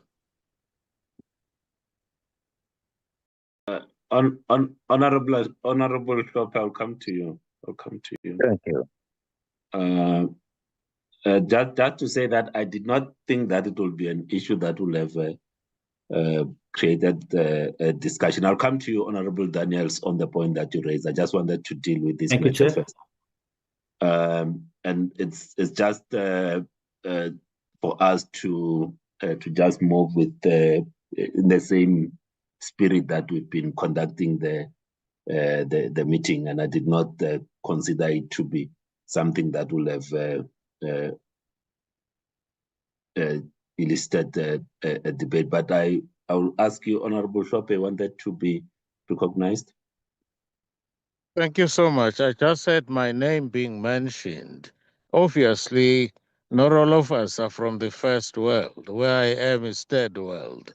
Poor network. I know how to use my device. But I also wanted to make a point earlier regarding the discussion we had. The president, like any other human being in South Africa, is protected by the law and the constitution. He has a right to a fair trial. That includes the right to be legally represented. But it cannot be that at every stage of the proceedings, we are going to have an adjournment because he wants to consult with his lawyers, who also have a right to be present throughout these proceedings. We've got to strike a fair balance and allow the proceedings to flow once they start. We respect the fact that he is the head of state and he has very important engagements, but he must also respect the rights of the citizens of this country to have these proceedings started and finalized without delay. So we have a right as well to ensure that once we start with the hearings, they flow, and the president has to avail himself to the extent where he is required to give evidence. I'm glad we have resolved the issue that the president will give evidence himself as and when the time comes for him to answer the case that will have been made against him. That's the contribution I wanted to make earlier. Thank you for the indulgence, Chairperson. Thank you.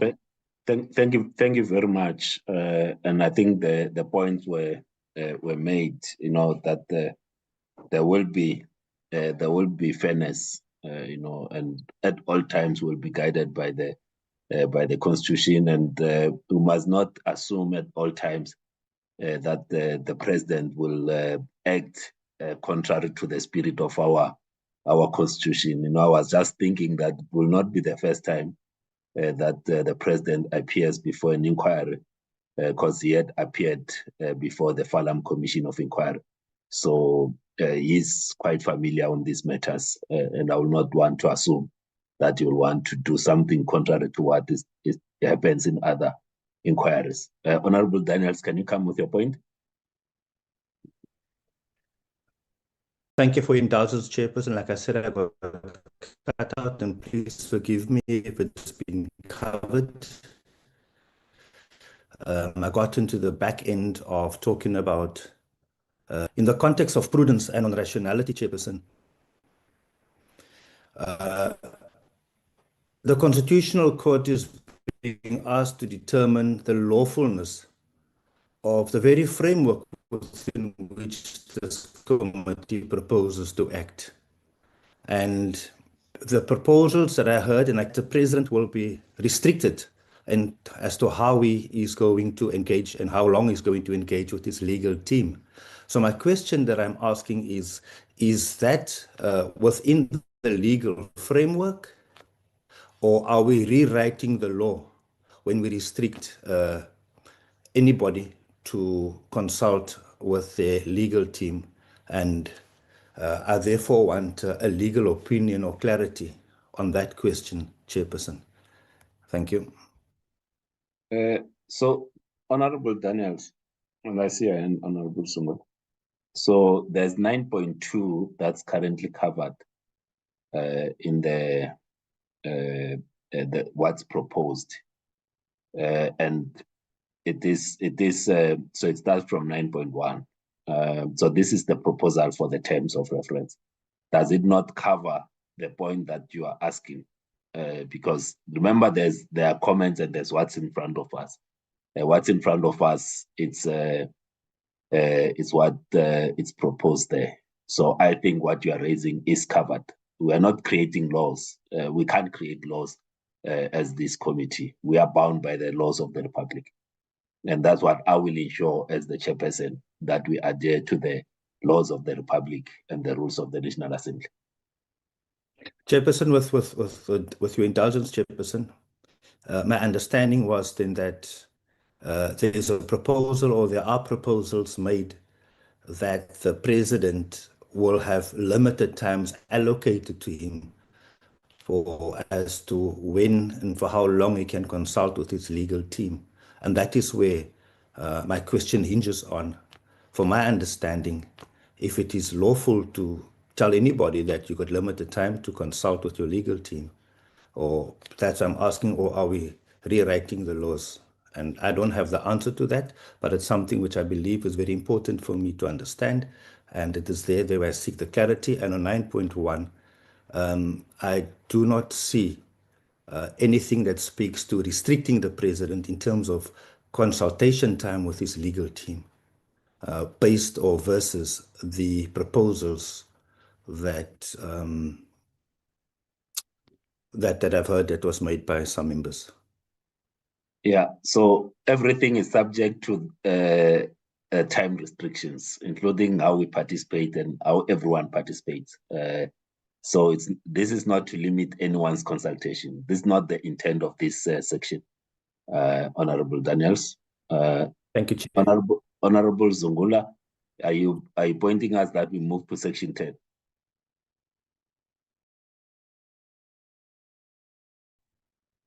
Honorable Zungula? Yes, Chair. Equally to that, maybe following, they should not take us back on something that has been clarified. You know, it's the duty of the member to be part of the meeting, ensure that they follow proceedings, participate as and when things are discussed, and not take us back on things that have already been concluded on. Thank I rise you. on a point of order, Chairperson. Honorable Daniels, let me just respond, and I did check with the admin staff. So there was no locking out. I think there could have been a network issue that you were struggling on your side to join, but there was no locking out. And I don't think there was a malice intended in you raising your question. So there's nothing wrong that you did as part of developing the terms of reference. Can we move to section 10? I did state that I was logged out, Chairperson, so I thought that yeah, that will also have been followed by the member. like he's All right. requesting me to follow proceedings. If you follow proceedings, you would have heard me say that I was locked out and therefore I asked your indulgence. And I even said, if this has been covered, I apologize. So please get the member to also follow the proceedings. Thank you. All right. Thanks very much. Can we now move to 10? Section 10 of the terms of reference. Did we have any addition to 10? Advocate Mel? Chair, no, there were no additions proposed to 10. It's a general call for witnesses, documents, and real evidence. The only thing about 10 is the questions that members have already asked legal on what can we do within the limitations of the interdict, Chair, but there were no changes proposed to the terms of reference. What was proposed is that this would be the opportune point in the document where we bring in the additional clauses proposed by the EFF on the appointments of those experts, the forensic and the what's our other one? My Afrikaans brain is kicking in, Chair. The currencies, the exchange control expert. Those are the two that, but nothing on 10, Chair. It's just the new clause that's proposed after 10. All right, thanks. I think generally we had agreed in terms of the appointment of experts to assist the committee. But if members wants to come back to it, we had discussed it on, I think was it 8 or 9 above.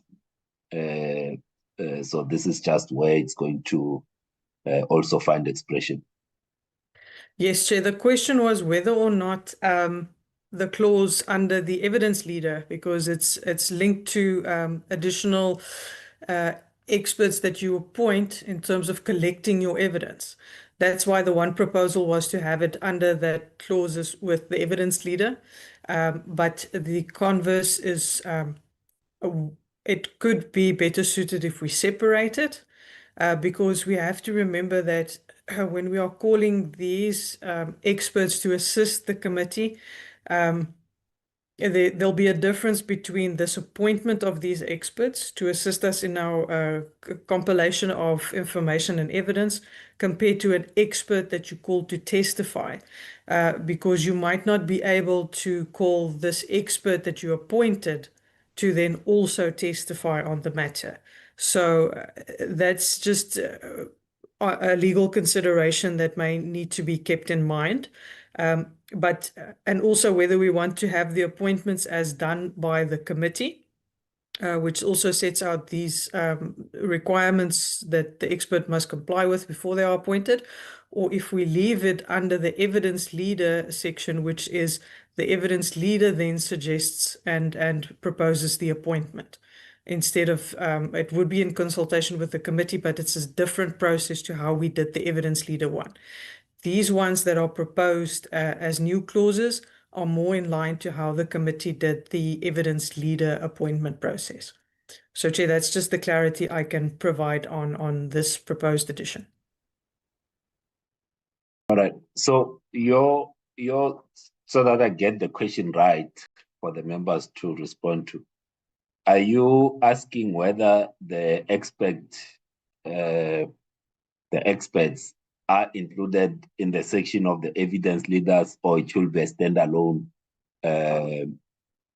section, and whether it should follow the same process that we followed, or it should follow the similar process to the assistant evidence leaders? Is that the question that you would like a response to?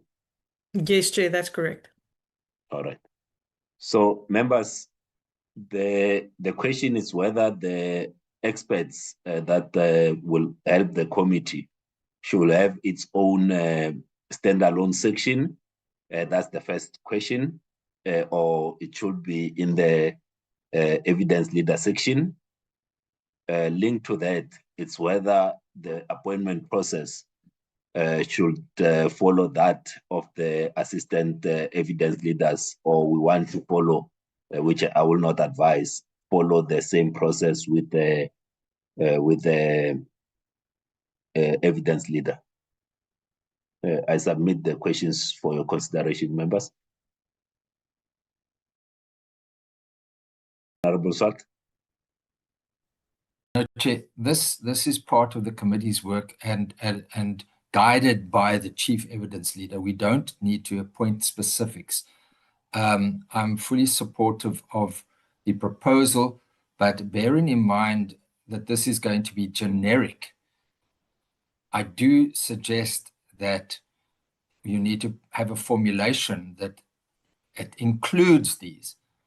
So one could say, must instruct the Secretary to Parliament to facilitate the appointment of experts, including 1, 2, because there might be in another impeachment other types of experts that might be needed. And I think this limits us only to, which are particular for this impeachment, data or forensic experts and a suitably qualified customs and it's exchange control. It's not control exchange, it's exchange control expert. But I'm just wondering if the evidence leader suggests other experts as well as this, whether we are only limited to these. That's why I want to have an insertion there, including such experts. And that will then, including but not limited to, that will give the scope for other possible experts. The second very important issue is whether these are our investigators or are they going to give expert evidence. One would assume that you would want the investigation, the evidence that they find to be presented as witnesses. So I'm not sure how we deal with that, or maybe legal can advise that. So there's the investigation side of things going into it, and then the presentation of that investigation via an expert witness. Thank you, Chair. Thank you very much, Honorable Mautwe. Honorable Mtambi, please mute yourself. Thank you, Honorable Maut. Thank you, Chair. One is that our proposal is that it should be a standalone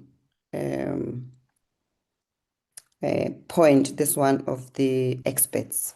It should not be married to the evidence leader, and we shouldn't leave it to the evidence leader to source such services for us, or even to suggest names.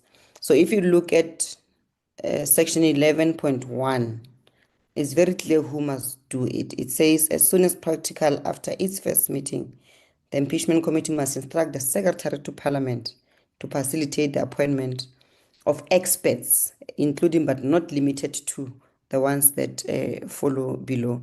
So with relation to Honorable Swart's question of who is covered there, Chair.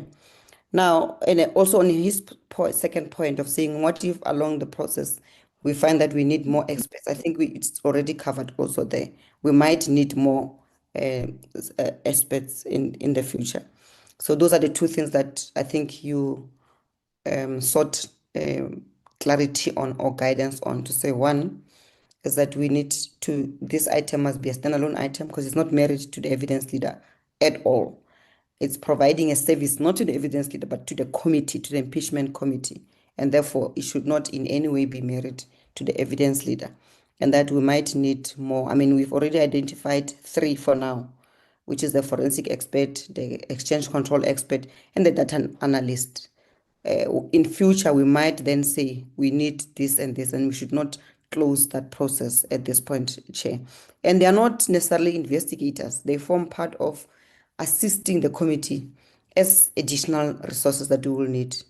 But yeah, the evidence leader obviously will do the general guidance of the overall work. But these experts are assisting us as the committee. Thank you, Chair. Thank you very much. So you members will be happy with this as a standalone, but to include the word that it should not be limited to the ones that are specified. can we have agreement on that? That the legal will then look at this as a standalone. Agreed, Chairperson, from my part. Thank you. All right. Thanks very much. Can we move to the next section?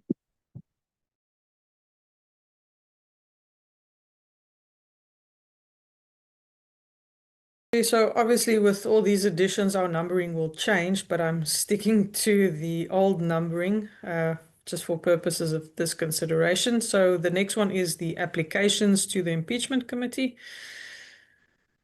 Chair, this one and the call for input 10, 11 and 10, I think they will go hand in hand. One might argue that they could be under one section, but we'll carry on with it as it was proposed. The one thing we pulled from the submissions out of this, Chair, is where we have to, or when we will receive submissions of classified documents and how we deal with those issues. So the one submission made the proposal that the committee should be able to request declassification of reports and or investigations according with the MISS policy, and witnesses who wish to supply that or come and testify or are in the employment of intelligence agencies would need to get the required permissions in order to present that evidence or submit it to the committee. So, Chair, that was came from some of the submissions that we've received on that. But that one would have to be included or better expressed in the terms of reference. And then a proposed amendment to 11.3 is to say that any application made to the committee will only be granted on consultation and approval by a majority of the impeachment committee members present at such consultation, so that Chair remembers the discussion above that I pointed out regarding the chairperson being the one making the decisions. So this is a proposal that those requests come to the committee and not just the chairperson. So, Chair, those are the additions to 11. Thanks very much, honorable members. On 11, Honorable Malema. Honorable Chair, I don't know how we are going to handle this one, because this thing that we need a permission for an intelligence person to come and give an evidence, especially from political principals, because in the main, the permission is required from ministers. So let's take, for instance, we need someone from state security to come and testify. We'll have to ask Honorable Kumbuzo permission to give for that person to testify. Honorable Kumbuzo is already in the presidency, already conflicted. The same thing as a person in the crime intelligence or anything of that sort. So can't we find it within the rules or permissible ways to say the committee should seek a permission from a magistrate or a judge, as it were, for intelligence person to come and testify? Because these people, some of them are implicated. And those are the people who must go and ask permission from releasing the people who must come and implicate them. I find it very contradictory, that thing. And I thought perhaps the legal can go and look at it if we can go outside those other politicians to go and get a permission from a magistrate or a judge for the intelligence operatives to come and testify here. Thanks. Thank you. Honorable Dagmar. Chairperson, two things. I know you are chairing the meeting, and I don't like doing this, but when honorable members talk about respect and refer to other honorable members by their first names and you do nothing about it, you can understand why I'm raising this point. I don't think it's respectful, and it in fact is not in line with convention, where Honorable Malema refers to the minister. I've got no respect presidency. for white supremacists. You must know that. I've got no respect for whites who think that Honorable Malema. who Honorable think they're Malema. superior to others. If you do No, that to your Honorable tokens in your Malema. party, you can't do that to me. This No, guy is a don't do racist that. and all of you are not realizing it. Honorable Malema. It's a bloody racist, this guy. No, He thinks you he's please superior. withdraw that. No, Honorable he's Malema. racist, that guy. No, He's withdraw racist. that. You can just look at his skin burnt from sun. Racist of load. Temgos, can you please mute You Honorable can't Malema? subject me to a clown like this. This is a clown, man. Temgos, please mute Honorable Malema. Go ahead, Honorable Dagmo. Chairperson. You see what I mean, Chair? This is what Chairperson, you allowed on the a point last of time as order. well. No, And you Chair. said nothing about On a it. point of order, Chair. No. Chair. I see the hands. I've asked Temgos from the team to mute Honorable Malema. Chairperson, I'm raising an order. Honorable Mahlaur. Chair, you can't just move like nothing happened. Honorable Malema insisted that the Honorable Dagmo is a racist and even characterized the skin of his, the tone of his skin. I don't think you should move on without calling on Honorable Malema to not to make such utterances to a person. All right. Honorable Mahlaur. This is what I had said. I said what Honorable Malema was doing was out of order. And I asked him to withdraw that. When he continued speaking, I asked the secretary to mute him so that he does not continue speaking. Honorable Dagmo was raising a point of order. So he had not concluded on raising his point of order. So I was going back to him because I admitted Honorable Malema from making his point. Maybe you did not hear me at the time because he was also speaking. Honorable Dagmo, we're making a point of order. Yes, thank you, Chair. Chair, the reason I raised that point of order, and as I said, I'm reluctant to do this because I respect you as the Chair.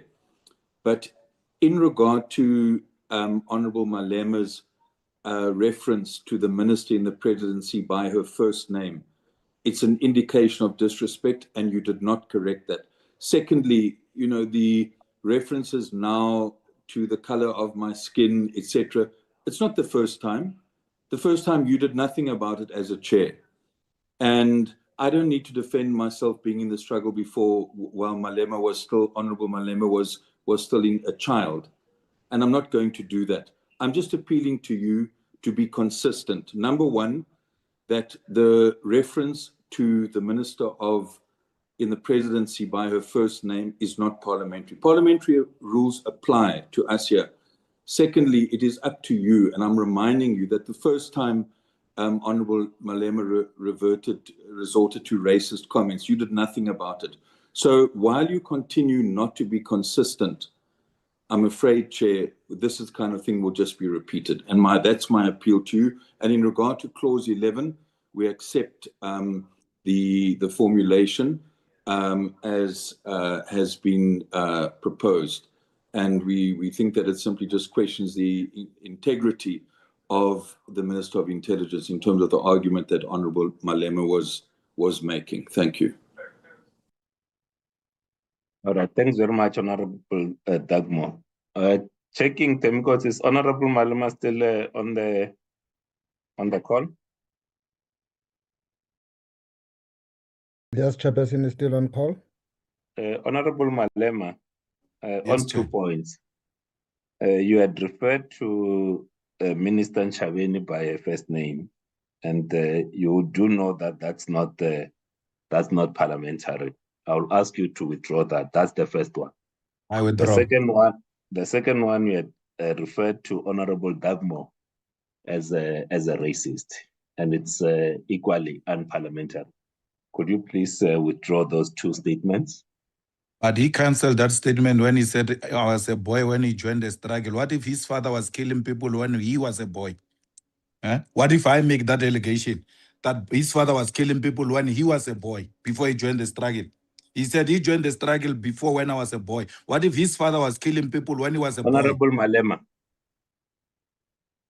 I've asked you to withdraw the 2 statements. But tell him to withdraw calling me a boy. No, Call him to withdraw calling me Honorable a boy. Malema. Honorable Malema, I've asked you to withdraw. Tell him to withdraw, calling me a boy. What if his But father was Chair, you killing must people? also be fair. Chair, please be fair. Honorable Maut, I haven't recognized you. But I'm also still his I've father dealing- is had my not hand here. up for a very No, long time, no, Chair, and I don't know why you are doing this because you made a ruling earlier on, and now you are going Honorable back, Maut, and my hand was up. Honorable Maut, please. Honorable Malema, could you please withdraw the first name reference of Minister Nchabeni? I did, Chair. I said I withdraw. All right, thanks. Can you please withdraw the reference of Honorable Dagmo as a racist? Yeah, he's a white supremacist. I withdraw Honorable racist. Malema, I withdraw racist, but I maintain white supremacist. There's nothing unparliamentary about that. I'll have to check the rules on the white supremacist, whether it's parliamentary, and I'll come back to rule on that. Chairperson, on a point of order. No, Chair, you're not going to do this. I'm not going to allow Matlaules to speak. No, I haven't recognized anyone. So why unmuting yourself, Maut? You can ask the same question to Honorable Matlaule, Chair. Ask the same question to him. No, point of orders are allowed. Point of orders are allowed, Chair. No, where's Honorable Direko? Please, when you want to raise a point of order, please raise your hand. Recognize the hands as you raise them. I'm still finishing on this particular one. I said I'll go back to check on the one on the white supremacist, and I will check with the team. If it's unparliamentary, I'll come back and be able to rule on it. You can't say that I must rule on it now. I've just said that I'll go back to check on it, and I'll rule on it. If it's unparliamentary, I will ask Honorable Malema to withdraw to withdraw that. There was Honorable Maotwe. You wanted to be recognized. Yes, Chair. Raise the order.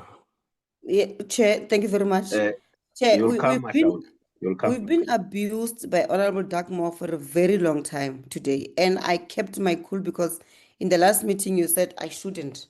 And actually you should thank me because in the last meetings when I came in for him and then he started to behave properly, he hasn't been parliamentary throughout the proceedings of today. And now he calls an honorable member, the president of the third biggest movement in the country, that he was a boy. He must withdraw that, Chair. He can't.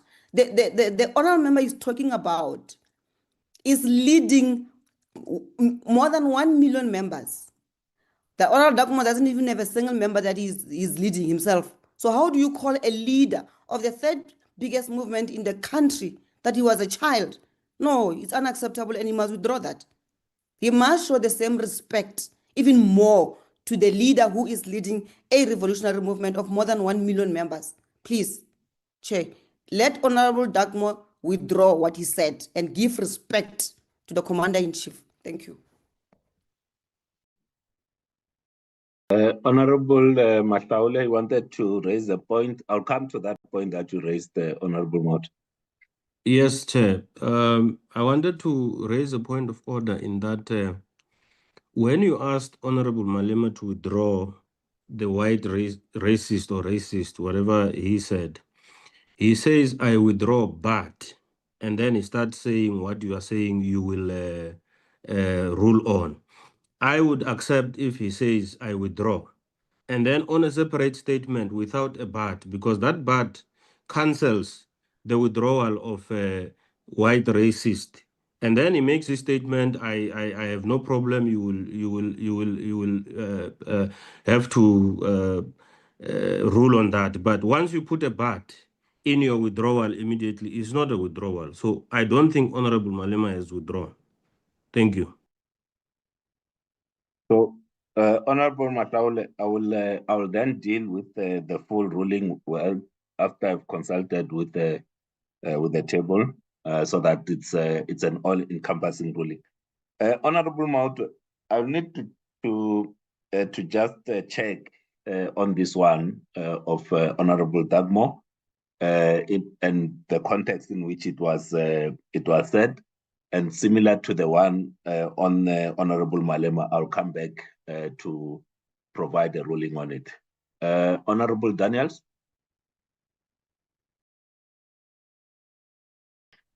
Thank you, Chairperson. Chairperson, I really want us to reflect on, since this committee started sitting, there's been a few occasions where the meeting disrupted in this disorderly manner. And one wonders why it is or why it's not been that you took a position right at the time when such conduct happened. Chairperson, I see that you were nudged to take a position now, and I was afraid as I was sitting here, suspecting that you are just going to let it slide or sweep it under the carpet, because I've seen it happen before. So my humble request to you, Chairperson, is it's okay, it doesn't have to happen now. But reflect after the meeting tonight or so, before the next sitting, because we all learn as we go along, we all make mistakes as we go along, and that you can also just try and brush up on some things that will assist this committee when anybody acts in the manner that is just played out before us. Because one tends to have a notion to think or believe that maybe you are scared to take a position, if scared, if for lack of a better word, but I can never be scared or intimidated by anybody that has a military title and can't even win a fight on PlayStation. So I don't know why I have this opinion that you are being extra lenient because somebody is got a military title, commander-in-chief. That is not anything to go by to deter you from exercising your right as the chairperson of this meeting. Thank you, Chair.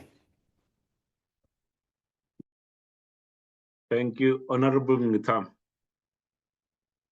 Thank you, Chair. I must express my discomfort also on this reinscription of white supremacy. It is unacceptable, Chair, that any white person should be calling any black person by boy. Also, we are all honorable members here. So I do feel that this member must actually apologize and withdraw any reference to boy from the point of view of being white. We all know in South Africa, where we come from, that all black men, adults, were infantilized by the white supremacist project. So I'm feeling very uncomfortable that there's a reinscription of the same racist relations in this committee. So that honorable member, if he's honorable, must withdraw. Thank you. Honorable Ngitama, I said that I'm going to look at the context of where everything was said and come back and make a ruling, an informed ruling. I don't want to rule on emotions because everything that we do here must be in line with the rules of the National Assembly. Honorable Matat. There was no context, Chair, that you considered when you ruled on Honorable Malem. Why are you now telling us about context? He said a boy and he must withdraw that boy. Honorable Mauda, Chair, you must not allow this thing. Dagmar did not say a boy, he said a child. Mataule, please. Don't do that. And You are the one Mataule who is are the one delaying who the was meeting saying and then you are Honorable. going to say we are not finishing the Mataule meeting. is the one who was saying Honorable Tlhophe must not do that. And he was saying respectful. No, Honorable Malema. I told you he's not being respectful. Yes, because Mauto is doing it as well. Why must we keep quiet when you are doing it? Can you please mute We're everyone? equal here. Temkos, please mute everyone. Let's switch off the mics, Chair. The honorable right, members will switch off their mics. All right. Honorable Mahlatsi. Thank you very much, Chairperson. Please check for us also in the context of colonialism and apartheid. Is it racist for a white man to call another a black man a boy? Kindly check for us because this is very uncomfortable now. Thank you very much, Chairperson. Thanks, Honorable Malema, then Khanyani, then Honorable Honorable Lekhanyan, Honorable Litchfield Chavala. Thank you, Chair.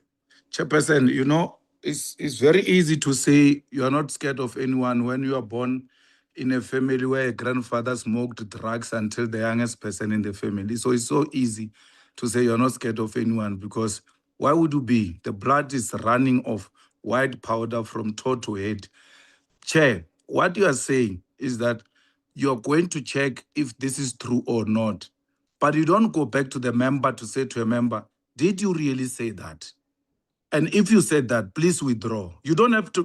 The step you are taking is the second option. The first option is to go back to the member that is being accused of having said that, to say, yes, I said that, I withdraw, or no, I did not say that. Then you say, okay, since you are denying it, I'll go and check on hindsight. That's parliament for you. That's why we're sitting here with the strat mates who are calling themselves honorables. Thank you, Honorable Malema. I said I'll check the context. I have to listen to the context where the sentence starts so that a proper ruling is given to the committee. Honorable Khanyan. No, Chair, good afternoon to you and fellow honorable members. I think what we should appeal for is calm and respect for each one of us. I don't think this is a matter which will divide us. From my observation, Chair, is that the utterances of the two honorable members were undesirable. And what we should do so that there is clarity in terms of procedure, Honorable Malema started and made the statement that he made, which were unfortunate. And Honorable Darkmore made statements which were also unfortunate. So it is up to each of the honorable members to accept that they were wrong to have said the things that they said in the meeting. Unfortunately, if they refuse to accept that their utterances were wrong, you can't force them to make such acceptance. But I think for the purpose of us proceeding in good spirit is to acknowledge that both of them were wrong to have made the utterances they made in this meeting. So they must apologize. They must decide to apologize.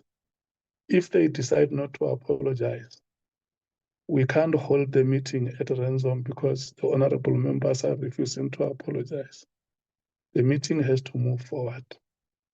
But I mean, from my observation and where I stand, I think the honorable members were wrong to have said what they said in this meeting.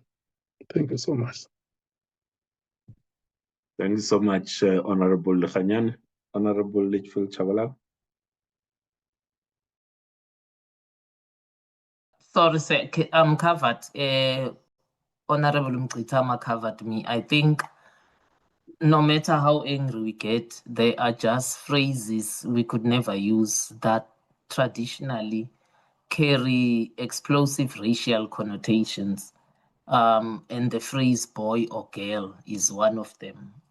Chair, coming from a white person, because you could have been 50, but you could have been called a boy by a 15-year-old during apartheid. So that's what I wanted to raise. And I'm not making excuses for anyone, but I mean, I would be also moved and rubbed off the wrong way if I was called that in this era. Thank you. Thank you very much, honorable members, and thanks for the reflections. And I'll come back on these rulings so that we do things proper. But one of the things that I do want to say is that it's up to us. This is our committee. It's in the manner in which we talk to one another, the things that we say have got bearing in terms of the reactions thereof. So I want to appeal to all of you that as you make your inputs, just stick to the subject at hand. Please refrain from personal reflections because at times when a member is not mentioned, it's difficult from the chair's point to say certain things must happen. But some of the comments that we do give will make those that are watching start believing that maybe we are not taking the task that we have been given, the responsibility that we have been given very seriously. So it's an appeal from myself. I generally allow the conversation to flow and not want to stop everyone from making their point heard. But let's just act with respect towards one another, and also respect to the people of this country who expect from us the best in terms of us serving them and serving their interest to get to discharge our responsibilities with the seriousness that that it deserves. So thank you very much. There was a proposal that we accept section 11 so that we move to section 12. Chair, do I have to call a point of order? My hand has been up. Sorry, Chair. Your point was ruled on. Was it? Is it a new point, Dagmar? Yes, Chair. I just want to clarify to you and the meeting. I referred to Honourable Malema as a child. Dagmar, Honourable as a Dagmar. child, not a boy. No, Honourable Thank Dagmar. Honourable Dagmar, no. I said I'll come back to that. I don't want you to come back to that particular issue. I'll come back to it to make a ruling on it. Can we look at the item or section 11?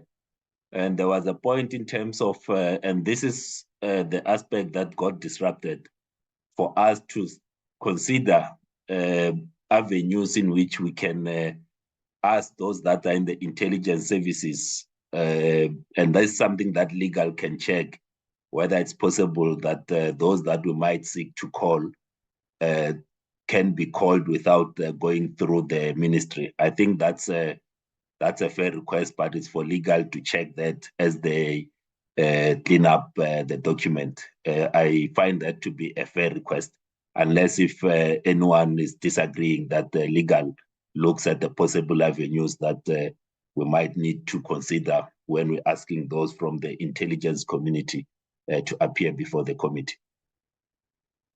We agree, Chair. All right. Thank you very much. Can we move to section 12?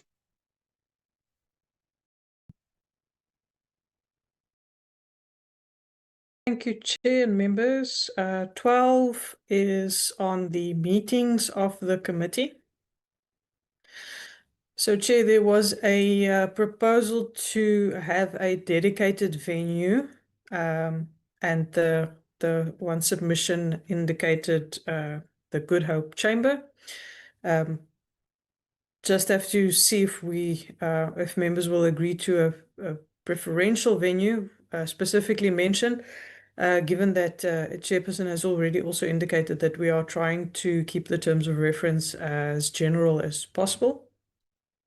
And then, Chair, again, this is where the powers of the chairperson issue comes in, where the proposal is that that the chairperson may, after consultation with the committee and pursuant to requests by a member of the impeachment committee and such, then direct if the meetings are held on online platforms.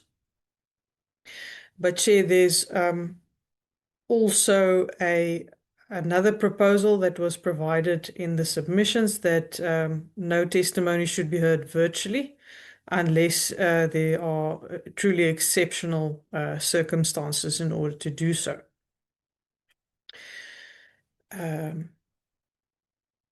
Then, Chair, there was also, in terms of this one, it has some instances where consultation or buy-in of the president's representative is also required.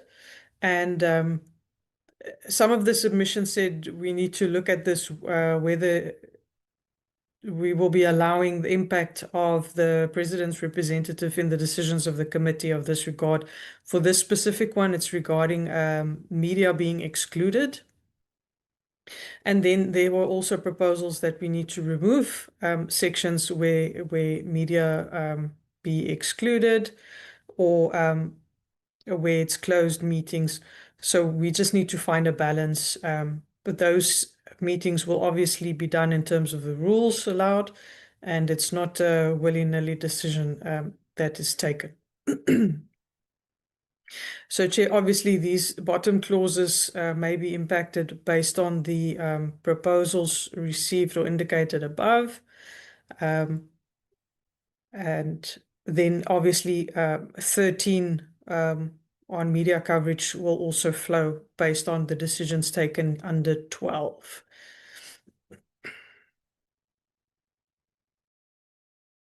So, Chair, that is number 12 on the meetings of the Impeachment Committee. Thank you very much, Advocate. Honorable members, that's section. Impeachment Committee. Thank you very much, Advocate. Honorable members, that's section 12 on the meetings of the committee. I've got the hands of Honorable Malema and Honorable Swart. Honorable Malema.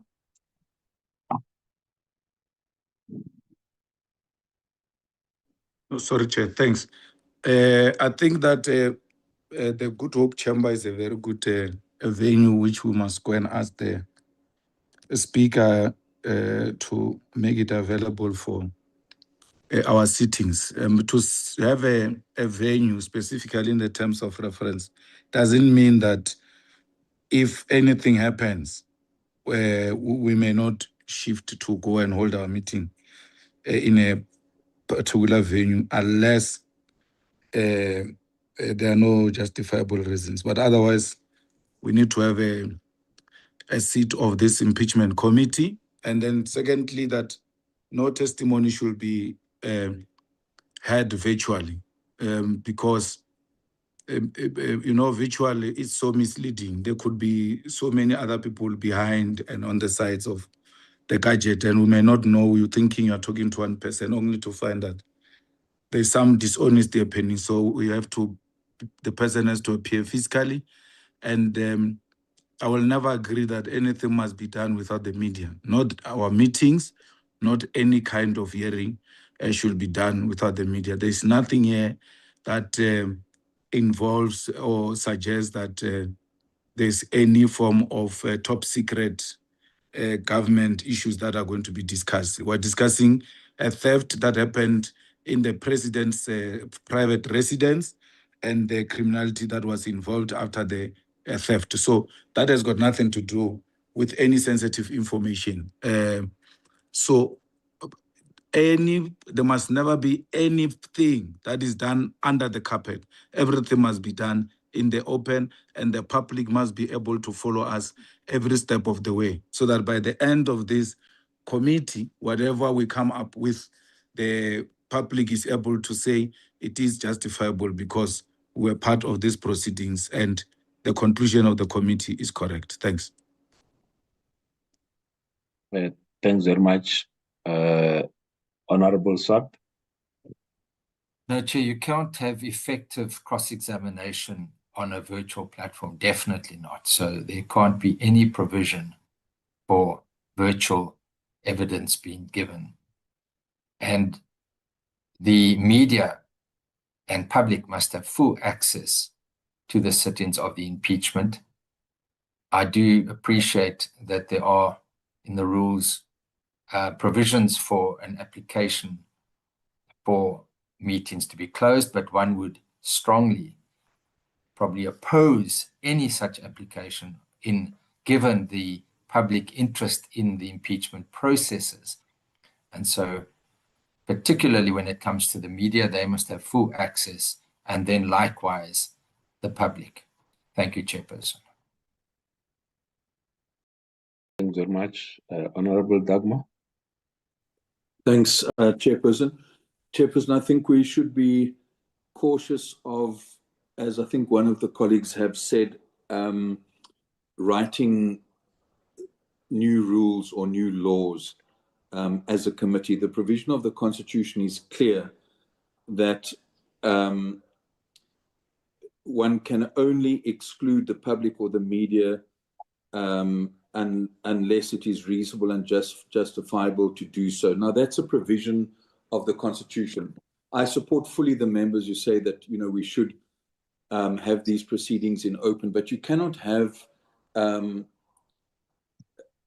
terms of reference which actually go against what is in the Constitution. So my appeal is that we be consistent with the provisions of the Constitution. And if it comes to that particular point, the committee itself is going to have to decide, you know, whether there are reasonable reasons to do that. So that's a provision of the Constitution. And then I also agree that we should not do any evidence virtually. Thanks. Thanks very much. I think Alma will have covered the sentiments there and the legal it's in the meeting. Other than that, is there an aspect of 12 that anyone else want to reflect on? All right. Can we accept the 12 with the inputs that have been made on this to go through to the next stage?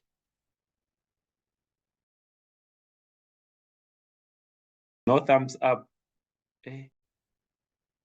The absence of hands means that we agree. Let's move to 13.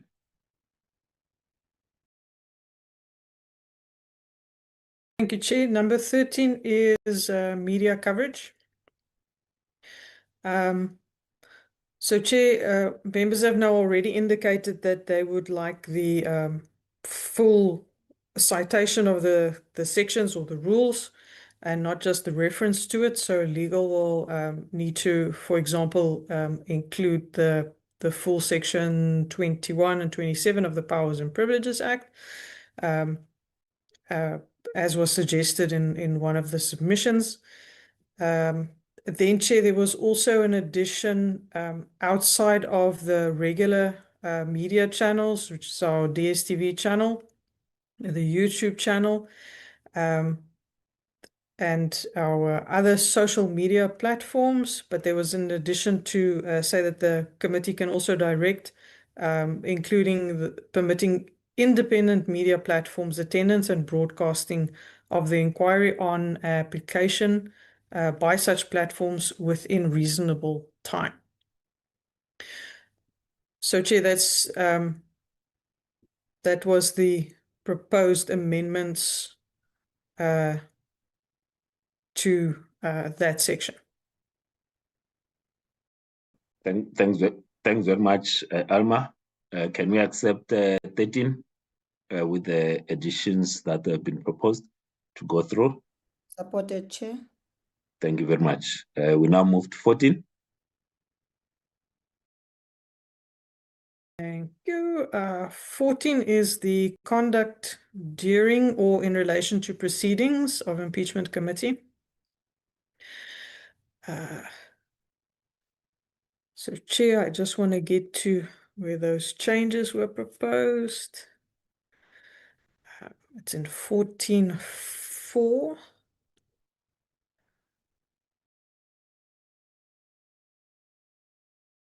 So, Chair, this proposal would have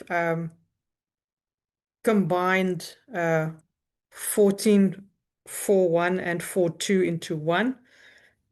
Or all of these subsections, Chair. Essentially, 14.1 to 14.4 is then proposed to be captured as it is in blue.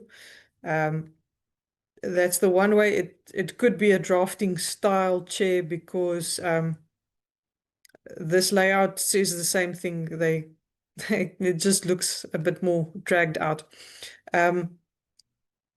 And then, Chair, before we get to the opening remarks, if we are going to insert a clause or a section that specifically outlines the process from the opening or the initiation or the reading of the motion all the way through to the sequence of questioning and then the conclusion in terms of the report, this would be the prime section where to include this before we start with the details on the opening remarks and the witnesses, so that we have that. or alternatively, the sequence can be added as an annexure that outlines the full function or the running of the inquiry, Chair. So those are the additions there to 14. Thanks very much, Advocate. Honorable members, that's a proposed 14. Chair, we agree with 14, including the proposed amendments. We can call you Mr. Ghana. It's allowed even in Parliament. Yes, Thank you can call me Mr. Chair or Mr. Ghana. Thank you. Can we move to 15? We are almost there. Almost there. Chair, 15? 16 is going to take some time, but 15 on opening remarks. Chair, this is where we get into, or where we start the time frames. And members will recall in that first presentation of the terms of reference, Chairperson did indicate that we may need to look at the time allocations because the original terms of reference, for example, here indicated an hour for the evidence leaders to do their opening statements, whereas some of the proposals are proposing a change to 30 minutes. And then just the opening statement by the president's representative, then also proposed to be 30 minutes.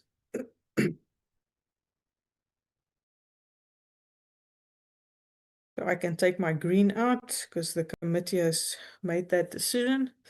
And then, Chair, there's no change proposed for the conclusion, after the conclusion of the questioning, where it's what we would normally call a closing statement. But 5.1.2 is then the president's representative. So the amendment that is proposed deals with both in one, so that the president's representative and the evidence leaders' opening statements are dealt with in the same way, so that it's 30 minutes for each. Regardless of how we do the changes, Chair, we must just make sure that there's fairness all around and that all of the parties have equal time. When I get to the members' questions, proposed changes under 16, Chair will see it being dealt with a little bit differently there in terms of the proposals, so that we don't have evidence responses impacting the members' question time. So, Chair, those are the amendments to number 15. Thank you very much. Honorable members, that's 15 and the proposed changes. Don't see a hand. Can they move to the next stage? Agreed, Chair. Agreed to. Thank you, Honorable Maut. Let's go to 16. Thank you, Chair. 16 members would have seen this is our longest one and it's got subdivisions. The first portion of it is supposed to deal with general issues. There were quite a few general comments in the submissions that I tried to place in the right spot, and some of them, although they wouldn't have said this applies to section 16, this would be the most apt spot to include them. So, Chair, the proposal is to make sure that the authority to summon or call witnesses or recall them should be vested in the committee. So we need to make sure that when we do express this, it's not within only the powers or the decisions by the evidence leader. It's understood in terms of the formulation that the evidence leader will call witness always on instruction and consultation with the committee. Then when we do the swearing in of the witnesses, it's also just requested that we make sure that it's made clear to the witnesses that they may be recalled should there be a need to do so. But Chair, yeah, legal normally does that whole oath section that's provided for within the powers and privileges legislation. Then the behavior of legal representatives of affected parties, it's just to make sure that those but it's expected of legal representatives to understand that they act within the Constitution and do not use abusive or obstructive language and do not delay unnecessarily. Then, Chair, also potential abuse of procedure and objections. This is one of the aspects that I indicated earlier, that we may need to have clear guidance on how we deal with objections and how those rulings are dealt with. It's a little bit different within a committee setup compared to the court process. Chair, then also to ensure protection of witnesses, that they do not get intimidated or prejudiced, or to make sure that when calling witnesses, we have, for example, under the scope of RAF inquiry, seen some witnesses being unwilling to testify, and we've seen it in some of the other commissions where the full witness name is not always expressed and they are as a witness A or B identified. So, Chair, we need to make sure that those provisions are also in place, and where they are needed, they are implemented. And then if in the giving of evidence there's potential identification of criminal offences or contempt of Parliament, just to make sure that provisions are in place in order to report those instances and refer them to the relevant authorities. So, Chair, those are in addition to the changes that are proposed.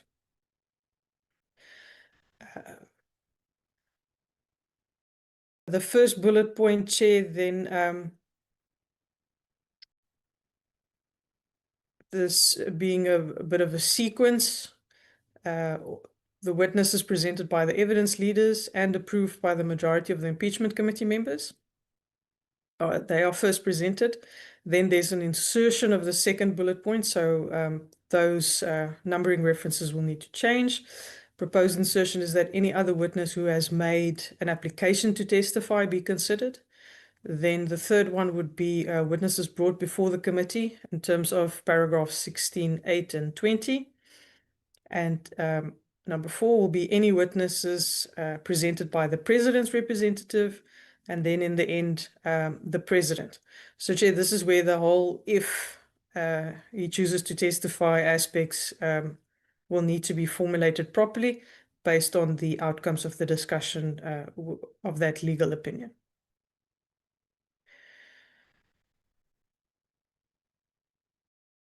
Chair, then also there were proposals regarding the primary examination and the sequence of that, and what types of questions can be asked. When we are in the courts, it's a little bit different when you do your cross-examination in terms of which questions you can ask. And although we are seeking to ensure that things are not repetitive of nature and we don't spend an hour on the same question that may have been answered, that we just need to find a good balance in terms of the types of questions that can be asked. Then, Chair,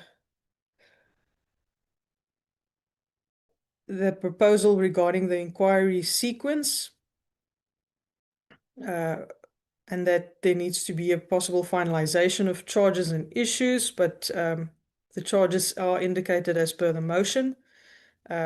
Finalization and service of the evidence bundle, that will be mainly dealt with through the support staff and the evidence leaders to make sure that that is complete and presented.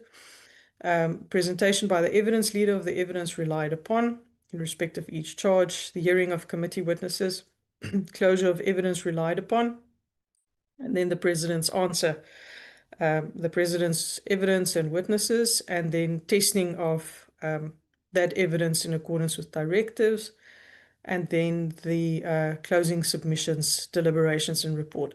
So this is a potential sequence that was proposed in the submissions to be followed. Chair, then for 16.3, there's a proposal just to also add reference there to Section 3 of the Law of Evidence Amendment Act to apply that test on the interest of justice. For 16.4.2, there was a submission that no witness may refuse to produce any document or material required of them based on claimed privacy. And the witness may, upon timeous application, apply for the committee to redact certain information on good cause shown. Chair, should I continue with the other portions, or do I need a breather in between continuing? Maybe let's take it up to this far, and then allow members to come in and give reflections. Then we'll proceed on 16.7. So now, members, can we reflect on the general inputs, and also 16.1 to 16.6? Honorable Swart. Thank you, Chair. Firstly, the issue relating to the first point about the committee summonsing witnesses, etc. My understanding is that has to be done via the Speaker's office.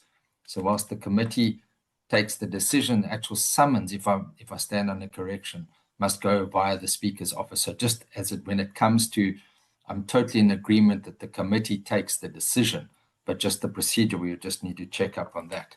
And then, of course, we've now accepted the legal advice relating to the president that he doesn't have the option to testify or not, and that then results in the consequential amendments to, as I indicated this morning, 16.1, 16.10, 16.11, and 17 consequential, where that clause, if the president chooses to testify, that will then be deleted in 16.1, 16.10, etc. So I think that the legal team can just draft in accordance with the decision that we took this morning, and of course then consequentially 17.6, no negative inference. That would come later. Thank you, Chairperson. Thanks very much, Honorable Mutambi.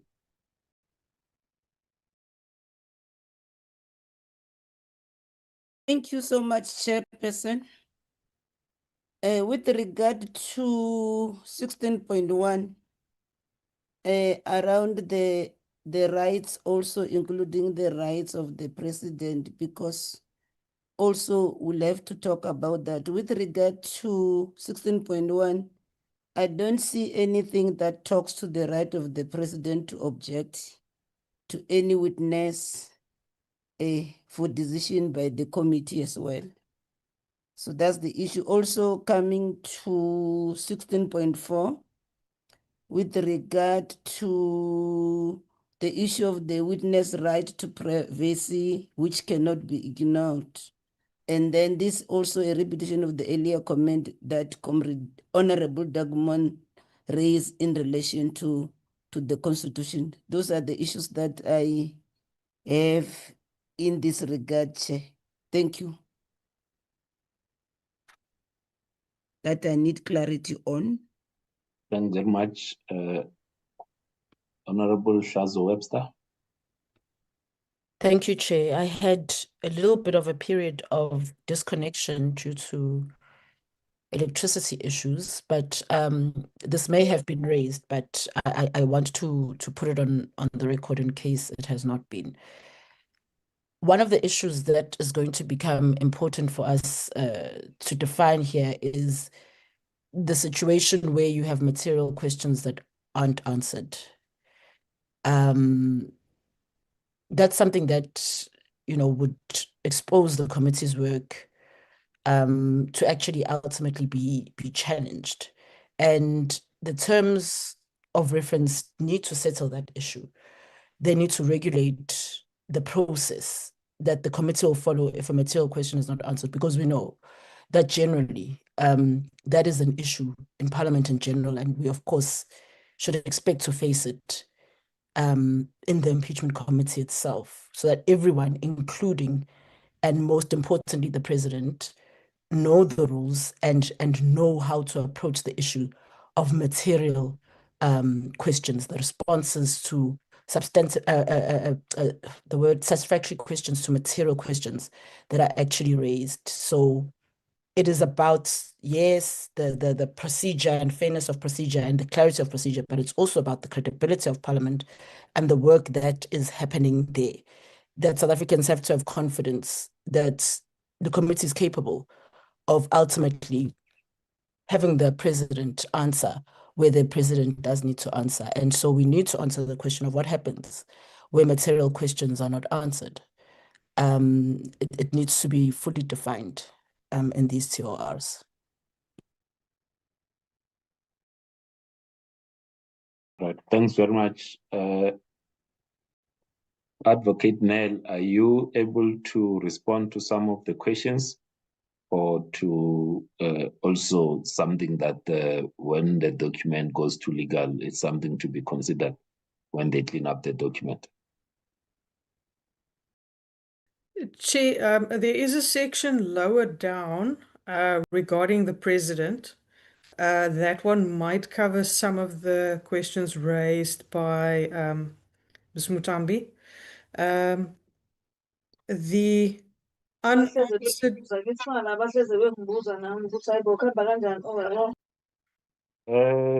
PMG, please don't unmute.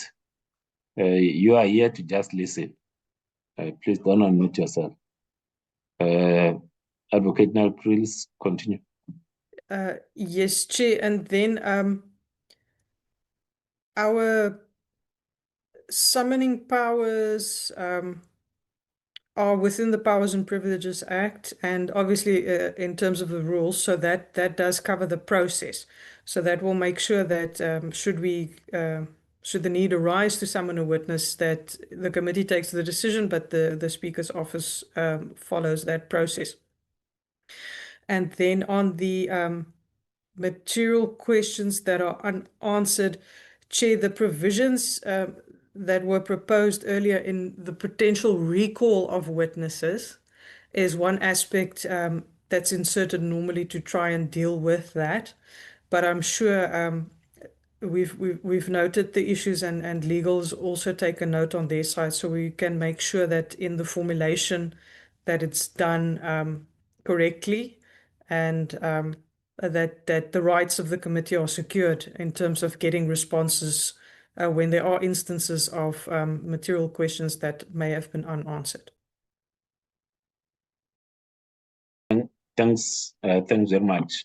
Honorable members, it's now 15:30, and as I did ask, so that we stay sharp, can we take a 10-minute comfort break and be back at 15:40? Just a quick tea break. We'll be back at 15:40. Thanks, Chair. Continue with Recording stopped. 16.7 towards the end. Thank you.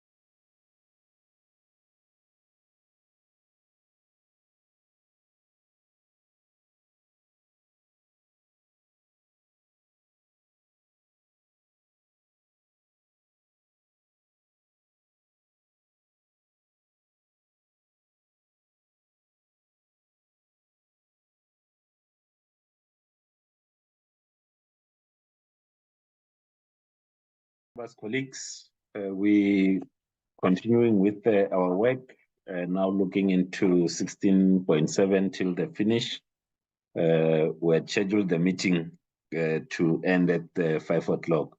So if we stay disciplined, we'll finish at 5 o'clock. Advocate Nell, can you take the committee through from 16.7 till the end of the section? Thank you, Chair. The first proposed amendment is a time change on the questioning by the President's representative. The proposal is to change that from 2 hours to 1 hour, unless the chairperson determines otherwise. Chair, 1672 has two different formulations proposed. So the first one is to be that it's questions from members without considering the time used by the witness to answer such question. That would be 30 minutes. So we would have to stop the timer when the witness starts responding and then restart. The other alternative proposal was that each such member questioning and the answers thereto being limited to a period of 30 minutes for the first 3 members of each political party, thereafter to 15 minutes for each succeeding member, unless the chairperson determines otherwise. So, Chair, there's a proposal that it's across the board for all the members present, regardless of how many are in representing a specific party, and the other one is to do a slightly limited allocation there to reduce those members that are parties that have more members. Chair, then a insertion is proposed for 1674 and 1675 regarding cross-examination, and that is to say that they can be cross-examined only if the committee permits such cross-examination, should it deem it necessary and in the best interest of the functions of the committee. And then 1675 is that a witness may, after cross-examination, be re-examined by the evidence leader strictly for the purpose of explaining the evidence given by the witness during his or her examination, and only after an application to re-examine has been granted by the chairperson. So, Chair, those are those additions. The next one is the witness testifying under compulsion. Chair, again, there's the proposal to reduce the questioning to for the President's representative to 1 hour instead of 2, but keeping in mind the indication that I made earlier that if our chief evidence leader has 2 hours, or be limited to 2 hours, we may need to consider that the President's representative time should be treated equally. Chair, again, this is the same situation as above regarding the consideration of the time allocation for members. In this instance, again, just to allow for the members full time to be 30 minutes and not 30 minutes including answers. And the other proposal to do it according to the political party allocations. Then the clarifying questions or to clarify answers given, further questioning time, then again follows same suit as in 1683 and the 1671 read earlier. Witnesses presented by the President's representative. A similar proposal was made here for party allocation, time allocation. There was no proposal for 1691's time change. That's indicated as 2 hours. Then on the President, again, this was linked to the legal opinion. So where there's a may, this should change to a must. The ifs need to be removed where it fits in with the committee's decision. There was also an alternative formulation proposed for 1610 and 11, but it expands to quite a few. So, Chair, it's upon the conclusion of the presentation of all other evidence, the President shall appear before the Impeachment Committee to give evidence. So that is part of the sequencing proposals. Before giving evidence, there's an oath of affirmation, oath or affirmation that it needs to be done in terms of the Powers and Privileges Act. There's the assistance to the President from his legal team throughout the testimony, but he shall personally answer all questions put to the committee by the committee or the evidence leaders. The right to make an opening statement, not exceeding 2 hours. And then examination by the chief evidence leader and members.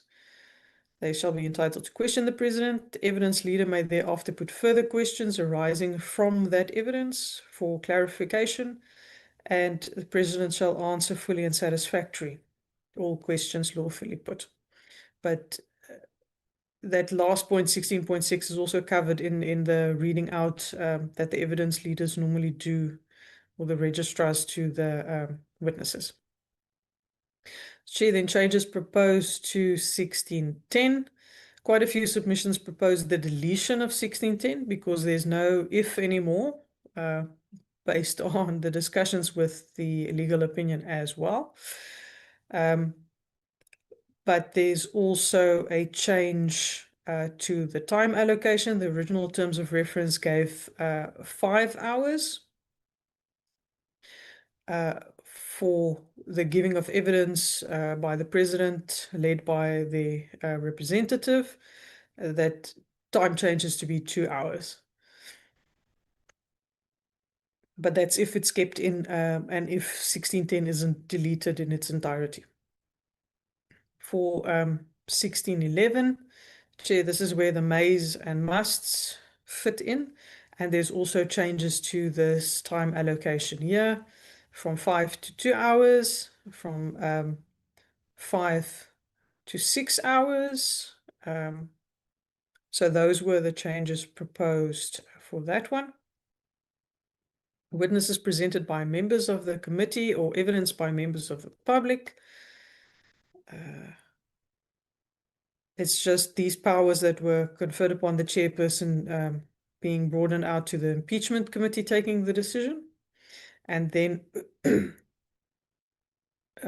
removal here of as the case may be. And that there is instances where the witnesses will be assisted by the evidence leader to prepare their statements. 1616 was if there was a refusal of an application, but because the decision is proposed to be by the committee, that this section be deleted. For 1617, this is where we would need to do the full citation then of sections 15, 16, and 17, based on the indication earlier by members today, that we don't just refer, we're going to cite in full. The witnesses summoned or brought forward. So it outlines that procedure in terms of the rules, and that the involvement of the speaker also comes into play. There's also a new proposal of 1619.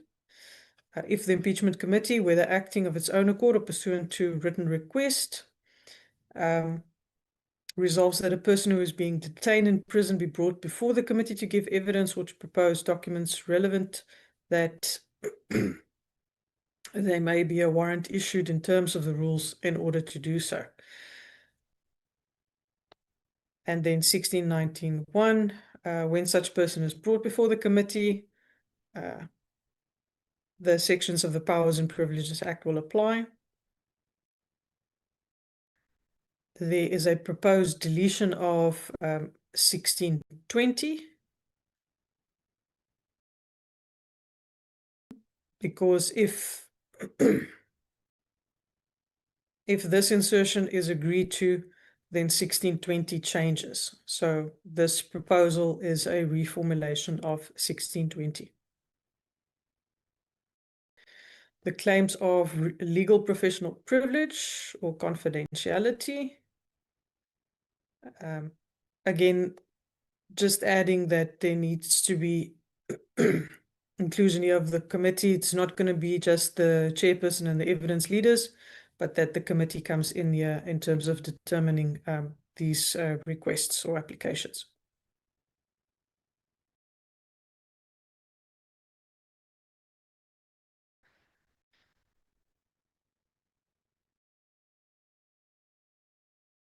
So there was a proposal to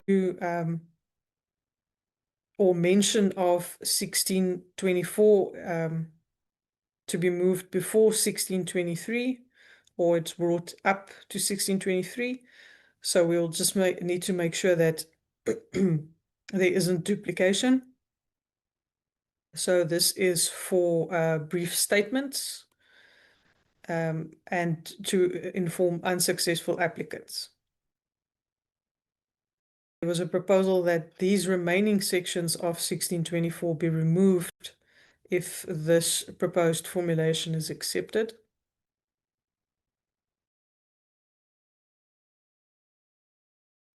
Then for 1625, witnesses who during their testimony implicate others. Just the proposal here that we need to make provision for an objection that may be raised to questions, version of documents, or grounds of relevance due to a lack of evidential foundation, hearsay, privilege, or confidentiality, and that the chairperson will need to rule on the objections. So, Chair, that is the remainder from 1617 to 1625. Thank you very much, Advocate Nell. Honorable members, that's the section for your considerations, and taking into account what the Advocate Nell has also said in terms of some of the proposals, but also the sections that will have to be deleted if we accept the proposals. Members? Agreed, Chair. Honorable Sat? So there was one clause that I just wanted to be referenced, 16.7.4, which seemed to limit cross-examination.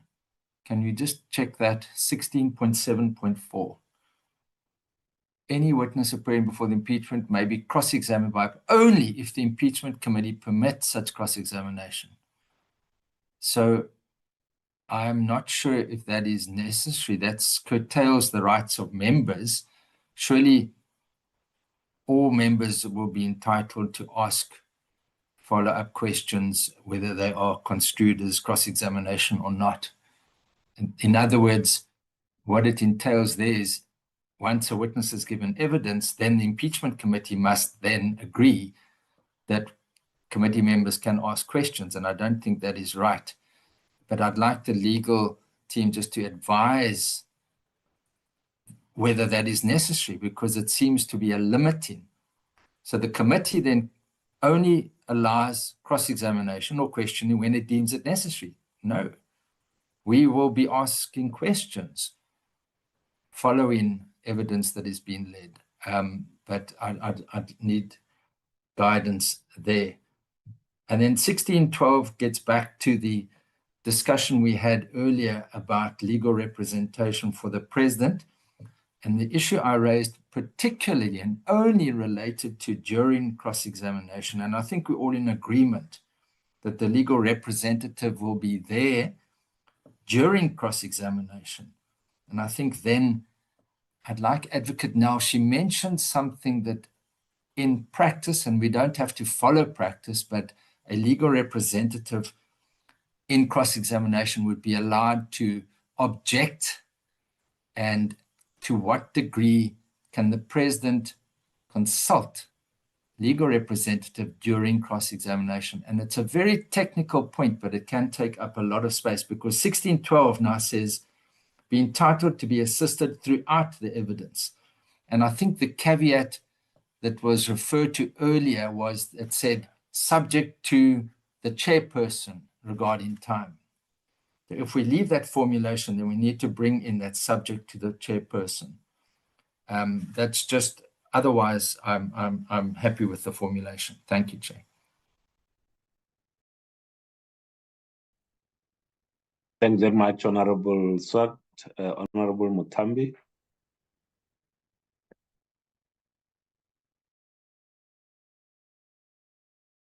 Thank you so much, Chairperson.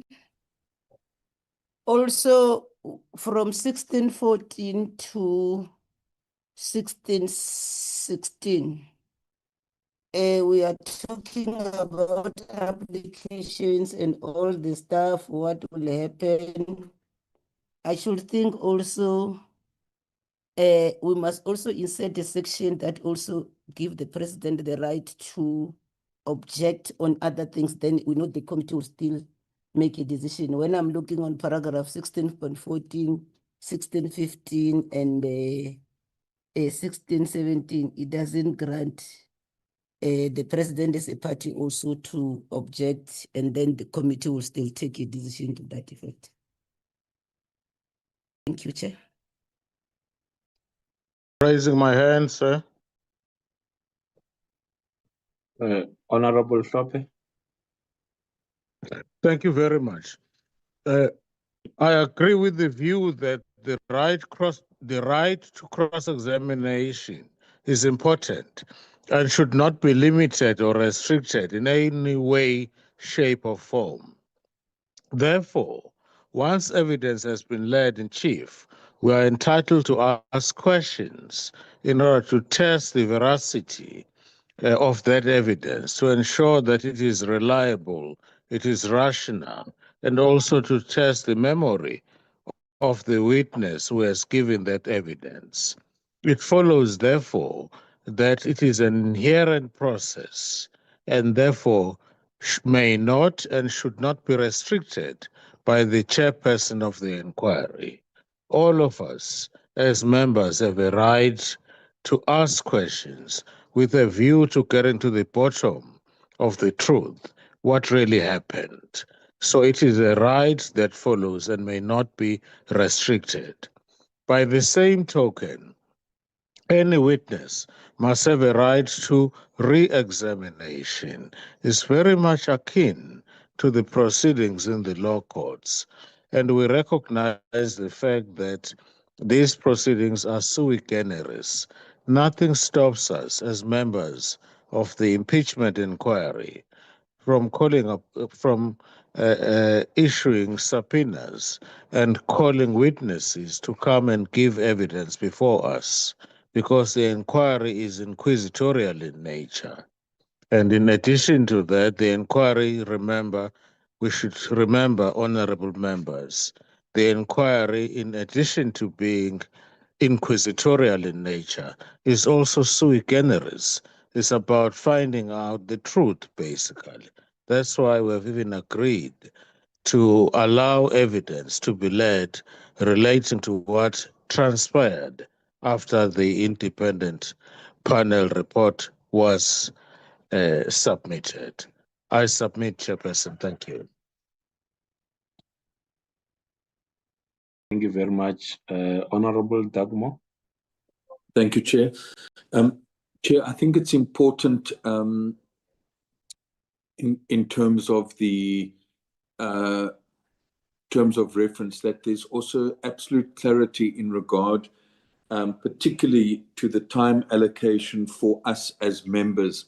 I think we have previously discussed and agreed that it should be broadly proportional, so that if there's X number of time available, each member should have a allocation of time. So if there are 31 members and there's an hour left, then or 2 hours, it should be divided up amongst the 31 members. I just think every aspect of the terms of reference where it comes to our participation as members I'm not talking here about witnesses and so on. I'm talking about us as members, our right, and I agree. We should all have the right to cross-examine and to follow up, etc.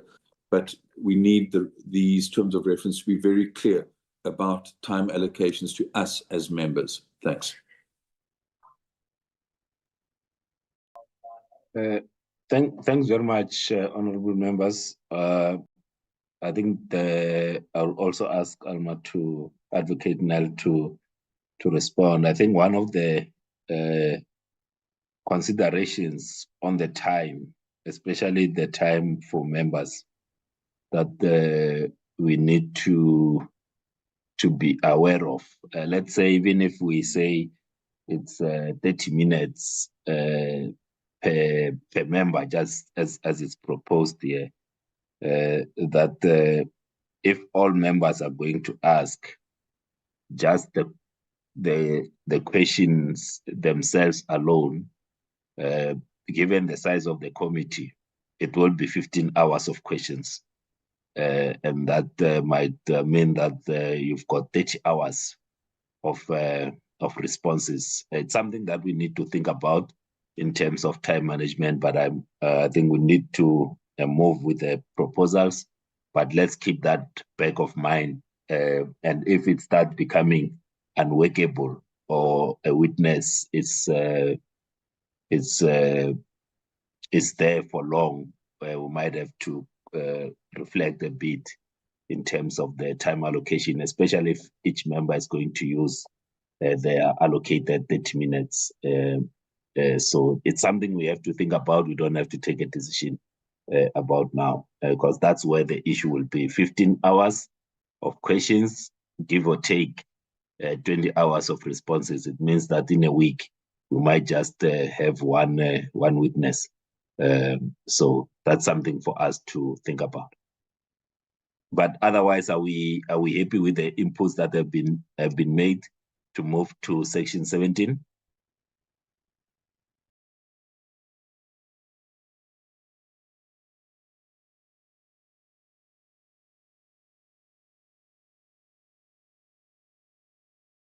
I'm happy. Yes, yes, Chair. Let's move to 17.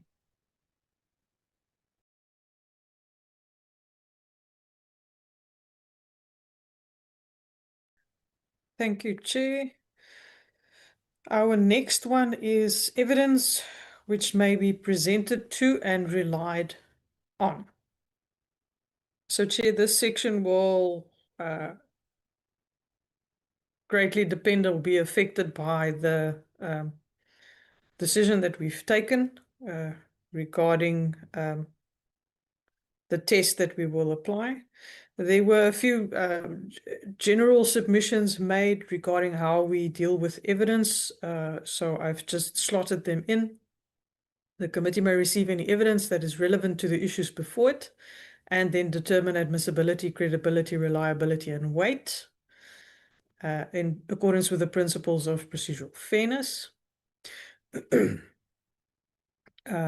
Proposals regarding the versions of evidence that will be put to the president or the witnesses, that no version, allegation, or proposition may be put unless the person putting it identifies its evidential foundation, being an admitted fact, a documented evidence, bundle, sworn evidence, oral evidence already received, prior statements, or expert evidence.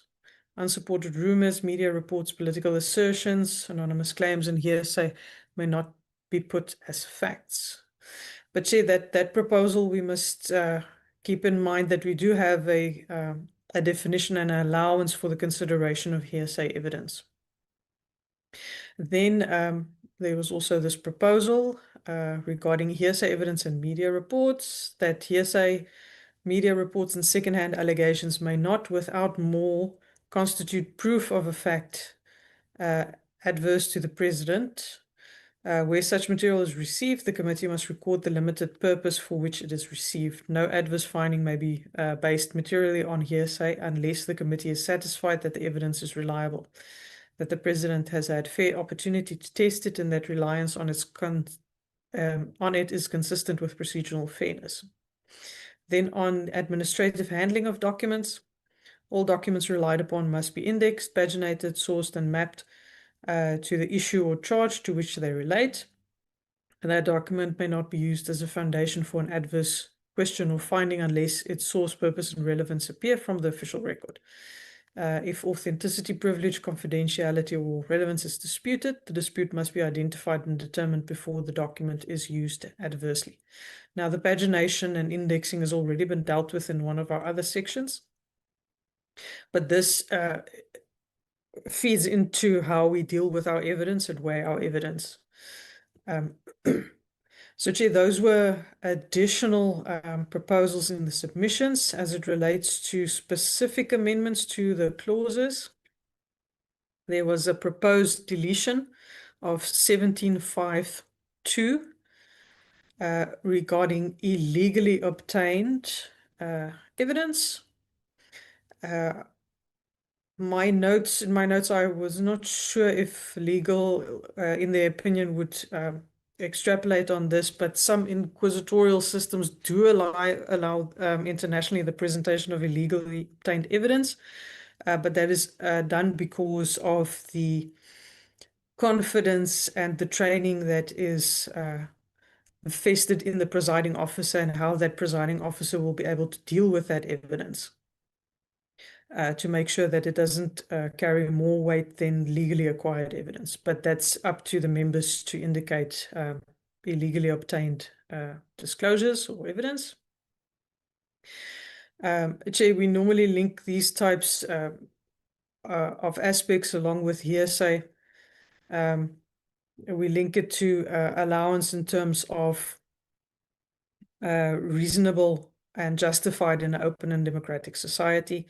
But the changes in the submissions indicated that we should just have this unless the committee determines that having regard to all the relevant facts and circumstances, reliance of that evidence is reasonable and justified. So that was that submission.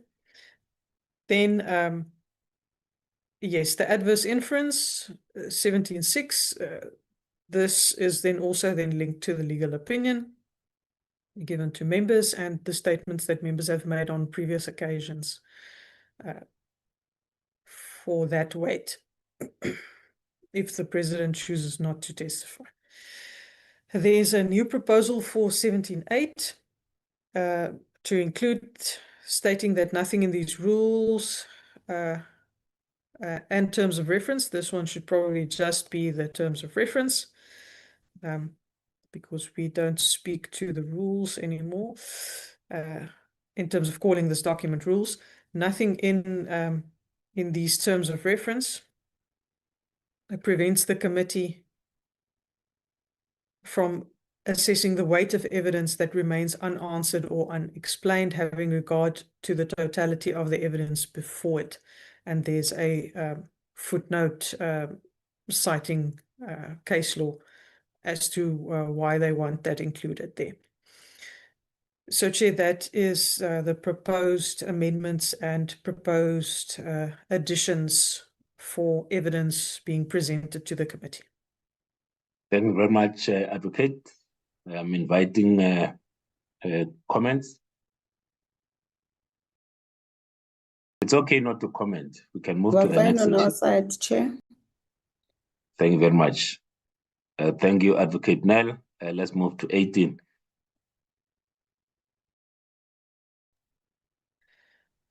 Thank you, Chair. 18 is the recording and transcriptions. So there were some concerns whether or not Parliament would have the resources to get the transcripts, especially based on the initial proposal to have them received the day after the meeting by 9 o'clock the next morning. So there was a proposal to change the release of the transcripts to be available within 4 days without exception. So that was the one proposal. And the same will then apply to documents that need to be, or the transcripts that need to be sent out to members, that this be done within 4 days. So, Chair, obviously, by when the transcripts are available, that will impact by when it can be sent to members. But those are the proposed amendments to 18.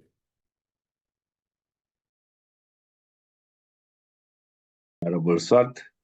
There are significant budgetary implications on the availability of transcriptions. So I'm just interested, maybe legal knows why 4 days. It's escalating costs. If it's 24 hours, 48 hours, 72 hours, it really, there are, as I say, the budget, the cost increases significantly. And do we have a precedent with the other inquiries that we've had as to how quickly the transcription is available? Thank you. Anyone from legal to respond in terms of these matters of transcription? Just hold, Honorable Malema. Chair, I also wanted to inquire if the state printers, if they do those things for us, would it be affordable or will it be doable, something like that? Some cheap way of trying to find those transcripts. All right, thanks very much. Was it Suen or was it? Chair, it's Suan. Chairperson, just to say that Chairman Nkosi is better placed to answer this question because he worked directly with the procurement of these services. Okay. All right, thanks. Nkosi. Thank you, Chair, and good afternoon. Chairperson, we have looked at the transcription services to an extent that we have gone through the SCM process of securing a service provider, a well-known one with good references, on-time subscribers, Chairperson, and we have received a quotation with different amounts on turnaround times. And I think how we spend on transcription services will really be determined on the turnaround time that a transcript will be required. For an example, if it's required within 24 hours, that would indicate that would mean that there's a sufficient amount of money that would need to be paid compared to the 48-hour availability. It's just a matter that I just need to briefly verify with the ad hoc committee, but when I was back in the day with the committee for section 194, we worked on the 48-hour turnaround. Thank you, Chair. Thank you very much, Honorable Mautwe. No, Chair, I'm partly covered by Nkosi. He says the turnaround time was 48 hours on the section 194. I just want to say that the terms of reference came with overnight. And I think the 4 days was based on general practice. And maybe it's limited also because this process is unique. But if you look at the Madlanga Commission, they get their transcription in 3 days. So I don't think 4 days is a bit off. That we're also looking at cost implications and whatnot. Chair, so that's it on my side. All right, thanks. Honorable members, can we leave with 14 days also to be, not overly go for the most expensive service to get the transcription of our proceedings? Within 4 days. It doesn't mean that we'll get it after 4 days, but it's within 4 days.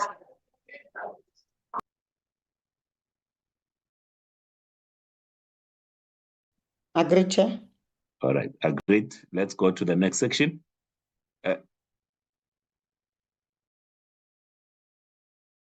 Thank you, Chair. Our next section is... Before you proceed, let me check. Honorable Malema, your hand is still up. Is it the Ligas one?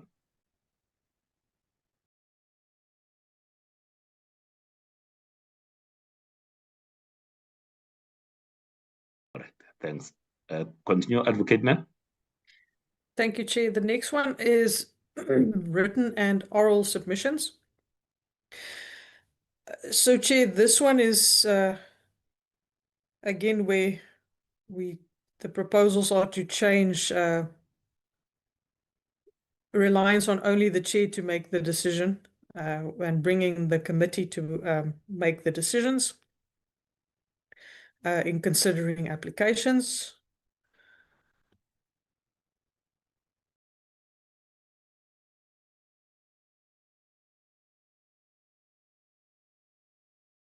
And then there's time allocations for submissions, but there were no changes proposed to that other than 19.6, where again it's proposed to be 30 minutes without taking into account the period used to answer the question.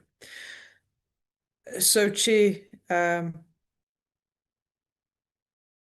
19.6 is more in line to the initial proposals that we saw above. It doesn't do the party allocation of the time frame where it goes down from 30 minutes to 15 minutes. But Chairperson did indicate that we will have a closer look at the consideration of the time periods at a later stage.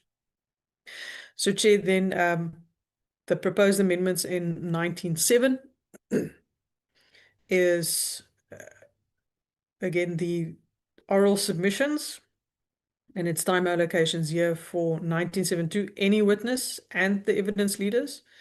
19.7.3, unless the committee suggests otherwise, that the president's representative will have 1 hour. So, Chair, and yeah, that oral submission is limited to 10 minutes. And that was the original proposal. It's just these wordings that were changed. And then this addition that we don't have responses eating out the members' question times. So, Chair, those are the proposed amendments to number 19. Thanks very much, honorable members. This section 19, Honorable Mutambi. Thank you, Chairperson. One is of the view that also on this clause generally, there has to be a provision that submissions by members of the public will be subject to the rule on evidence in clause 17 if the members of the public are making submissions on facts, just to cross-reference that, Chair. Somewhere, somehow. Generally, I'm comfortable, but if we were to deal with that to cross-reference clause 17, I think the whole clause will be in order, Chair. Thank you. Thanks very much, Advocate Nel. You got that input? Yes, Chair, it's the proposal to ensure that this is linked to the clause that refers to the rules of evidence, that legislation. All right, thank you. Can we accept 19 to go through? Agreed, Chair. Agreed to. Let's go to committee deliberations. Number 20 is the committee deliberations and decisions. So, Chair, this could also link with the sequence. And obviously, number 11 here, I just had for my own notes so that I know we also link this to the test that we apply to our evidence. So there was a proposed insertion of a 20.1 in determining whether a charge has been established. So obviously this balance of probabilities will change to the new standard that we're applying. Must elevate the evidence having regard to credibility, reliability, consistency, and those other factors. A further proposed addition is that the committee shall determine the issues before it by objectively evaluating the totality of the evidence and exercising constitutional judgment in accordance with Section 89 of the Constitution, having regard to the seriousness of the allegations and the constitutional purpose of the impeachment proceedings. So, Chair, that was a proposed insertion. 20.1, the proposed amendment to 20.1.1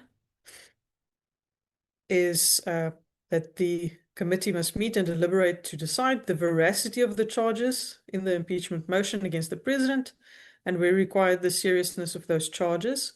Obviously, again, the balance of probabilities issue will just have to change.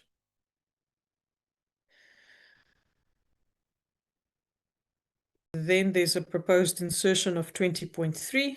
The committee may accept or reject the whole or any part of a witness's evidence and shall provide reasons where the acceptance or rejection of that evidence is material to its findings. They insert footnote 5, which just substantiates that proposal. Then the next amendment is just to add the here before the president, just makes the reading a little bit better. There was a proposed removal of 20.6, and that is regarding a recommendation for removal. And those aspects that are linked thereto. So, Chair, those were the proposed amendments and proposed additions and removals for 20. Thank you very much, Advocate Nell. Honorable members, those are the additions and the proposed deletions, and obviously will also be guided by the legal opinion that we received earlier. Any takers on this one? You are correct, Chair. We're in agreement. We support, Chair. We can pass. Thank you very much. Are we going to the last section, Advocate Nell? Or there's still 2 more? Chair, we're almost there. There's 21, 22, and 23. I just want to be sure that the agreement here on 20 is for the inclusions, the amendments, and that removal of then 20.6.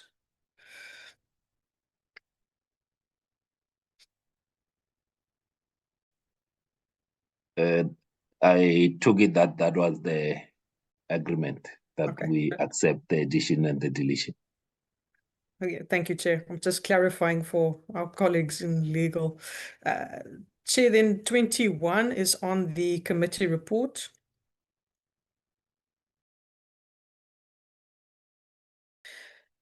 Chair, there's a proposed insertion for 20.2. There was quite a few insertions and input regarding what should all be included in the report, but a number of them do speak or sound similar.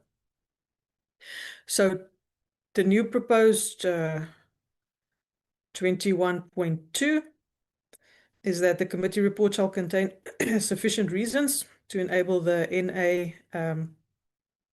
the president and any reviewing court to understand the factual findings, the evidence relied upon, the manner in which material conflicts and evidence were resolved, constitutional principles applied by the committee, the reasons why the committee concluded that the conduct does or does not satisfy the requirements, and the reasons supporting any recommendations made to the National Assembly. So there's other additions also proposed, that the committee shall make express findings on every material aspect necessary for the determination of the charges before it and provide reasons for that, for the acceptance or rejection. The committee shall provide reasons for material findings, so it's material issues and material findings, and that they shall, the report shall contain sufficient factual findings, legal analysis, and reasons. So those all link up to the above proposal, first read proposal, and then the report must identify each charge separately and must state for each charge the evidence relied upon, evidence rejected or given limited weight, factual findings made, whether the charge is established, and whether the serious threshold is met.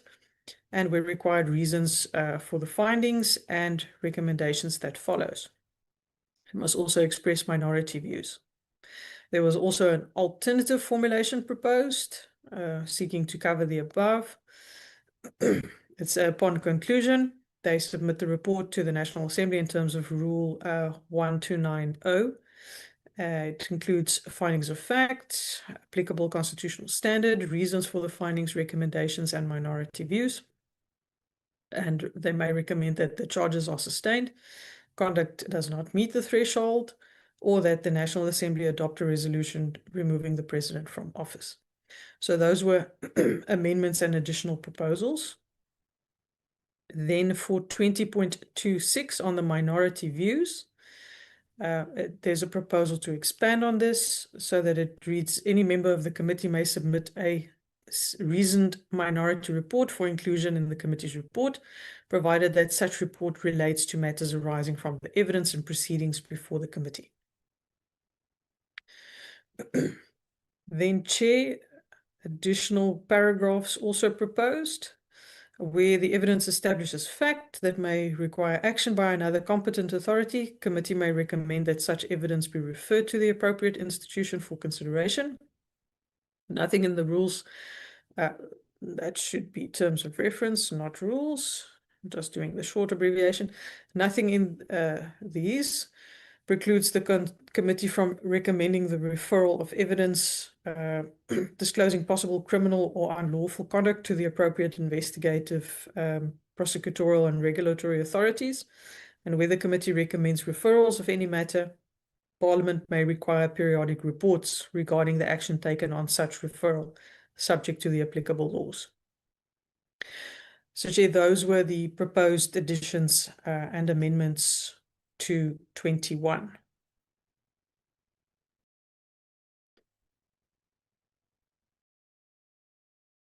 Members?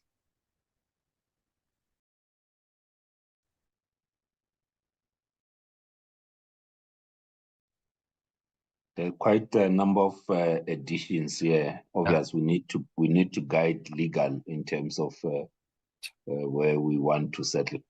Honorable Swart? No, Chair, that's exactly what I wanted to say, is there might be a duplication. And so maybe we should give the legal the discretion where there is duplication and formulation to formulate it better. Otherwise, we'll sit all afternoon trying to agree on removing or inserting certain words. But I think the main issue relates to the capturing of the sentiments here and avoiding duplication and giving legal discretion to remove and reformulate where necessary. All right, thanks. So can that be accepted, that we give legal discretion in terms of this section to just reformulate in a way that is consistent and flowing? Agreed to. We then move to the penalty made section. Number 22, it's nice and short, Chair. I think there was just one proposal.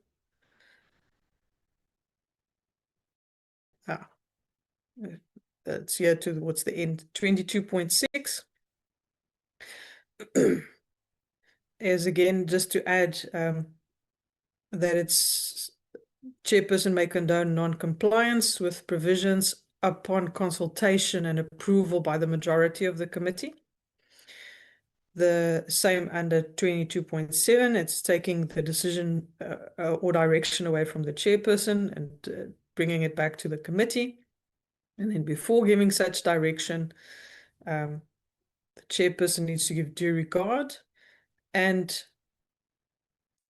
chairperson should then consult with the committee and receive the majority consent with the terms of reference where it so directs. So, Chair, that's flowing from the previous amendments. That it's a consequential result from the previous amendments. Thank you, Chair. Honorable members, can we accept the consequential amendments to section 22? Agree, Chair. Agreed too. Let's go to the final section, the longest part of the entire document. Chair, 23 just adds a proposal here to say that the terms of reference will commence on the date adopted by the committee or on such other date as the committee determines, instead of the original wording that was upon their being agreed to by the assembly or on such other dates as the assembly may determine. So, Chair, this section was included as explained by legal because the intention of the original formulation was that it would become part of the rules. So, but it does seem from the submissions that there wasn't a proposal to remove this, but that the terms of reference still be published, and that then be done in terms of the Government Gazette. What I know the other inquiries would normally do is that we publish it on the specific website or link that has been established for the committee, so that all interested parties can go back there and have a look at it as well. Thank you, Chair. That is my job for the day. Thank you very much. Your job is not done. There's the hand of Honorable Dagmar. Thanks, Chair. Thanks also for all the work that's being done. Chair, I'm sure you're going to make a ruling in regard to, a time frame in terms of to get hopefully the final version of the terms of reference. But I just don't want us to forget about the issue of public consultation, given the provisions of our constitution and generally the rules and the importance of what we're dealing with here. I think it is important that we do allow the public to make comments once we as an impeachment committee sign off on the terms of reference. So that issue just relates to that question under 23 about commencement. Thanks. All right, thanks. Honorable Mutama. Thank you, Chair. I did raise this matter in the last meeting.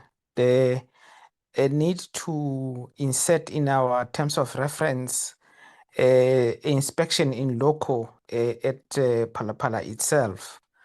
Now, to safeguard the integrity of the process, I suggest that we get guidance from the legal desk. And of course, we'll have to wait for the evidence leader to also start work so that they give their own input. I'm just saying that whatever we do, we must make sure that it will not compromise the process itself and therefore be guided by the legal desk and including the evidence leader. But as a matter of principle, Chair, I suggest that as part of the preparatory work that this committee actually do consider going to Palapala itself. Thank you.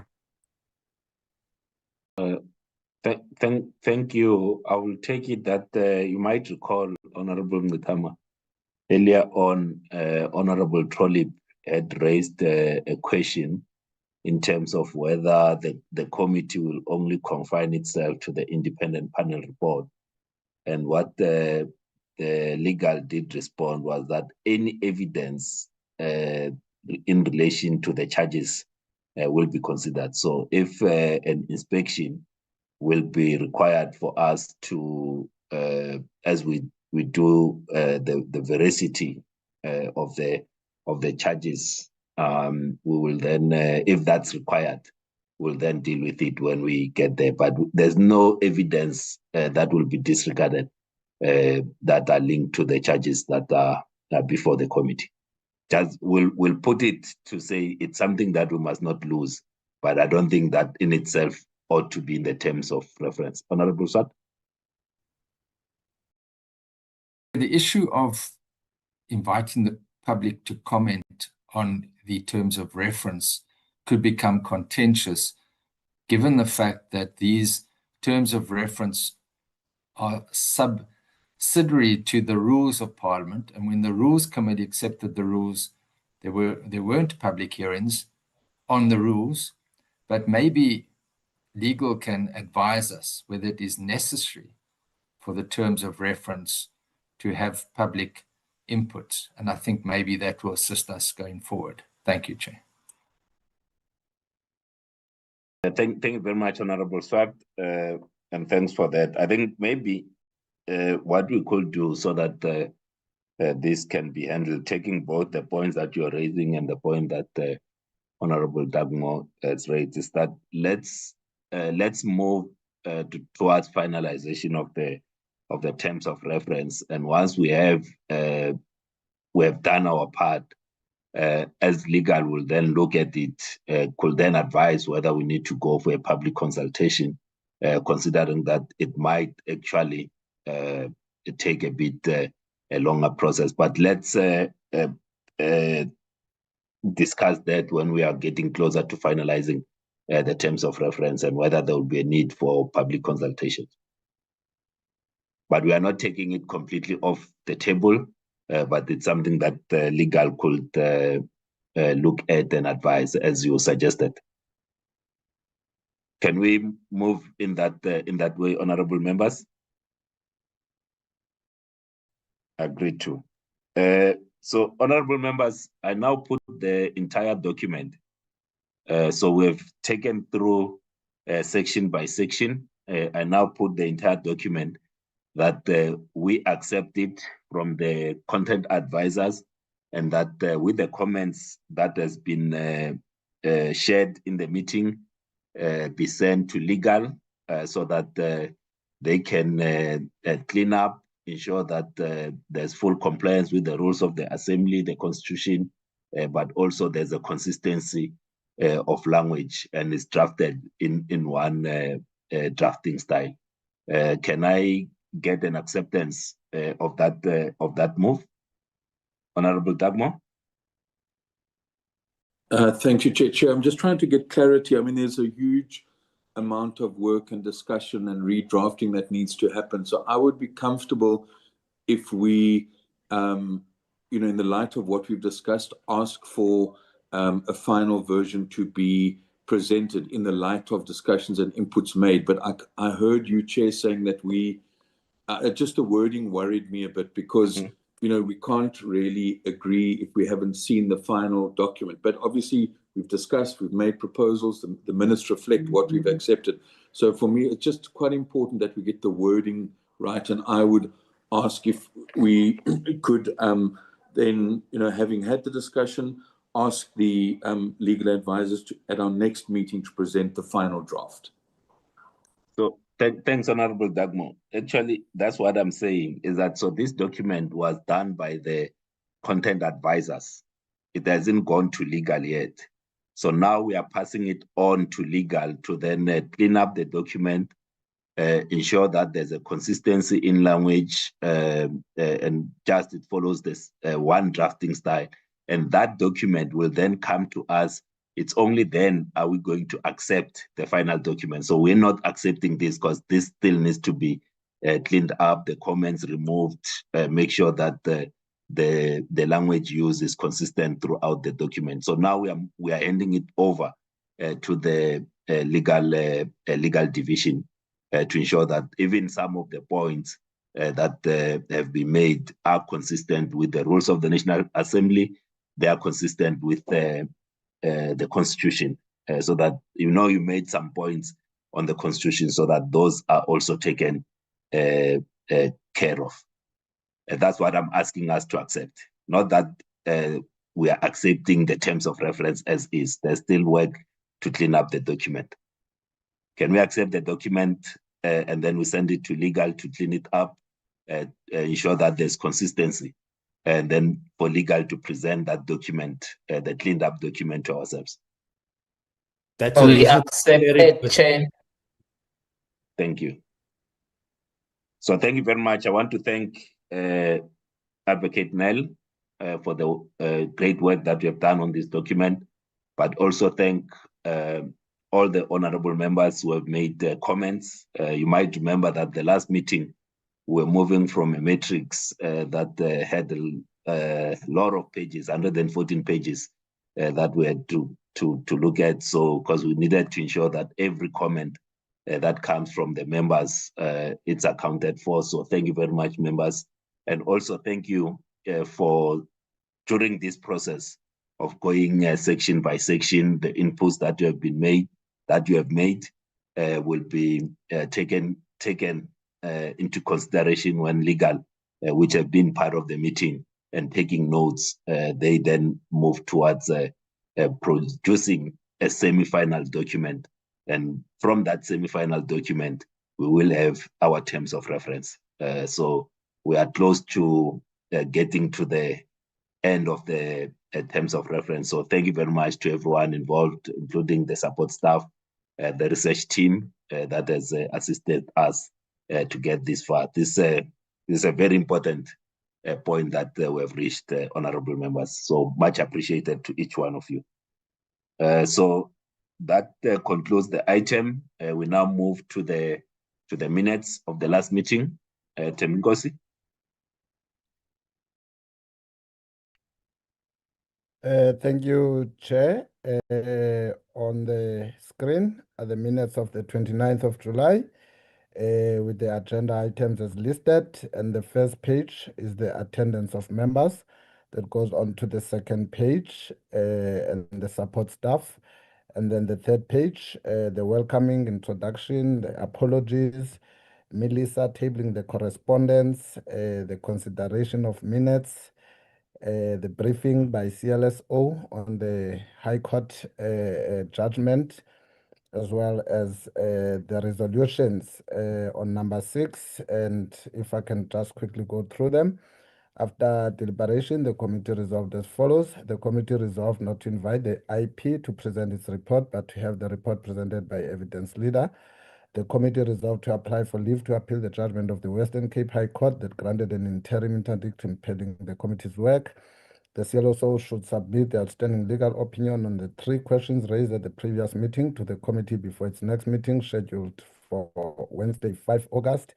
And the agenda items relating to the consideration and adoption of the recommended evidence leader and the TORs were deferred to this meeting. And there was an undertaking for the committee to meet twice this week, but with the committee having concluded its work for now on the TORs, Chair will provide guidance in relation to that. Those are the minutes, Chair, of the 29th of July. Thank you.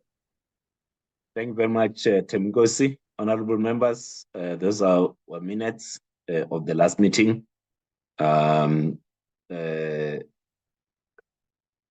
Is there any correction that any member wants to make?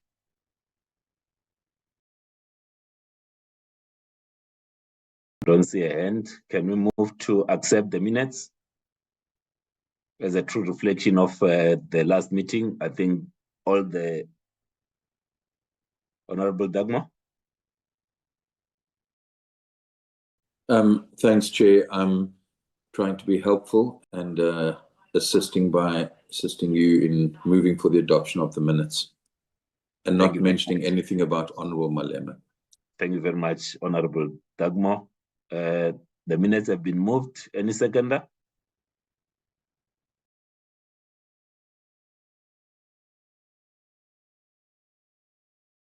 Honorable Musa. Thank you. I second the minutes. Thank you.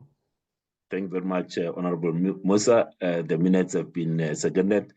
All the matters that are in the resolutions from the last meeting have been complied with. So the issues around the appeal, the papers have been filed. We did receive the legal opinion insofar as the president's appearance and the issue relating to the witnesses, so that those have been complied with. That we will consider the evidence leader in this meeting also complied with. Terms of reference also complied with. The only one that we had wanted was to also meet on Friday. So I announce now officially that we are not going to meet on Friday. We have now discharged all the work that needed to be dealt with. At the time when I made the proposal was that we're going to meet until 2 o'clock on Wednesday, but because we extended our time to 5 o'clock, we have discharged of the agenda. So that means that we have dealt with that item. Honorable members, just in closing, just to say once again, thank you very much for today. Honorable Matlauli, the point before closure. No, Chair. It's not the point before closure. You promised this sitting that you will make a ruling on a particular matter. Must we expect it in the next meeting or now or when? All right, thank you very much.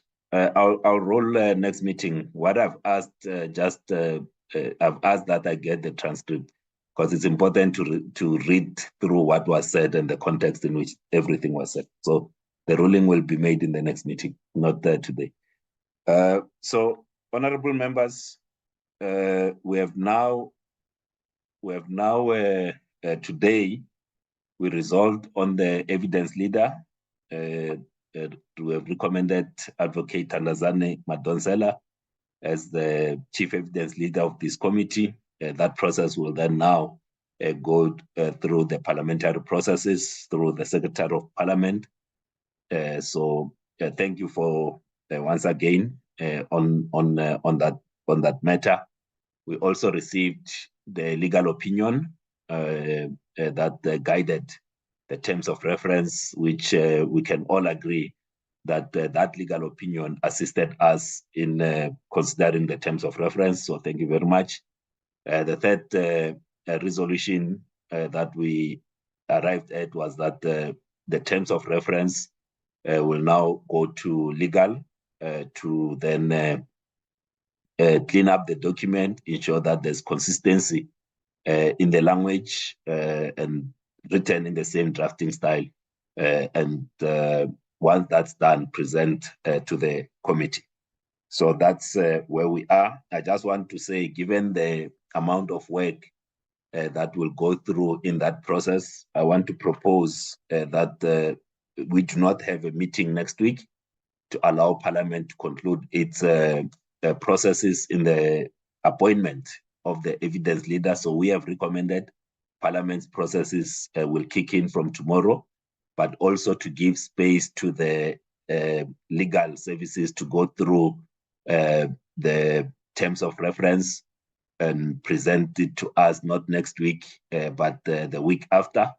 We're still trying to get the date because now Parliament is in session. We do have 8 chairpersons in our committee, so we need to find a date to then ensure that we do not hold the other committees from meeting as well. So that's the proposal that we give legal, and I did check with legal in terms of the time that they will need for them to finalize this document, so that we have something that is as close to finality as possible, to say that they will require at least more days. So we will not meet next week, we'll meet the week after. So that's where we are, honorable members. But once again, thank you very much. Let's continue to control or to look at the things that are within our control. Those that are outside of our control, we leave to those that are qualified to look after them. We'll focus on the things that are in our control. The meeting is adjourned. Cancel.